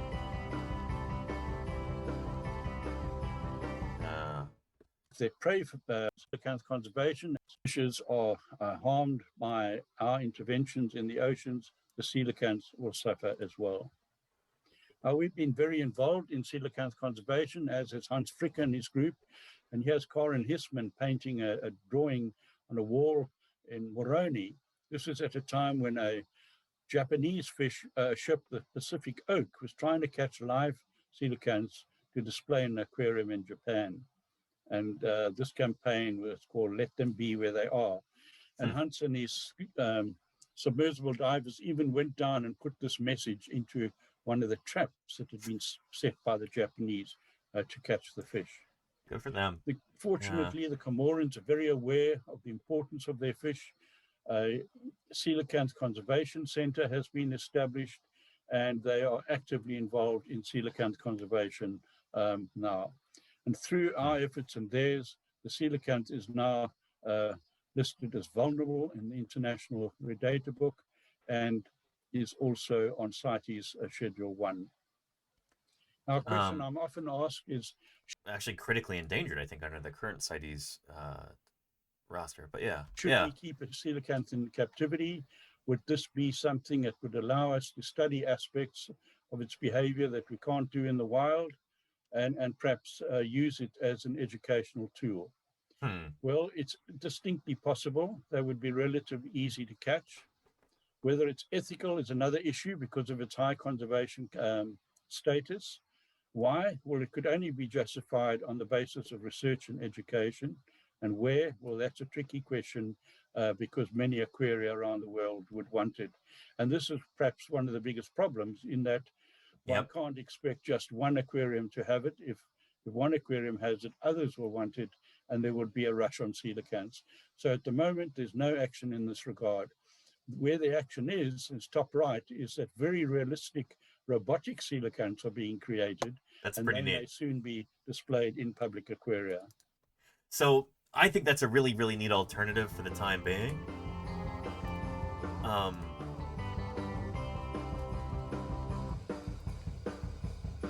Not just as a way to help protect actual living coelacanths by removing the demand for them, but also it's just, I'm sure, a really, really cool kind of engineering problem. How do you design a coelacanth animatronic that looks convincing and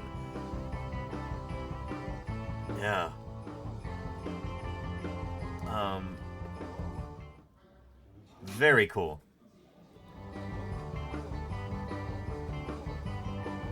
I like the glowing eyes there.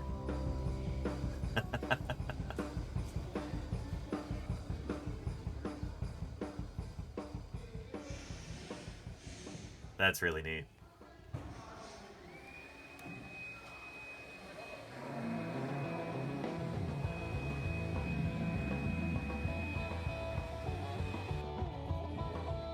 It's not really using the fins, though, in the way that they do in life. We'll be talking about that as we look at some actual footage of coelacanths swimming around at depth, because the way that they swim is really interesting. The way that they use their alternating fins to kind of propel themselves through the water is really, really neat. And it would be a really, really cool, interesting robotics engineering challenge to create something that can replicate that kind of natural behavior in an animatronic. So yeah. Anywho. Scrolling up. Oh, assuming it were a fair fight, how many G's could a pterodactyl survive without blacking out? We don't know that, HCF. I'm sure different kinds of birds have got different thresholds for the amount of gravitational force that they can handle without blacking out. Almost all of them are probably higher than a person. With pterosaurs,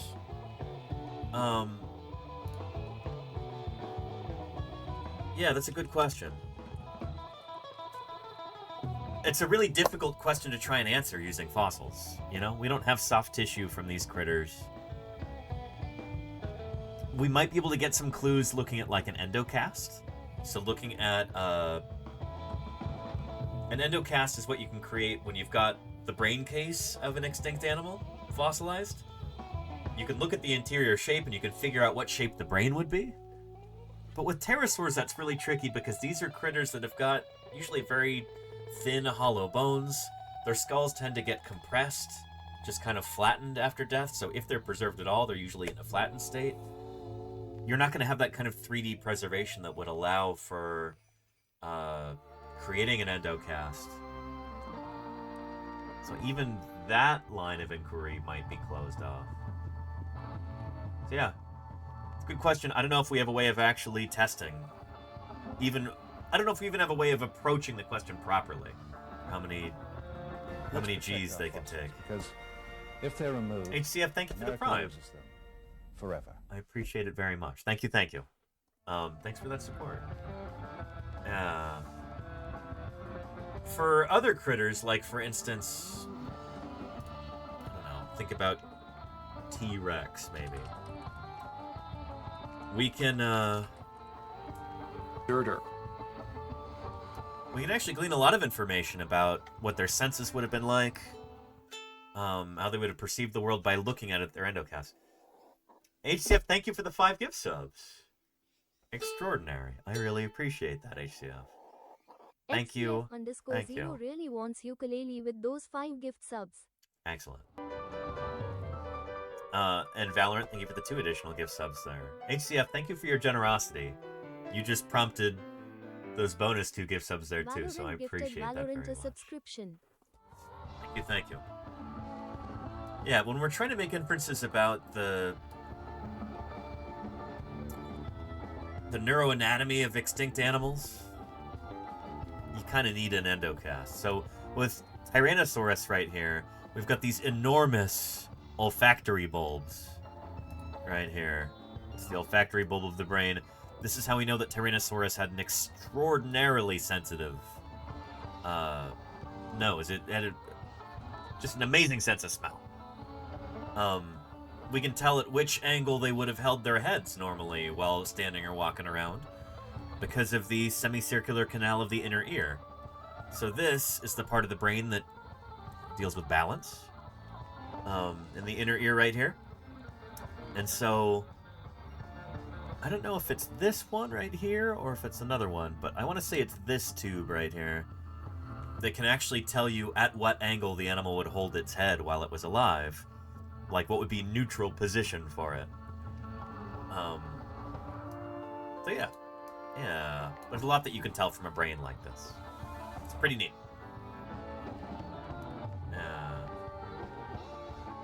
Anywho.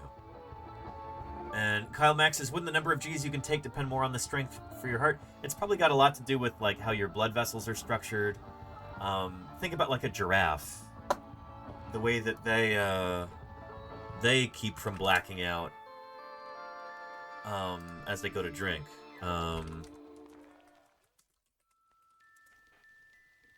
Yeah. Here, let's see here. Trying to find you a video that helps explain this concept.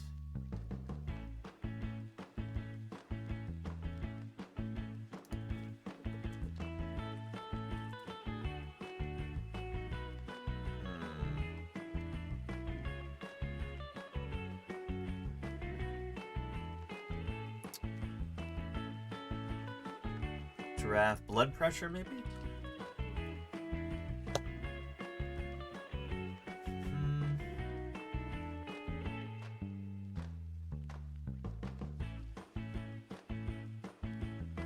Let's see.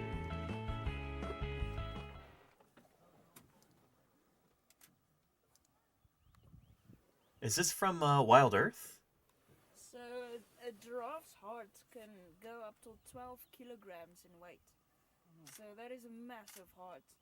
And with that they then also have a very high blood pressure. So that is so that the blood can go to the head. And when they bend down to drink water, obviously that high blood pressure is just pumping through because it's lower. So behind their head they have a sponge almost that absorbs the blood. So when they go down it absorbs blood so that it doesn't overflow the brain. When they head up again, that slowly goes down. So they don't have the same effect as us when you quickly stand up, you have that dizziness. They don't have that because of that. Pretty neat. But they... here we go. This is probably what I was looking for. Here, we might have to... But when beaten by the heat, Giraffes must...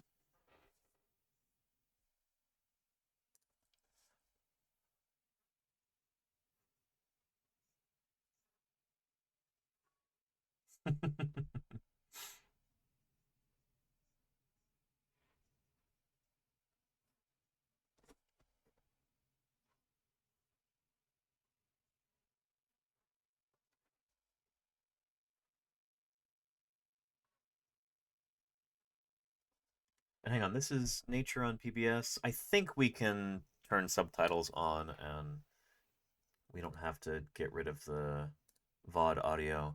I don't think I'll get... Yeah, I think it'll be fine. It beats up to 170 times a minute. Sometimes when we put the VODs up on YouTube afterwards, stuff like this gets muted or flagged. That's what I'm trying to avoid here.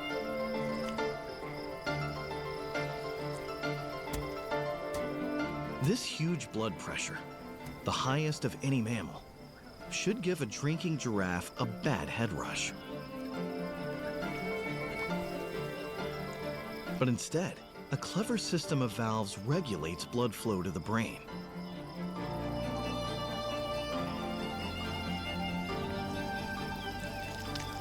The giraffe controls blood pressure so well that NASA has taken inspiration from these humble Goliaths for the design of its spacesuits.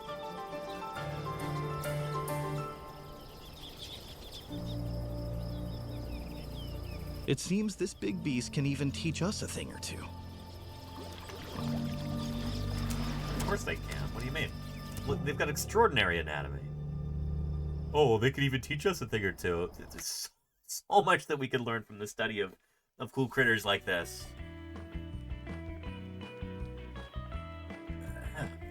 Anyway, when we're trying to answer questions about things like blood pressure, soft tissue anatomy, stuff like that, in extinct organisms, it's often really difficult. So I'm kind of hesitant to speculate much about stuff like that. But if you wanted to try and ask in a scientific way, what kind of G-forces a given species of pterosaur could take, you would have to, I think, have an endocast, have to have an understanding of the anatomy of the brain, and then maybe that would give you some kind of a clue as to, you know, that would give you some baseline numbers. You know, you would know how big the brain was. You could from there try and estimate how much blood flow you would need in order to keep that brain going, to power the body. Yeah, I think that would be your starting point, is get yourself an endocast, figure out what the brain is like for one of these critters. So I hope that makes sense, HCM. Yeah. Anywho. Yeah, there you go, Terminator Pig. Appreciate you. Let's, let's continue with our coelacanth video. Go to them. Friends, that's it. Here we go. Alive. So no one knew how they mate, how they hunt, how they elude predators in their natural habitat. There was only one way to find out. So, go to them. friends, that's it. In a submersible. It's nothing more than a motorized decompression chamber. The man responsible for this chamber is Hans Fricke, a zoologist at the Max Planck Institute in Germany. He's been obsessed with the coelacanth since childhood. And we thought that the coelacanths occur deeper than 200 meters. And this was the reason that we built Yago. Yago was custom made by its pilot, Jürgen Schauer. You have 5 lights. Each light has a power of 250 watts, so you can impose sunlight on the seabed. And we have 5 little thrusters. These side ones are rotatable. And we have 3 in the back for propulsion, with which we can make a speed of about walking speed. It's about 1 mile an hour.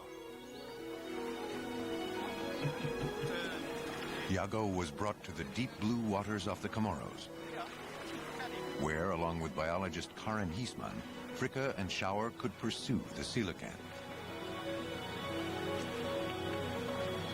One day in 1987, after hunting the fish for weeks to no avail, Fricke was called back to Germany, leaving Jürgen Schauer to continue the ever more frustrating search. And is that Tassi or Tassel? Is that an I or an L right there? I think I asked you this before. That's an I, Tassi. I understand your reference there, yeah. No, I've got fond memories of looking through the Toys R Us catalog when I was a kid, too. Yeah. Good to have you here, Tassi. I hope you're doing well. Merry FISHMAS. Quite desperate already. Everybody on the ship. Then, at 9 p.m. on the 17th of January, at a depth of 600 feet, there it was. Look at that. Look at that. A coelacanth. Look at the way those fins We move. did not know how the fish will behave.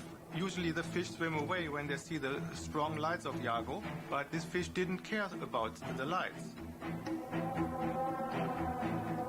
It's so large and it's moving in such a different way than other fish do, which makes it really a spectacular experience to discover a fish like this. Schauer immediately radioed Fricke with the exciting news. Jürgen called me with a ship radio, and I said to him, give everybody a kiss, I give you a bottle of champagne, and so on and so on. I was very, very enthusiastic about it.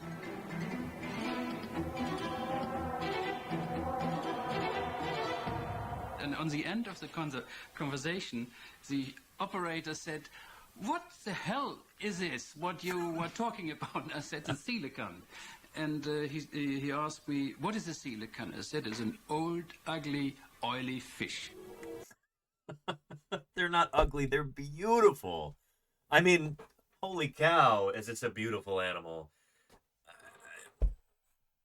Especially when you understand their significance. You know, for me, I can't divorce that from how they look. Like, it's all tied in together. That makes it all the more beautiful, I think. But yeah. He touched it. Who was asking him to touch it? Oh, I must have missed that, Claire. Sorry. There's a lot going on in the chat. But yeah. Hey now, sir, to the fish, you are ugly, says Squiggles, yeah. As expected, coelacanths were found to live in a fairly uninhabited ecosystem and seem to have no real predators. They aggregate... I do want to say that they've been found with, like, bite marks from sharks on them. Healed bite marks, but I don't remember where I heard this. It was in one of the papers During the I was day, in volcanic caves. Hibiscus says they have, okay. At night, have been known to migrate to depths of over 2,000 feet. But unexpectedly, films of the coelacanth showed how the multiple fins function and laid to rest the idea of a crawling fish, first put forward by J.L.B. Smith. Smith said, yeah, they are creeping on the bottom, like seals. And of course they don't. Of course they They are don't. not walking. They are continuous hovering above the ground. Like an undersea quadcopter, you know? It's probably not a good analogy, but there it is. The coelacanth moves unlike any other fish of this size. Yep. Its oil-filled body allows it to maintain neutral buoyancy and float in any position. 6 fins are almost... So that makes sense. Rather than having like air pockets or like a swim bladder that kind of keeps you upright, these guys, they don't care. They'll orient themselves however they want. They'll, swim upright like this. They'll do a headstand. They'll swim belly up. They'll swim backwards or forwards, or they'll be on their sides or whatever. It's really, really cool how that works. They do what they please. Constantly in motion, like oars in the water. Upper and lower fins toward the rear of the creature, plus 2 pairs of limb-like fins, front and center. And there was something surprising about the way these limb-like fins moved. Although the coelacanth was not using them to crawl on the bottom, to the expert eye, their motion hinted at walking. Yep. Like this. Walking like we do. According to Susan Jewett, the Atlas Brood says, can other fish do that too, or just the coelacanth? I think it's just coelacanths that... Well, no. It's only coelacanths that have these kinds of fins in this arrangement that do this specific kind of thing. It is unique to them. But there are other fishes with all kinds of different other fin arrangements that do other things. But that sort of... This specific thing is unique to coelacanths, yes. fish collection manager at the Smithsonian National Museum of Natural History, and an international expert in coelacanth biology. It's got paired pectoral fins and paired pelvic fins. Yep. These are particularly interesting because this fish has what's called a tetrapod form of swimming. We, being tetrapods, have all learned that when we walk, we move the right arm forward in synchrony with the left leg. Well, the fish sort of swims like that, with that right pectoral and the left pelvic going in synchrony with one another. Very interesting characteristics, which again is one of very many characteristics that place it in that evolutionary line towards higher vertebrates. Oh, Atlas Brood's asking about my shirt. Yeah, I made that. If the coelacanth I screen printed this to myself. like a land animal walks, does that too suggest it's our closest living relative among the fishes? To this day, the evidence is inconclusive. No, it's this documentary came out a while ago, 2003. 21 years old. Holy cow. Now it turns out that lungfish are slightly more closely related to tetrapods than coelacanths are, but coelacanths are still very close. Until recently, most researchers put coelacanths nearest to tetrapods on an evolutionary tree. But now, a group known as lungfish is thought to be an even closer ancestor, based on new DNA evidence. We may never know for certain which group of fishes 1,000 bits can make a wonderful difference in promoting the appreciation and understanding of fossil science here on Twitch. Thank you, Dinosaur Dave, for the 1,000 Merry bits. I FISHMAS really Danny. appreciate that. How we going? I got a video of a wild Aussie lingfish if you want to see it laughing face. That sounds good, Dinosaur Dave. Yeah, why don't you send me a link? Thank you for the 1,000 bits. I really appreciate it. Thank you, Dinosaur Dave, and Merry FISHMAS to you too. Here we go. On TikTok. Granosaurus Kev here, and I am at Sea Life Aquarium something or other, Sydney. I keep forgetting what this place is called. And I have found... Ooh. Yeah, Neoceratodus forsteri. This looks like an albino or maybe leucistic lungfish here. So we've looked at lungfish before. Yeah. These are our She's beautiful. surviving relatives. So you can see the way that it moves its fish, Yeah. its fins. That's because it's a lobe-fin fish. Whereas these other fish are Yep. known as ray-fin fish. Yep. And we That's evolved right. from lobe-fin fish. They evolved into amphibians, and us, we are all lungfish. And this is a white one, which is kind of really cool. And there's another one over there, and some more off behind it. And you can kind of see it walking Yeah, around they're with its gorgeous. fins. I've got a big 3D printed lungfish that is put away right now. I need to paint it at some point. But yeah, good stuff. Thank you. Dinosaur Dave and Chronosaurus Kev. Appreciate that. Good timing too, talking about lungfish. Anywho. This contains our closest living relative. Still, the coelacanth continues to surprise science. So yeah, again, lungfish are more closely related to the fishes that gave rise to us tetrapods than our coelacanths. But coelacanths are still very close. In the grand scheme of things, a coelacanth is much more closely related to you and me than it is to a salmon or a clownfish or a halibut or whatever. Coelacanths are very close to tetrapods. They practically are tetrapods. They're that close, you know? They might as well. They're very, very close. Closer ancestor, based on new DNA evidence. We may never know for certain which group of fishes contains our closest living relative. Still, the coelacanth continues to surprise science at every turn. Oh, archerfish. Oh, very neat, Dinosaur Dave. Very neat. 6,000 miles from the Comoros, on the other side of the Indian Ocean in Indonesia, the sudden discovery of a coelacanth would disrupt the lives of two young scientists. So here's the thing. Coelacanths for, you know, modern coelacanths, thought to only be one living species, Latimeria cholumnae, off the east coast of southern Africa, until the late 1990s. Suddenly, bow, like a bolt out of the blue, a second coelacanth species. An uncanny echo of the events in South Africa some 60 years before. Mark Erdman, a marine biologist studying coral shrimp, and Arnaz Mehta, a naturalist, had just started a life together as husband and wife here in Indonesia, when the coelacanth made its unexpected appearance. It all began in the local fish market, when Mark and Arnaz, stepping out of a taxi, spotted a strange-looking fish on a fish cart. Yep. I went over to the cart, and I stared at this fish, thinking it was a grouper at first, but then the head was all wrong, and everything was wrong about it. And then I called Mark over, and our other two friends, they came and looked at it, and Mark, sort of in disbelief, said it was a coelacanth. Yep. It just seemed really kind of incredulous that we could step out of a taxi in a city of over 500,000 people and see something that was really a big deal go wheeling by on a fish cart. Yep. They took a photograph, but did not purchase the fish, thinking Indonesian coelacanths were already well known to science. So here's the thing, is that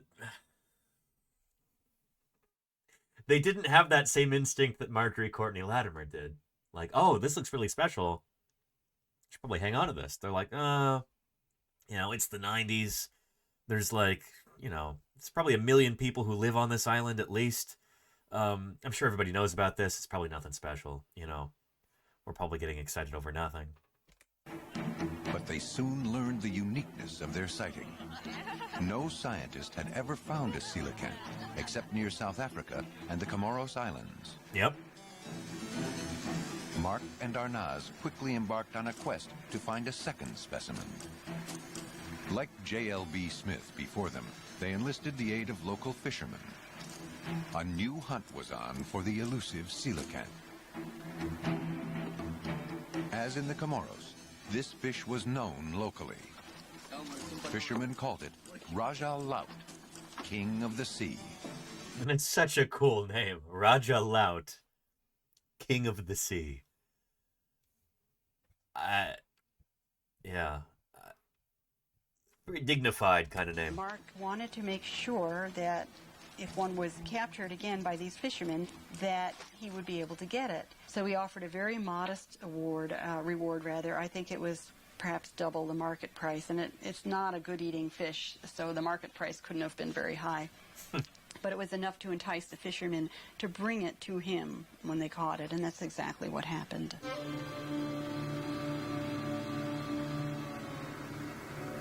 Then, 10 months after the initial sighting, Mark and Arnaz had a visit. And my boatman showed up, and he burst out, "Ada Raja Laut. Come quickly, there's a coelacanth on the beach." We rushed down the stairs. Arnaz grabbed the video camera, and we went down to see if this was indeed the fish. Look at that. Like all of its predecessors, the creature soon found life at the surface impossible. Yep. So again, people who just wondered and are going to ask, like, why it's in the water? Why is it almost dead? Because these fish live at depth, like over 100 meters or more. In deeper, colder waters, there's more oxygen. This fish is suffocating up here close to the surface. There's not enough oxygen in the water. But before the great fish died, the couple took it out to deeper water. Look at that. To get photographs in a more natural setting. Arnaz even had a few moments to swim alongside. Yeah. The fish had been caught several hours earlier, and it was really down to its final hour. during that time, you know, her fins were still moving, still flouncing, and then her dorsal fin would raise, and then once in a while she would take a big gulp of water. And she was extremely calm in her inevitable demise. I couldn't get over how beautiful her scales were. There are these, you know, these scales that were speckled with these gold flecks, and it was like a slow dance. It's certainly sad to watch such a majestic beast die so slowly.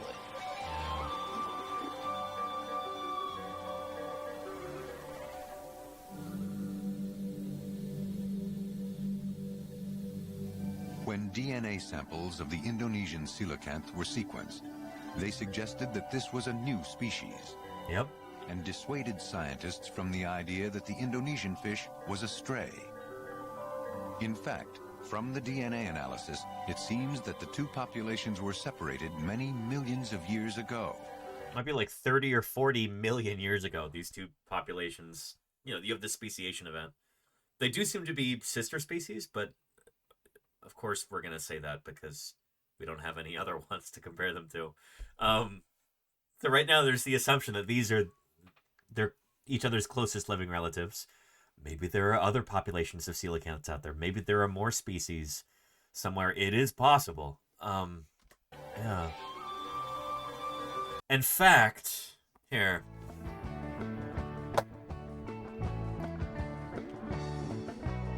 I talked about this last year on FISHMAS.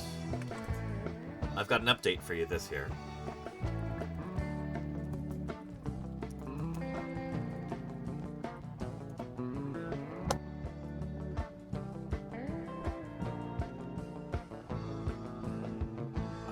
There was an idea that perhaps there could be a third species of coelacanth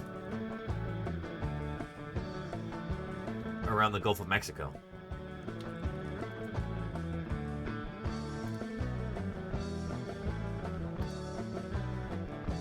There we go. The so-called Gulf coelacanth.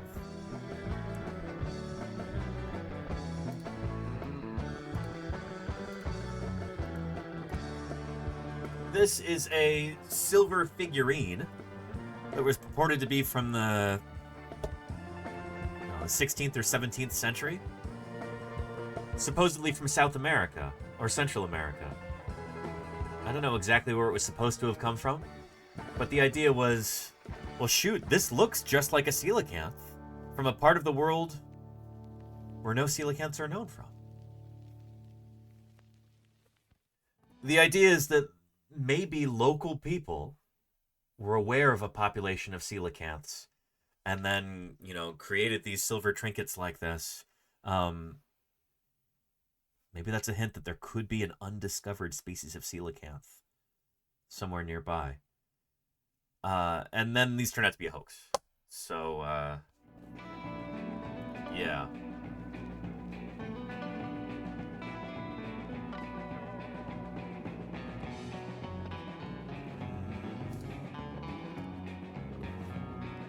Silver coelacanths from Spain are not proofs of pre-scientific discovery. In 1964 and 1965, two silver fish pendants depicting coelacanths and thought to be religious votives from Spanish churches were purchased on the art market in Spain, dated to between the 17th and 19th century, long before the discovery for science of the living coelacanth in 1938. It was speculated that they originated either from the Mediterranean, subtropical Atlantic, or subtropical Pacific. Some other authors believe that the silver fish pendants represent a new species of coelacanthiforms. Others claim the pendants to be only a wishful fantasy of scientists and not coelacanths at all. However, new studies reveal that the silverfish artifacts are indeed coelacanths, but were in fact produced more recently within the Comorian coelacanth Latimeria chelumnae as a model. So, this is almost a hoax, you know? If it wasn't an intentional hoax, it was some people getting confused. I really love this idea that maybe there is another population of coelacanth somewhere. There are other places in the world that seem to have suitable habitats for coelacanths. They like deep water, deep, cold, richly oxygenated water, near continental margins, usually in areas that have had a lot of volcanic activity, so you get this, like all of this igneous rock with big caves for them to hang out in. Coelacanths like caves. That's usually where they hang out during the day, and then they come out of those caves at night, and they catch their food. These are often in areas with really strong currents, and so having underwater caves to hang out in allows the coelacanths to rest during the day. You're not going to have strong currents in a cave. So yeah, it seems like the coelacanths, Latimeria cholumnae, the ones that live off the east coast of Africa, and the ones in the Indonesian archipelago, both live in this kind of environment. So yeah, something to think about. Are there other places around the world that have similar habitats? Would those be good places to look for coelacanths? As a scientist, I'm gung-ho about this. I'm like, yeah, let's go find some more, but there is, I think, an argument to be made, too, that, like, maybe we shouldn't find them.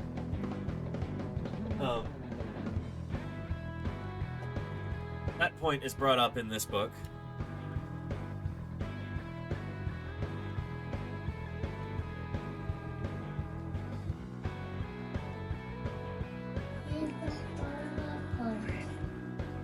So what you are saying is coelacanths. Koala can survive? I hope they can survive. I don't know. That's the thing, Dinosaur Dave. Yeah. There are many remote ocean areas in the world with similar conditions and environments to the Comoros. Rocky volcanic caves and still deep waters. I don't know how still the waters are, but yeah. Is it possible they exist elsewhere, the fathomless oceans of the world, but that we don't employ the right methods to ensnare them? Hans Fricke cannot deny the possibility. I don't see why there might not be other populations of coelacanths somewhere. I just hope we never find them, he says. And that's... instinctually, I want to recoil at that thought. This idea that, yeah, I hope they're never discovered. I hope nobody ever knows about them, but... when you think about it from the coelacanth's perspective, that would probably be best for them, you know? Let's keep going on undiscovered.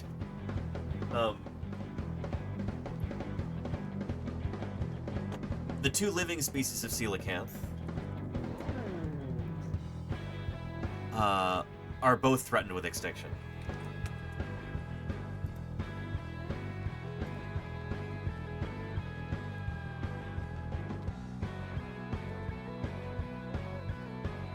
Latimeria cholumnae, the West Indian Ocean coelacanth, the one off the east coast of Africa, is considered critically endangered, and the Sulawesi coelacanth, the Indonesian coelacanth, is considered vulnerable. It's thought that their population might be like 5 to 10 times as big as these guys. Population estimates for the West Indian Ocean coelacanth usually put them at around 500 or 1,000 individuals left. That's it. With these guys, it might be a few thousand. Estimates. We don't know. But these are critters that are vulnerable to extinction for a number of different reasons.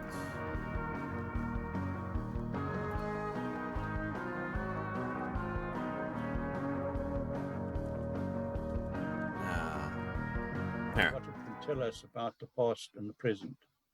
But it also has many of the life history traits of threatened animals, and we are seriously concerned about its future survival. And these are some of the traits it shares with other threatened animals. It's rare, it's large, it's high on the food pyramid, it has a very low dispersal rate, it's not a fast swimmer. They produce very few young per breeding, but the young are large. They're long-lived, specialized. They live in highly diverse habitats and with complex interactions with other species, and they're vulnerable to extinction cascades. So if their prey fishes are harmed by our interventions in the oceans, the coelacanths will suffer as well. Yeah. We've been very involved in coelacanth. So, and then we get into this clip that we were watching earlier, but yeah. the reproductive rate, like not having very few young that are very well developed. That's a strategy that works under pretty stable conditions. But if you're having adults constantly removed from the population, like through fishing, trawler nets and stuff like that, which is not great. Coelacanths also have got the longest gestational period of any animal. Originally, it was thought to be, what, elephants or whales? For an elephant, it's something like 24 months, I think. They've got 24-month-long pregnancies. 2 years in pregnant before having a baby. With coelacanths, it's 3 years. Those young are developing within the mother for 36 months, which is extraordinary. But that means that they're very slow to reproduce. And they're very slow to bring their numbers back up if they have a population crash. Reckless Donk says, "Hi Danny, enjoying the stream." I appreciate that. Merry Fishmas to you, Reckless Donk.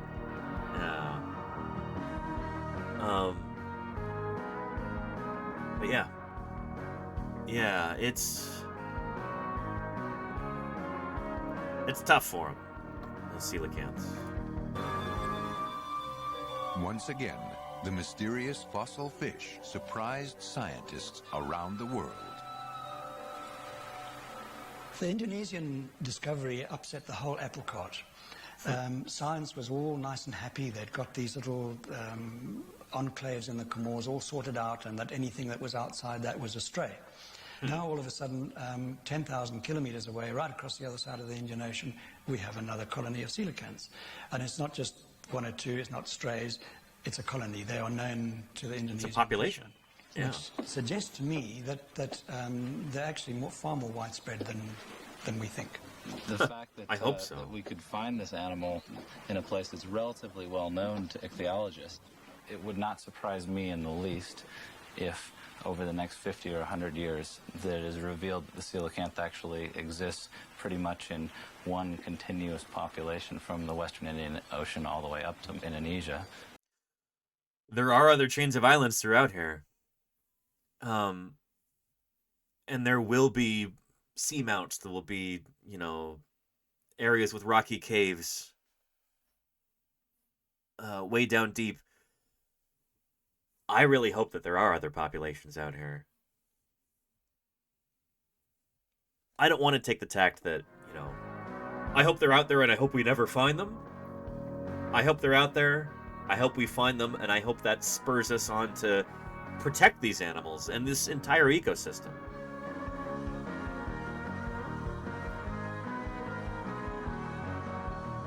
It's about time that we as a species got our act together and stopped wrecking things for every other species on our planet.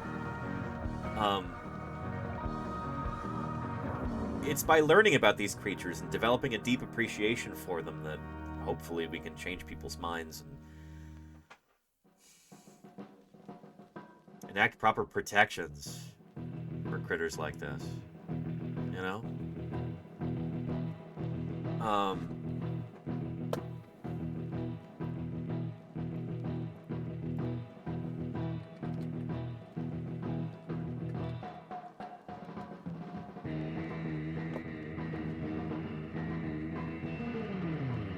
There's this idea called half Earth that I think is really intriguing. Pulitzer Prize.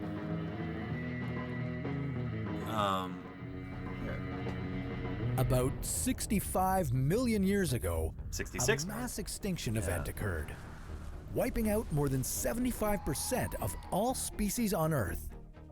There have only been 5 mass extinctions in our planet's 4.5 billion year history. And that's debatable, but yeah. What is a mass extinction? Are we, applying this label to things that are, just for convenience sake when it's not actually useful? Anyway, there's whole discussions that could be had about this. But the next one has already started. By the end of this century, and 1 in 6 species on Earth could be gone. Welcome to Paleontologizing. Go with them? how could we survive a 6th mass extinction? How could we prevent one? This is What If. And here's what would happen if we set aside half our planet for wildlife. The reason we're all still alive on this planet is thanks to biodiversity. That's true. From the tallest trees to the biggest animals to the weirdest plants to the... And Freezing Cathedral says, well, we are starting a new ice age. In 200 years, we're back to the ice. That's not true. No. No, that's not true. We were in kind of an interglacial period, but it would be thousands of years probably before it swung back toward ice, and we've probably broken that. We seem to be in like runaway heating right now. It's an issue. Yeah. Now, according to Milankovitch cycles, which are what caused the ice ages, you know, the tilt of the Earth's axis has a little bit of a wobble to it, and so that's just enough to this is like a big discussion here, and I don't want to get totally sidetracked right now, but I just want you to know, Freezing Cathedral, that what you're talking about is basically like a pop culture myth.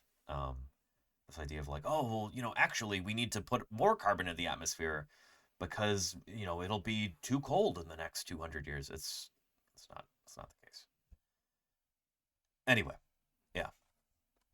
The grossest fungi to the buzziest bugs and even the creatures you can't see, we all rely on each other to make life on Earth possible. And our world would be harmonious, except that humans are unreliable. Well, I mean, that's an oversimplification too. This is, I don't know, this is not the best video. Anyway, there's an idea that like we should set aside more areas, kind of in the sense of like a national park. Just have areas of our planet that just set aside for wildlife. If we don't want pollinator species to go extinct, for instance, and we don't want our, you know, the world food supply to collapse, maybe it's a good idea to have some areas set aside for all kinds of different critters. The pollinators that allow us to have agriculture, you know, things like bees, and butterflies, and other insects. Different fishes in the sea. We'll talk about this another time on stream, but there have been experiments that have been done, large-scale experiments, where they've protected certain areas. It's like, you can't fish in this area. We're going to cordon this off. No fishing within this particular spot. You can't do it. It's protected by local Navy. Fishing vessels are not allowed in it. That actually improves the fishing for everybody, because that area can act as a nursery for fishes. They can get their numbers up there, and then they spill out everywhere else, rather than being persecuted everywhere, you know? The, like, whole half-Earth idea, I think it's touching on something really interesting, and I think it's...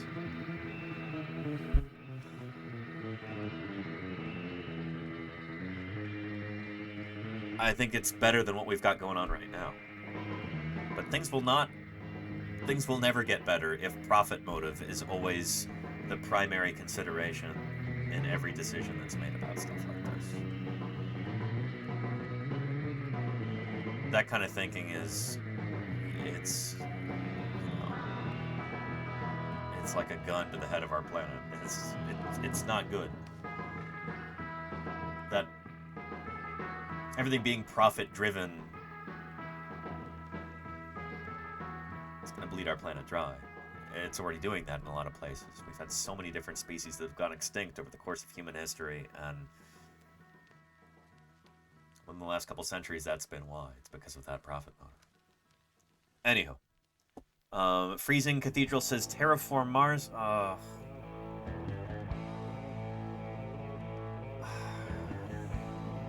That's probably never gonna happen. For a whole host of reasons. Oh boy. I want to scream when people say that. It's like, do you not understand anything? let's continue before I get too sidetracked. But oh man, this idea that like, oh well, we can completely trash the Earth because we can just move on to another planet, one that doesn't have a breathable atmosphere, the one that has far less oxygen, like far less gravity, one where it doesn't have the right kind of sunlight or anything. It's like this idea that like, oh yeah, well, we'll move off into space so that we can completely destroy the Earth.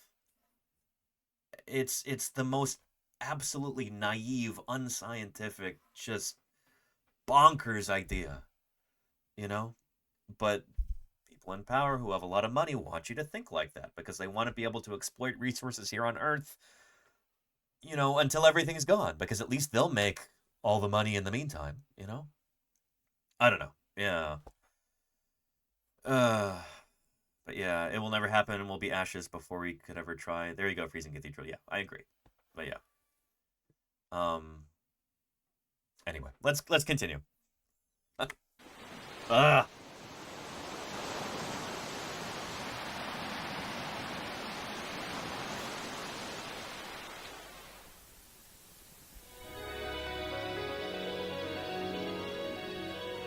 J.L.B. Smith didn't live to hear the story of the Indonesian coelacanth. In 1968, after years of ill health and in constant pain, Smith took his own life. He was 70 years old.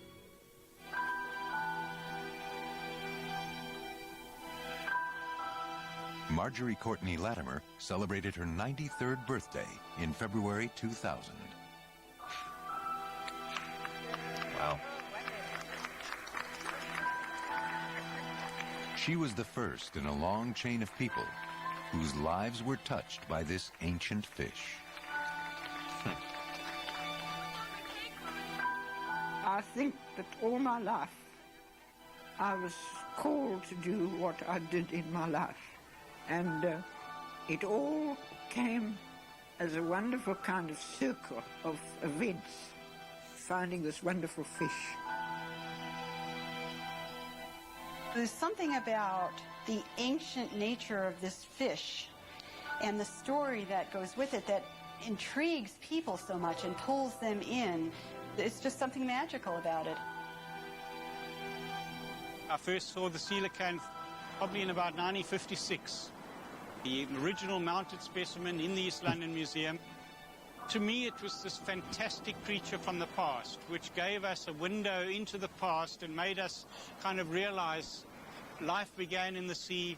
From the sea, the vertebrate, the backbone animals crawled out onto land, and that's where the evolution of terrestrial vertebrates started. The final riddle. The coelacanth may never have stepped onto land. But if this living fossil was able to avoid extinction and detection for so many millions of years, what other strange and wonderful creatures may also be down there? It really does say something about how little we know about the oceans. Very definitely that goes a long way in explaining the mystique of the coelacanth and its enrapturing effect on the public. Because that's kind of a weird thing if you really think about it. Just a big, ugly old fish. But there is something more to it. And it's that quality of the unknown of the deep. For over half a century, this creature has attracted the scrutiny of scientists worldwide. Yet so many questions remain unanswered.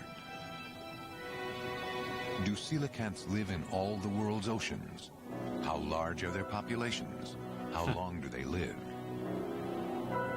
Over the next half-century, scientists will continue to explore these secrets, and perhaps more lives will be touched by this mysterious survivor.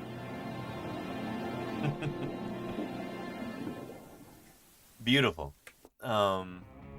This was Ancient Creature of the Deep, 2003, PBS Nova. There's a link there.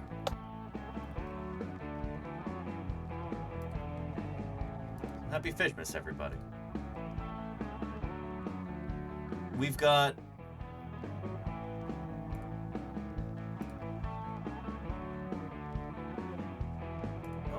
That one's gone.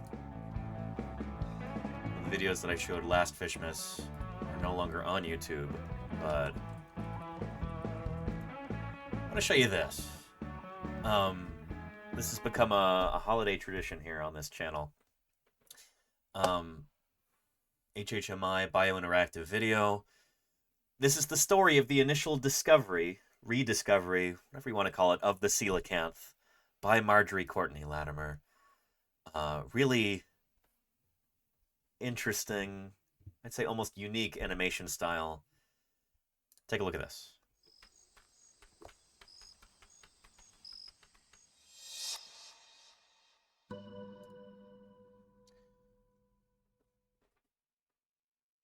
I love this too, Lenina. This is... It's something really special. Kind of gets me right here, you know?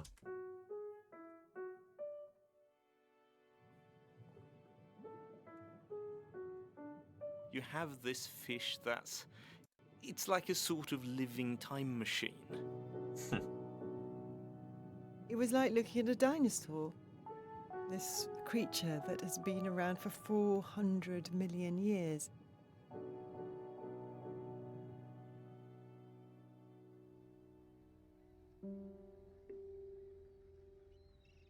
It was December the 22nd, 1938. On this hot December day in East London, South Africa, a trawler came into town and deposited its load of fish, and the trawler captain had a habit of keeping any odd-looking, interesting specimens and giving them to the curator of the local museum, Marjorie Courtney Latimer. She loved nature so much, and she wanted to make the museum's collections the best they possibly could be. And so she went down to the harbour side.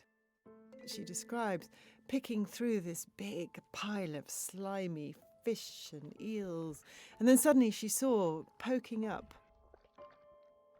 this sort of strange blue fin. It's a very distinctive kind of fish with strange fleshy limb-like fins. This thing was like nothing she had ever seen. She said to the chairman of the museum, "I think this is something really special." He went, "Oh no, little Latimer, it's just a rock cod." But she knew in her gut that it was something different. I think that's part of what makes this story so special.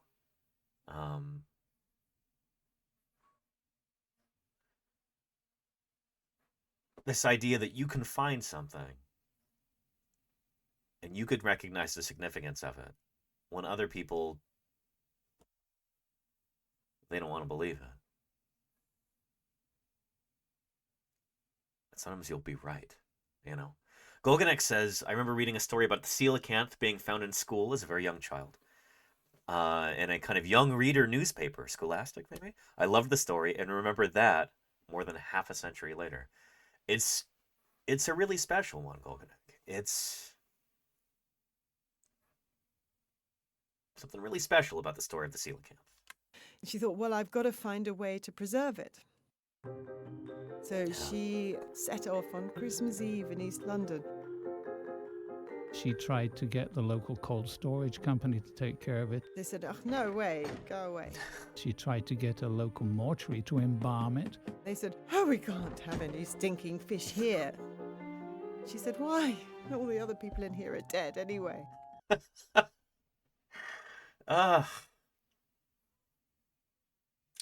She makes a good protagonist. So eventually it was given to a taxidermist. And she thought, well, I've got to find someone to identify this fish. And she immediately thought of Professor J.L.B. Smith, who was the only ichthyologist in South Africa. So she drew a rough little drawing. And here, Zigzachin, I appreciate your... I agree with your sentiment 1,000,000%. But, you know, we've got a hard no cuss words rule on this channel. Apologies for deleting your message, but yeah. And sent appreciate you though, and I agree with you 1,000,000%. .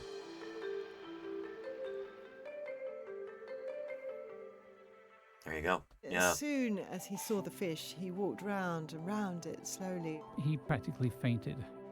He said it was like bombs going off in my head, and I was seeing the shape of a fish known only from fossils. It's such a characteristic shape. It's like the outline of a Viking ship.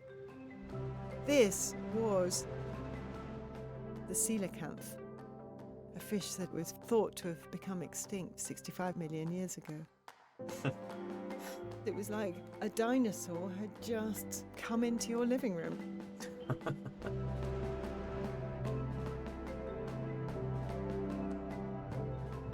You know, 400 million years ago, these were just a bunch of fishes, very much like other kinds of fish that were around at the time. But now they are these absolute anomalies. There's nothing else like it on the planet. They had, in fact, made the discovery of the century. It was given the name Latimeria chalumnae in honor of Marjorie Courtney Latimer. I think one of the things that I really like about this story, too, is that she was recognized during her lifetime as having brought this to the attention of science. And it was named after her. She got the honor that she deserved. And so many stories like this, especially with female scientists. Sometimes they're not even scientists, they're just, sometimes various bits of gatekeeping and stuff have held women down and prevented them from even, attaining that title. In this case, she was recognized for her contribution. The fish is named after her. She is immortalized as a result. And she became Dr. Marjorie Courtney Latimer later in her life. That didn't happen often enough in the early 20th century, or the mid-20th century, or the late 20th century. So I think that's part of why I like this story so much, Yeah. Without her, the specimen wouldn't have been preserved. Still doesn't happen enough. I agree, Squiggles, yeah. Was the fact that this was such an obvious living fossil. Charles Darwin came up with the term. It's sort of dumb in a way, because if it's alive, it can't be a fossil. But what it means is there's an early fossil record, then a total gap, and then there happens to be a living one. So, yeah, a better term for this would be Lazarus taxon, which is where you've got a lineage that you think is extinct, and then, bow, there's a modern one, an extant one, a living one that you find.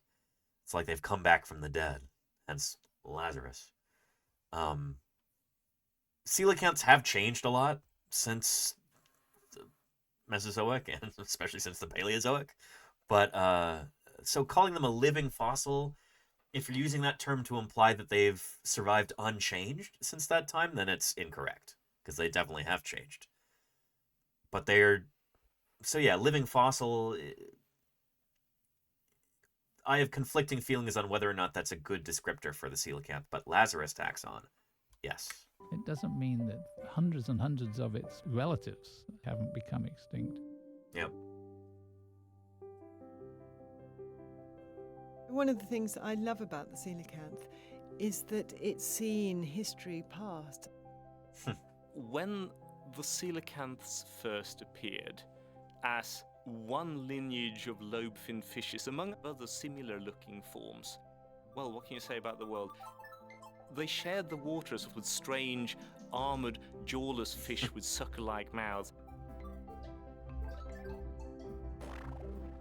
One lineage of their close relatives started nosing around in the shallows, and then I suppose from the coelacanth's perspective just sort of disappeared out of view as they emerged up onto the land. I like to sort of think of the coelacanth saying, bye and good luck.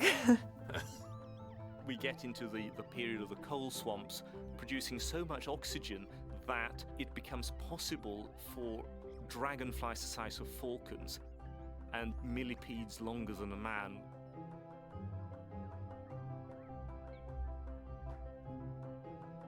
The world is suddenly struck by a gigantic mass extinction. Something like 90% of all species disappear. Coelacanths sort of keep going. They're perhaps taking a bit of a knock, but there are quite a lot of them. They swim around, do their coelacanth thing. Another huge mass extinction.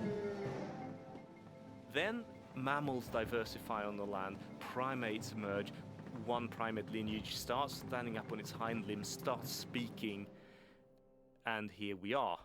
Here we are. And meanwhile, coelacanths, well, they haven't really changed. Changed a bit. That is a superficially, they're very similar, yeah.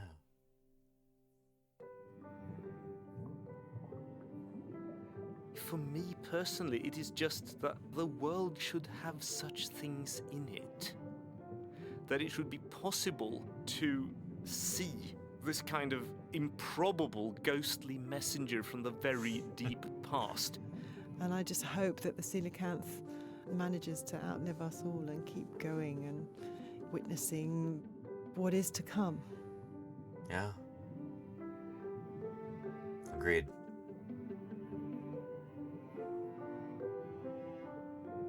Dirter.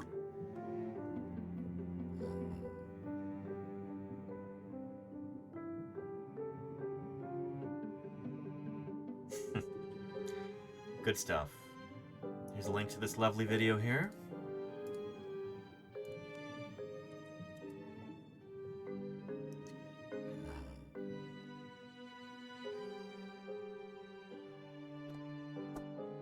Merry FISHMAS, everybody.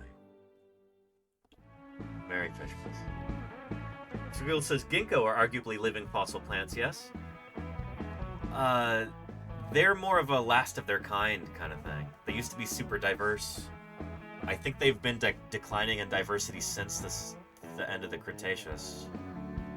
They're only called living fossils because they're the last of their kind. They have changed a lot. As I understand it. Not an expert on gymnosperm plants, but yeah. But yeah. We can always polish the terms, or is it possible to forge a new term that actually makes sense? Asks Gravity. Well, Lazarus taxon is a term that I think makes more sense. Especially for a coelacanth. Yeah. So a taxon, it's like a group of living things that all share a common ancestor. So, it's a critter, we'll say, that disappears from one or more periods from the fossil record, only to appear again later.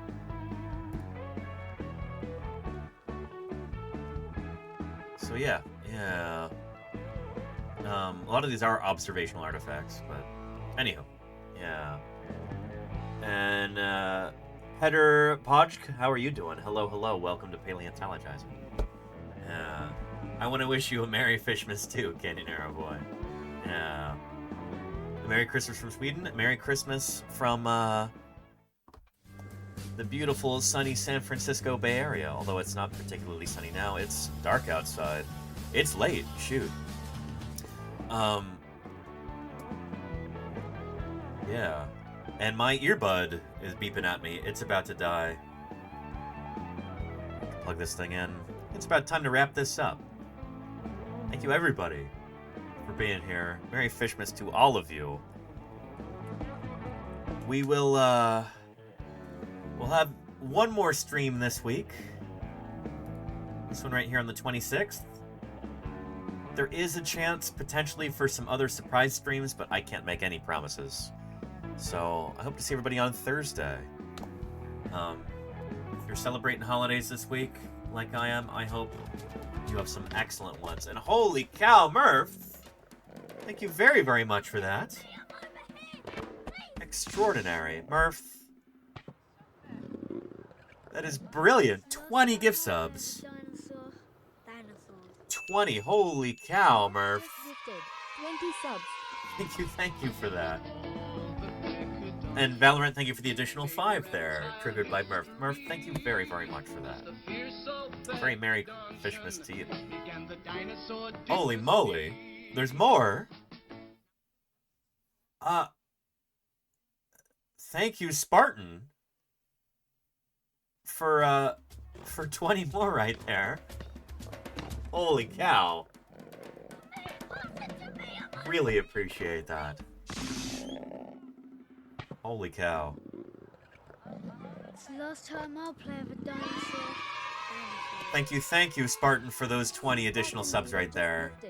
Brilliant. And 6 more from Valorant there. Because you gifted 20. Thank you, Spartan. Thank you, Murph. Holy moly. Holy cow. Do I appreciate that. Those 6 gift subs. Good stuff. Thank you, thank you. Look, we're at 165 out of 100. That's nuts. I was going to end the stream right now, but we'll keep going for another few minutes. But it may not seem like much. Lilith 500 Hobo, goes thank you. A long way towards supporting science. Our treat here on Trish. For keeping gatekeepers trembling in your way. Thank you, Lilith Hobo, for the 100 bits. I'll do my best to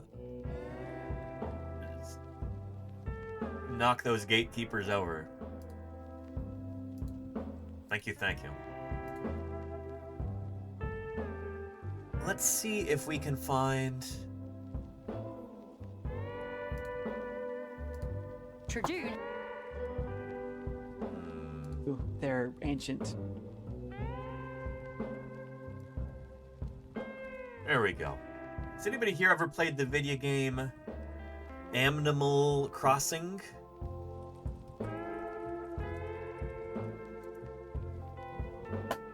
Because coelacanths happen to feature in that game too. I've seen several people make reference to that.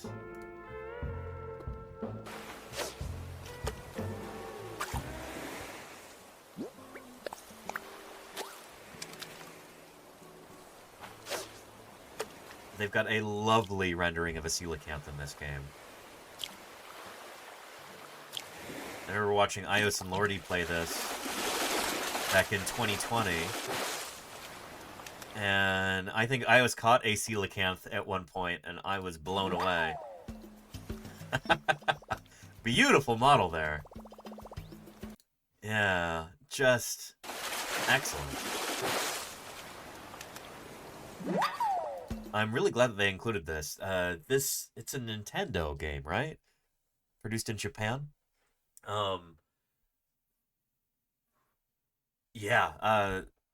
Coelacanths are very popular in Japan.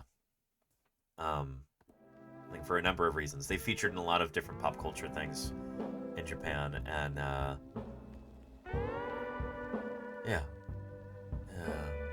really nice.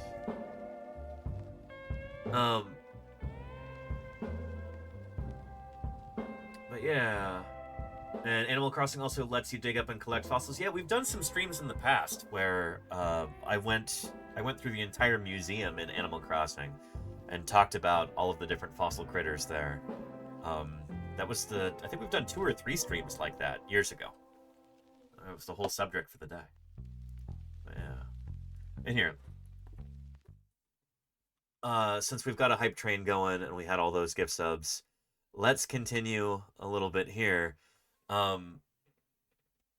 With a lovely video by John Perry talking about coelacanths and why they haven't stopped evolving.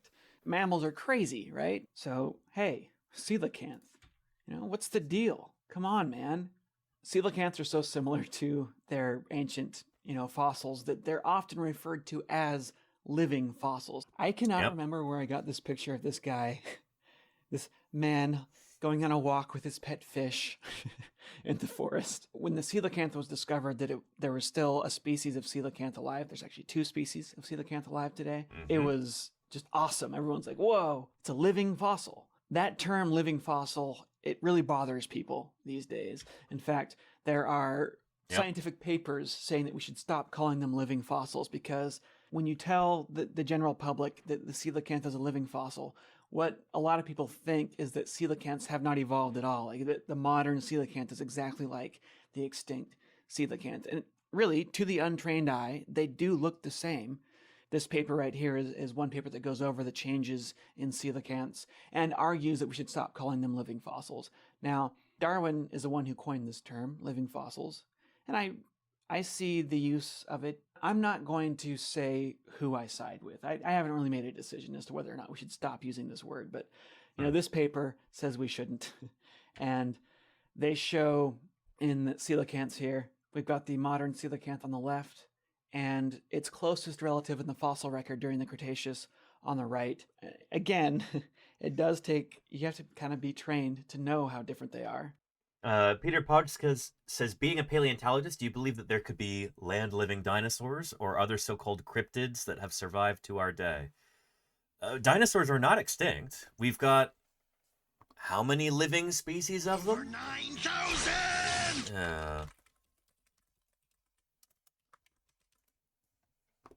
We just call them birds. Birds are living dinosaurs. This is well established among paleontologists, ornithologists, evolutionary biologists, you name it. So dinosaurs didn't go completely extinct, but if you're talking about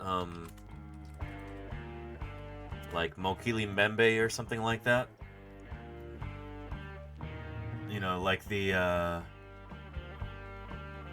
this idea of like, oh, sauropod dinosaurs still being alive and, you know, in deepest, darkest Africa or something.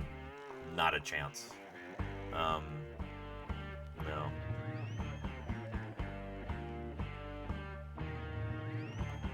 When we talk about coelacanths, here's an animal that lives in caves at the bottom of the ocean. And it was well known to locals, too. Just not known to scientists.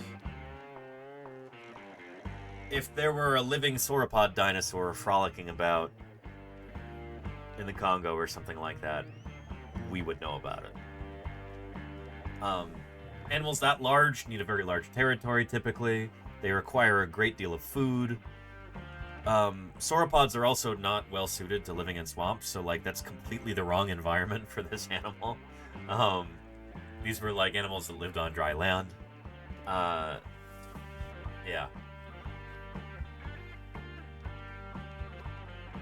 I'm not trying to burst anybody's bubble or be a killjoy or anything, but the idea of finding non-avian dinosaurs still alive in the world today somewhere are... We'll put it this way. If I thought there was even a 1 in a million shot that was the case, I would be out there right now looking, you know? We've got zero reason to think that any non-avian dinosaur survived the KPG mass extinction event, let alone survived into the present. I am really interested in like the history of where these ideas come from, cryptozoology and stuff like that. When you actually trace back these ideas to their origins, often they are pretty interesting, where it's like, yeah, here's some guy who really needed to sell a book.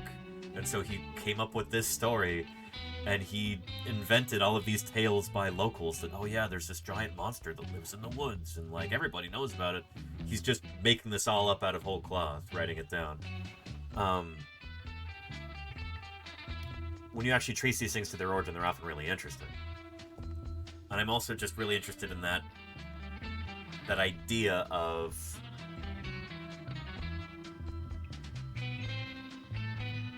the unknown, of new discoveries waiting to be made. That's really interesting as like a literary concept as well, even if it's not, there's no chance of it actually being true, you know? But that being said, I like to take that feeling, that feeling of mystery and wonder, and apply it to things that are real. There are so many fossil organisms out there waiting to be discovered. And you just gotta go out there and look. I've been lucky enough during the course of my career to have made some discoveries that were pretty cool. Hopefully some of them are going to be published soon. Yeah, there's real stuff out there.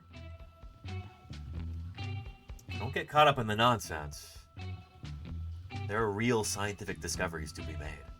And that's pretty exciting in and of itself. Battery died on this. I've been streaming for too long. Let me put that one charging. Here's a backup here. This backup, even though it's 2 years newer, 3 years newer?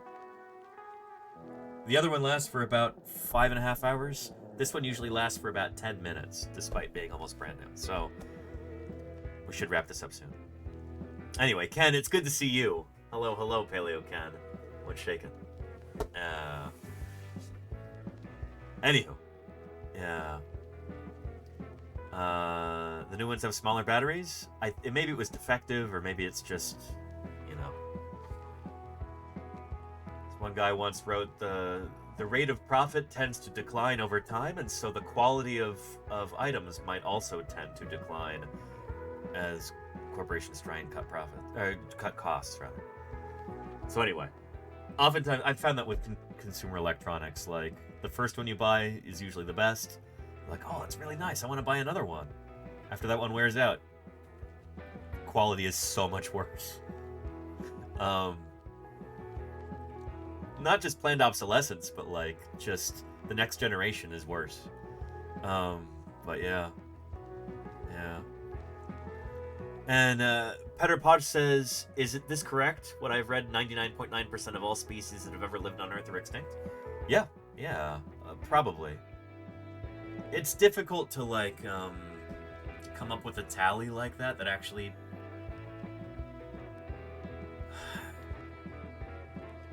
like, how do you actually do a census? We don't know how many species have lived on our planet, and we don't know how many actually go extinct. Is one species evolving into another over time? Is that an extinction event?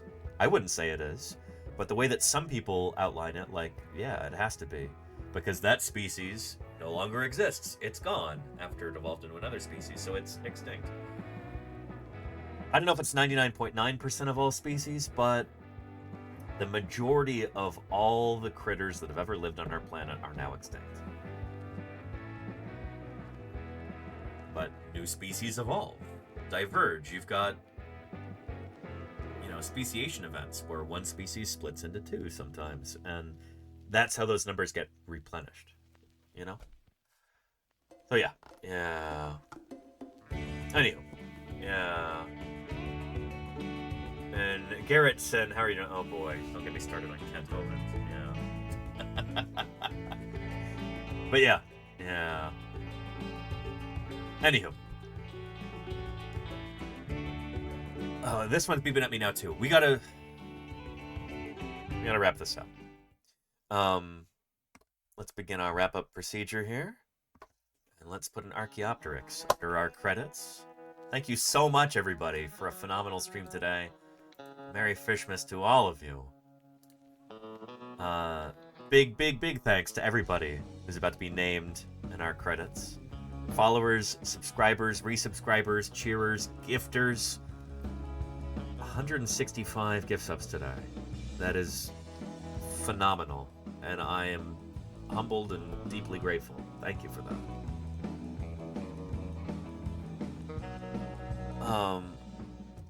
And here, let's there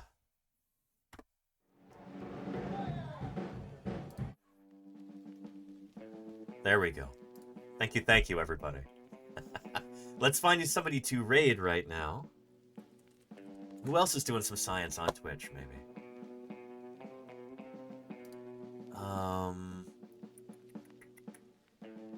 Let's see here.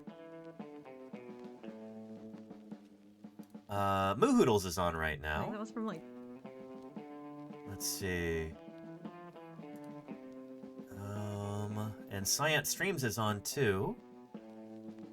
Evening Walk. Yeah. Let's go say hello to Moohoodles. Oops.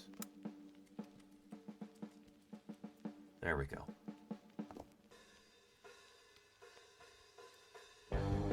Thank you, everybody, for an excellent FISHMAS stream. I hope you had a good time today. I know I certainly did. I am tired and hungry, and this earbud is about to die on me. So we'll go right into Moohoodles, who is talking about astronomy, space and astrobiology news. And she's out of town right now. Maybe visiting family or something? I guess we'll find out. But we'll go say hello to her. She does some science outreach here, and I hope to see everybody in a few days for another stream. If you're celebrating this week, I hope you have a lovely holiday, and I'll catch you soon.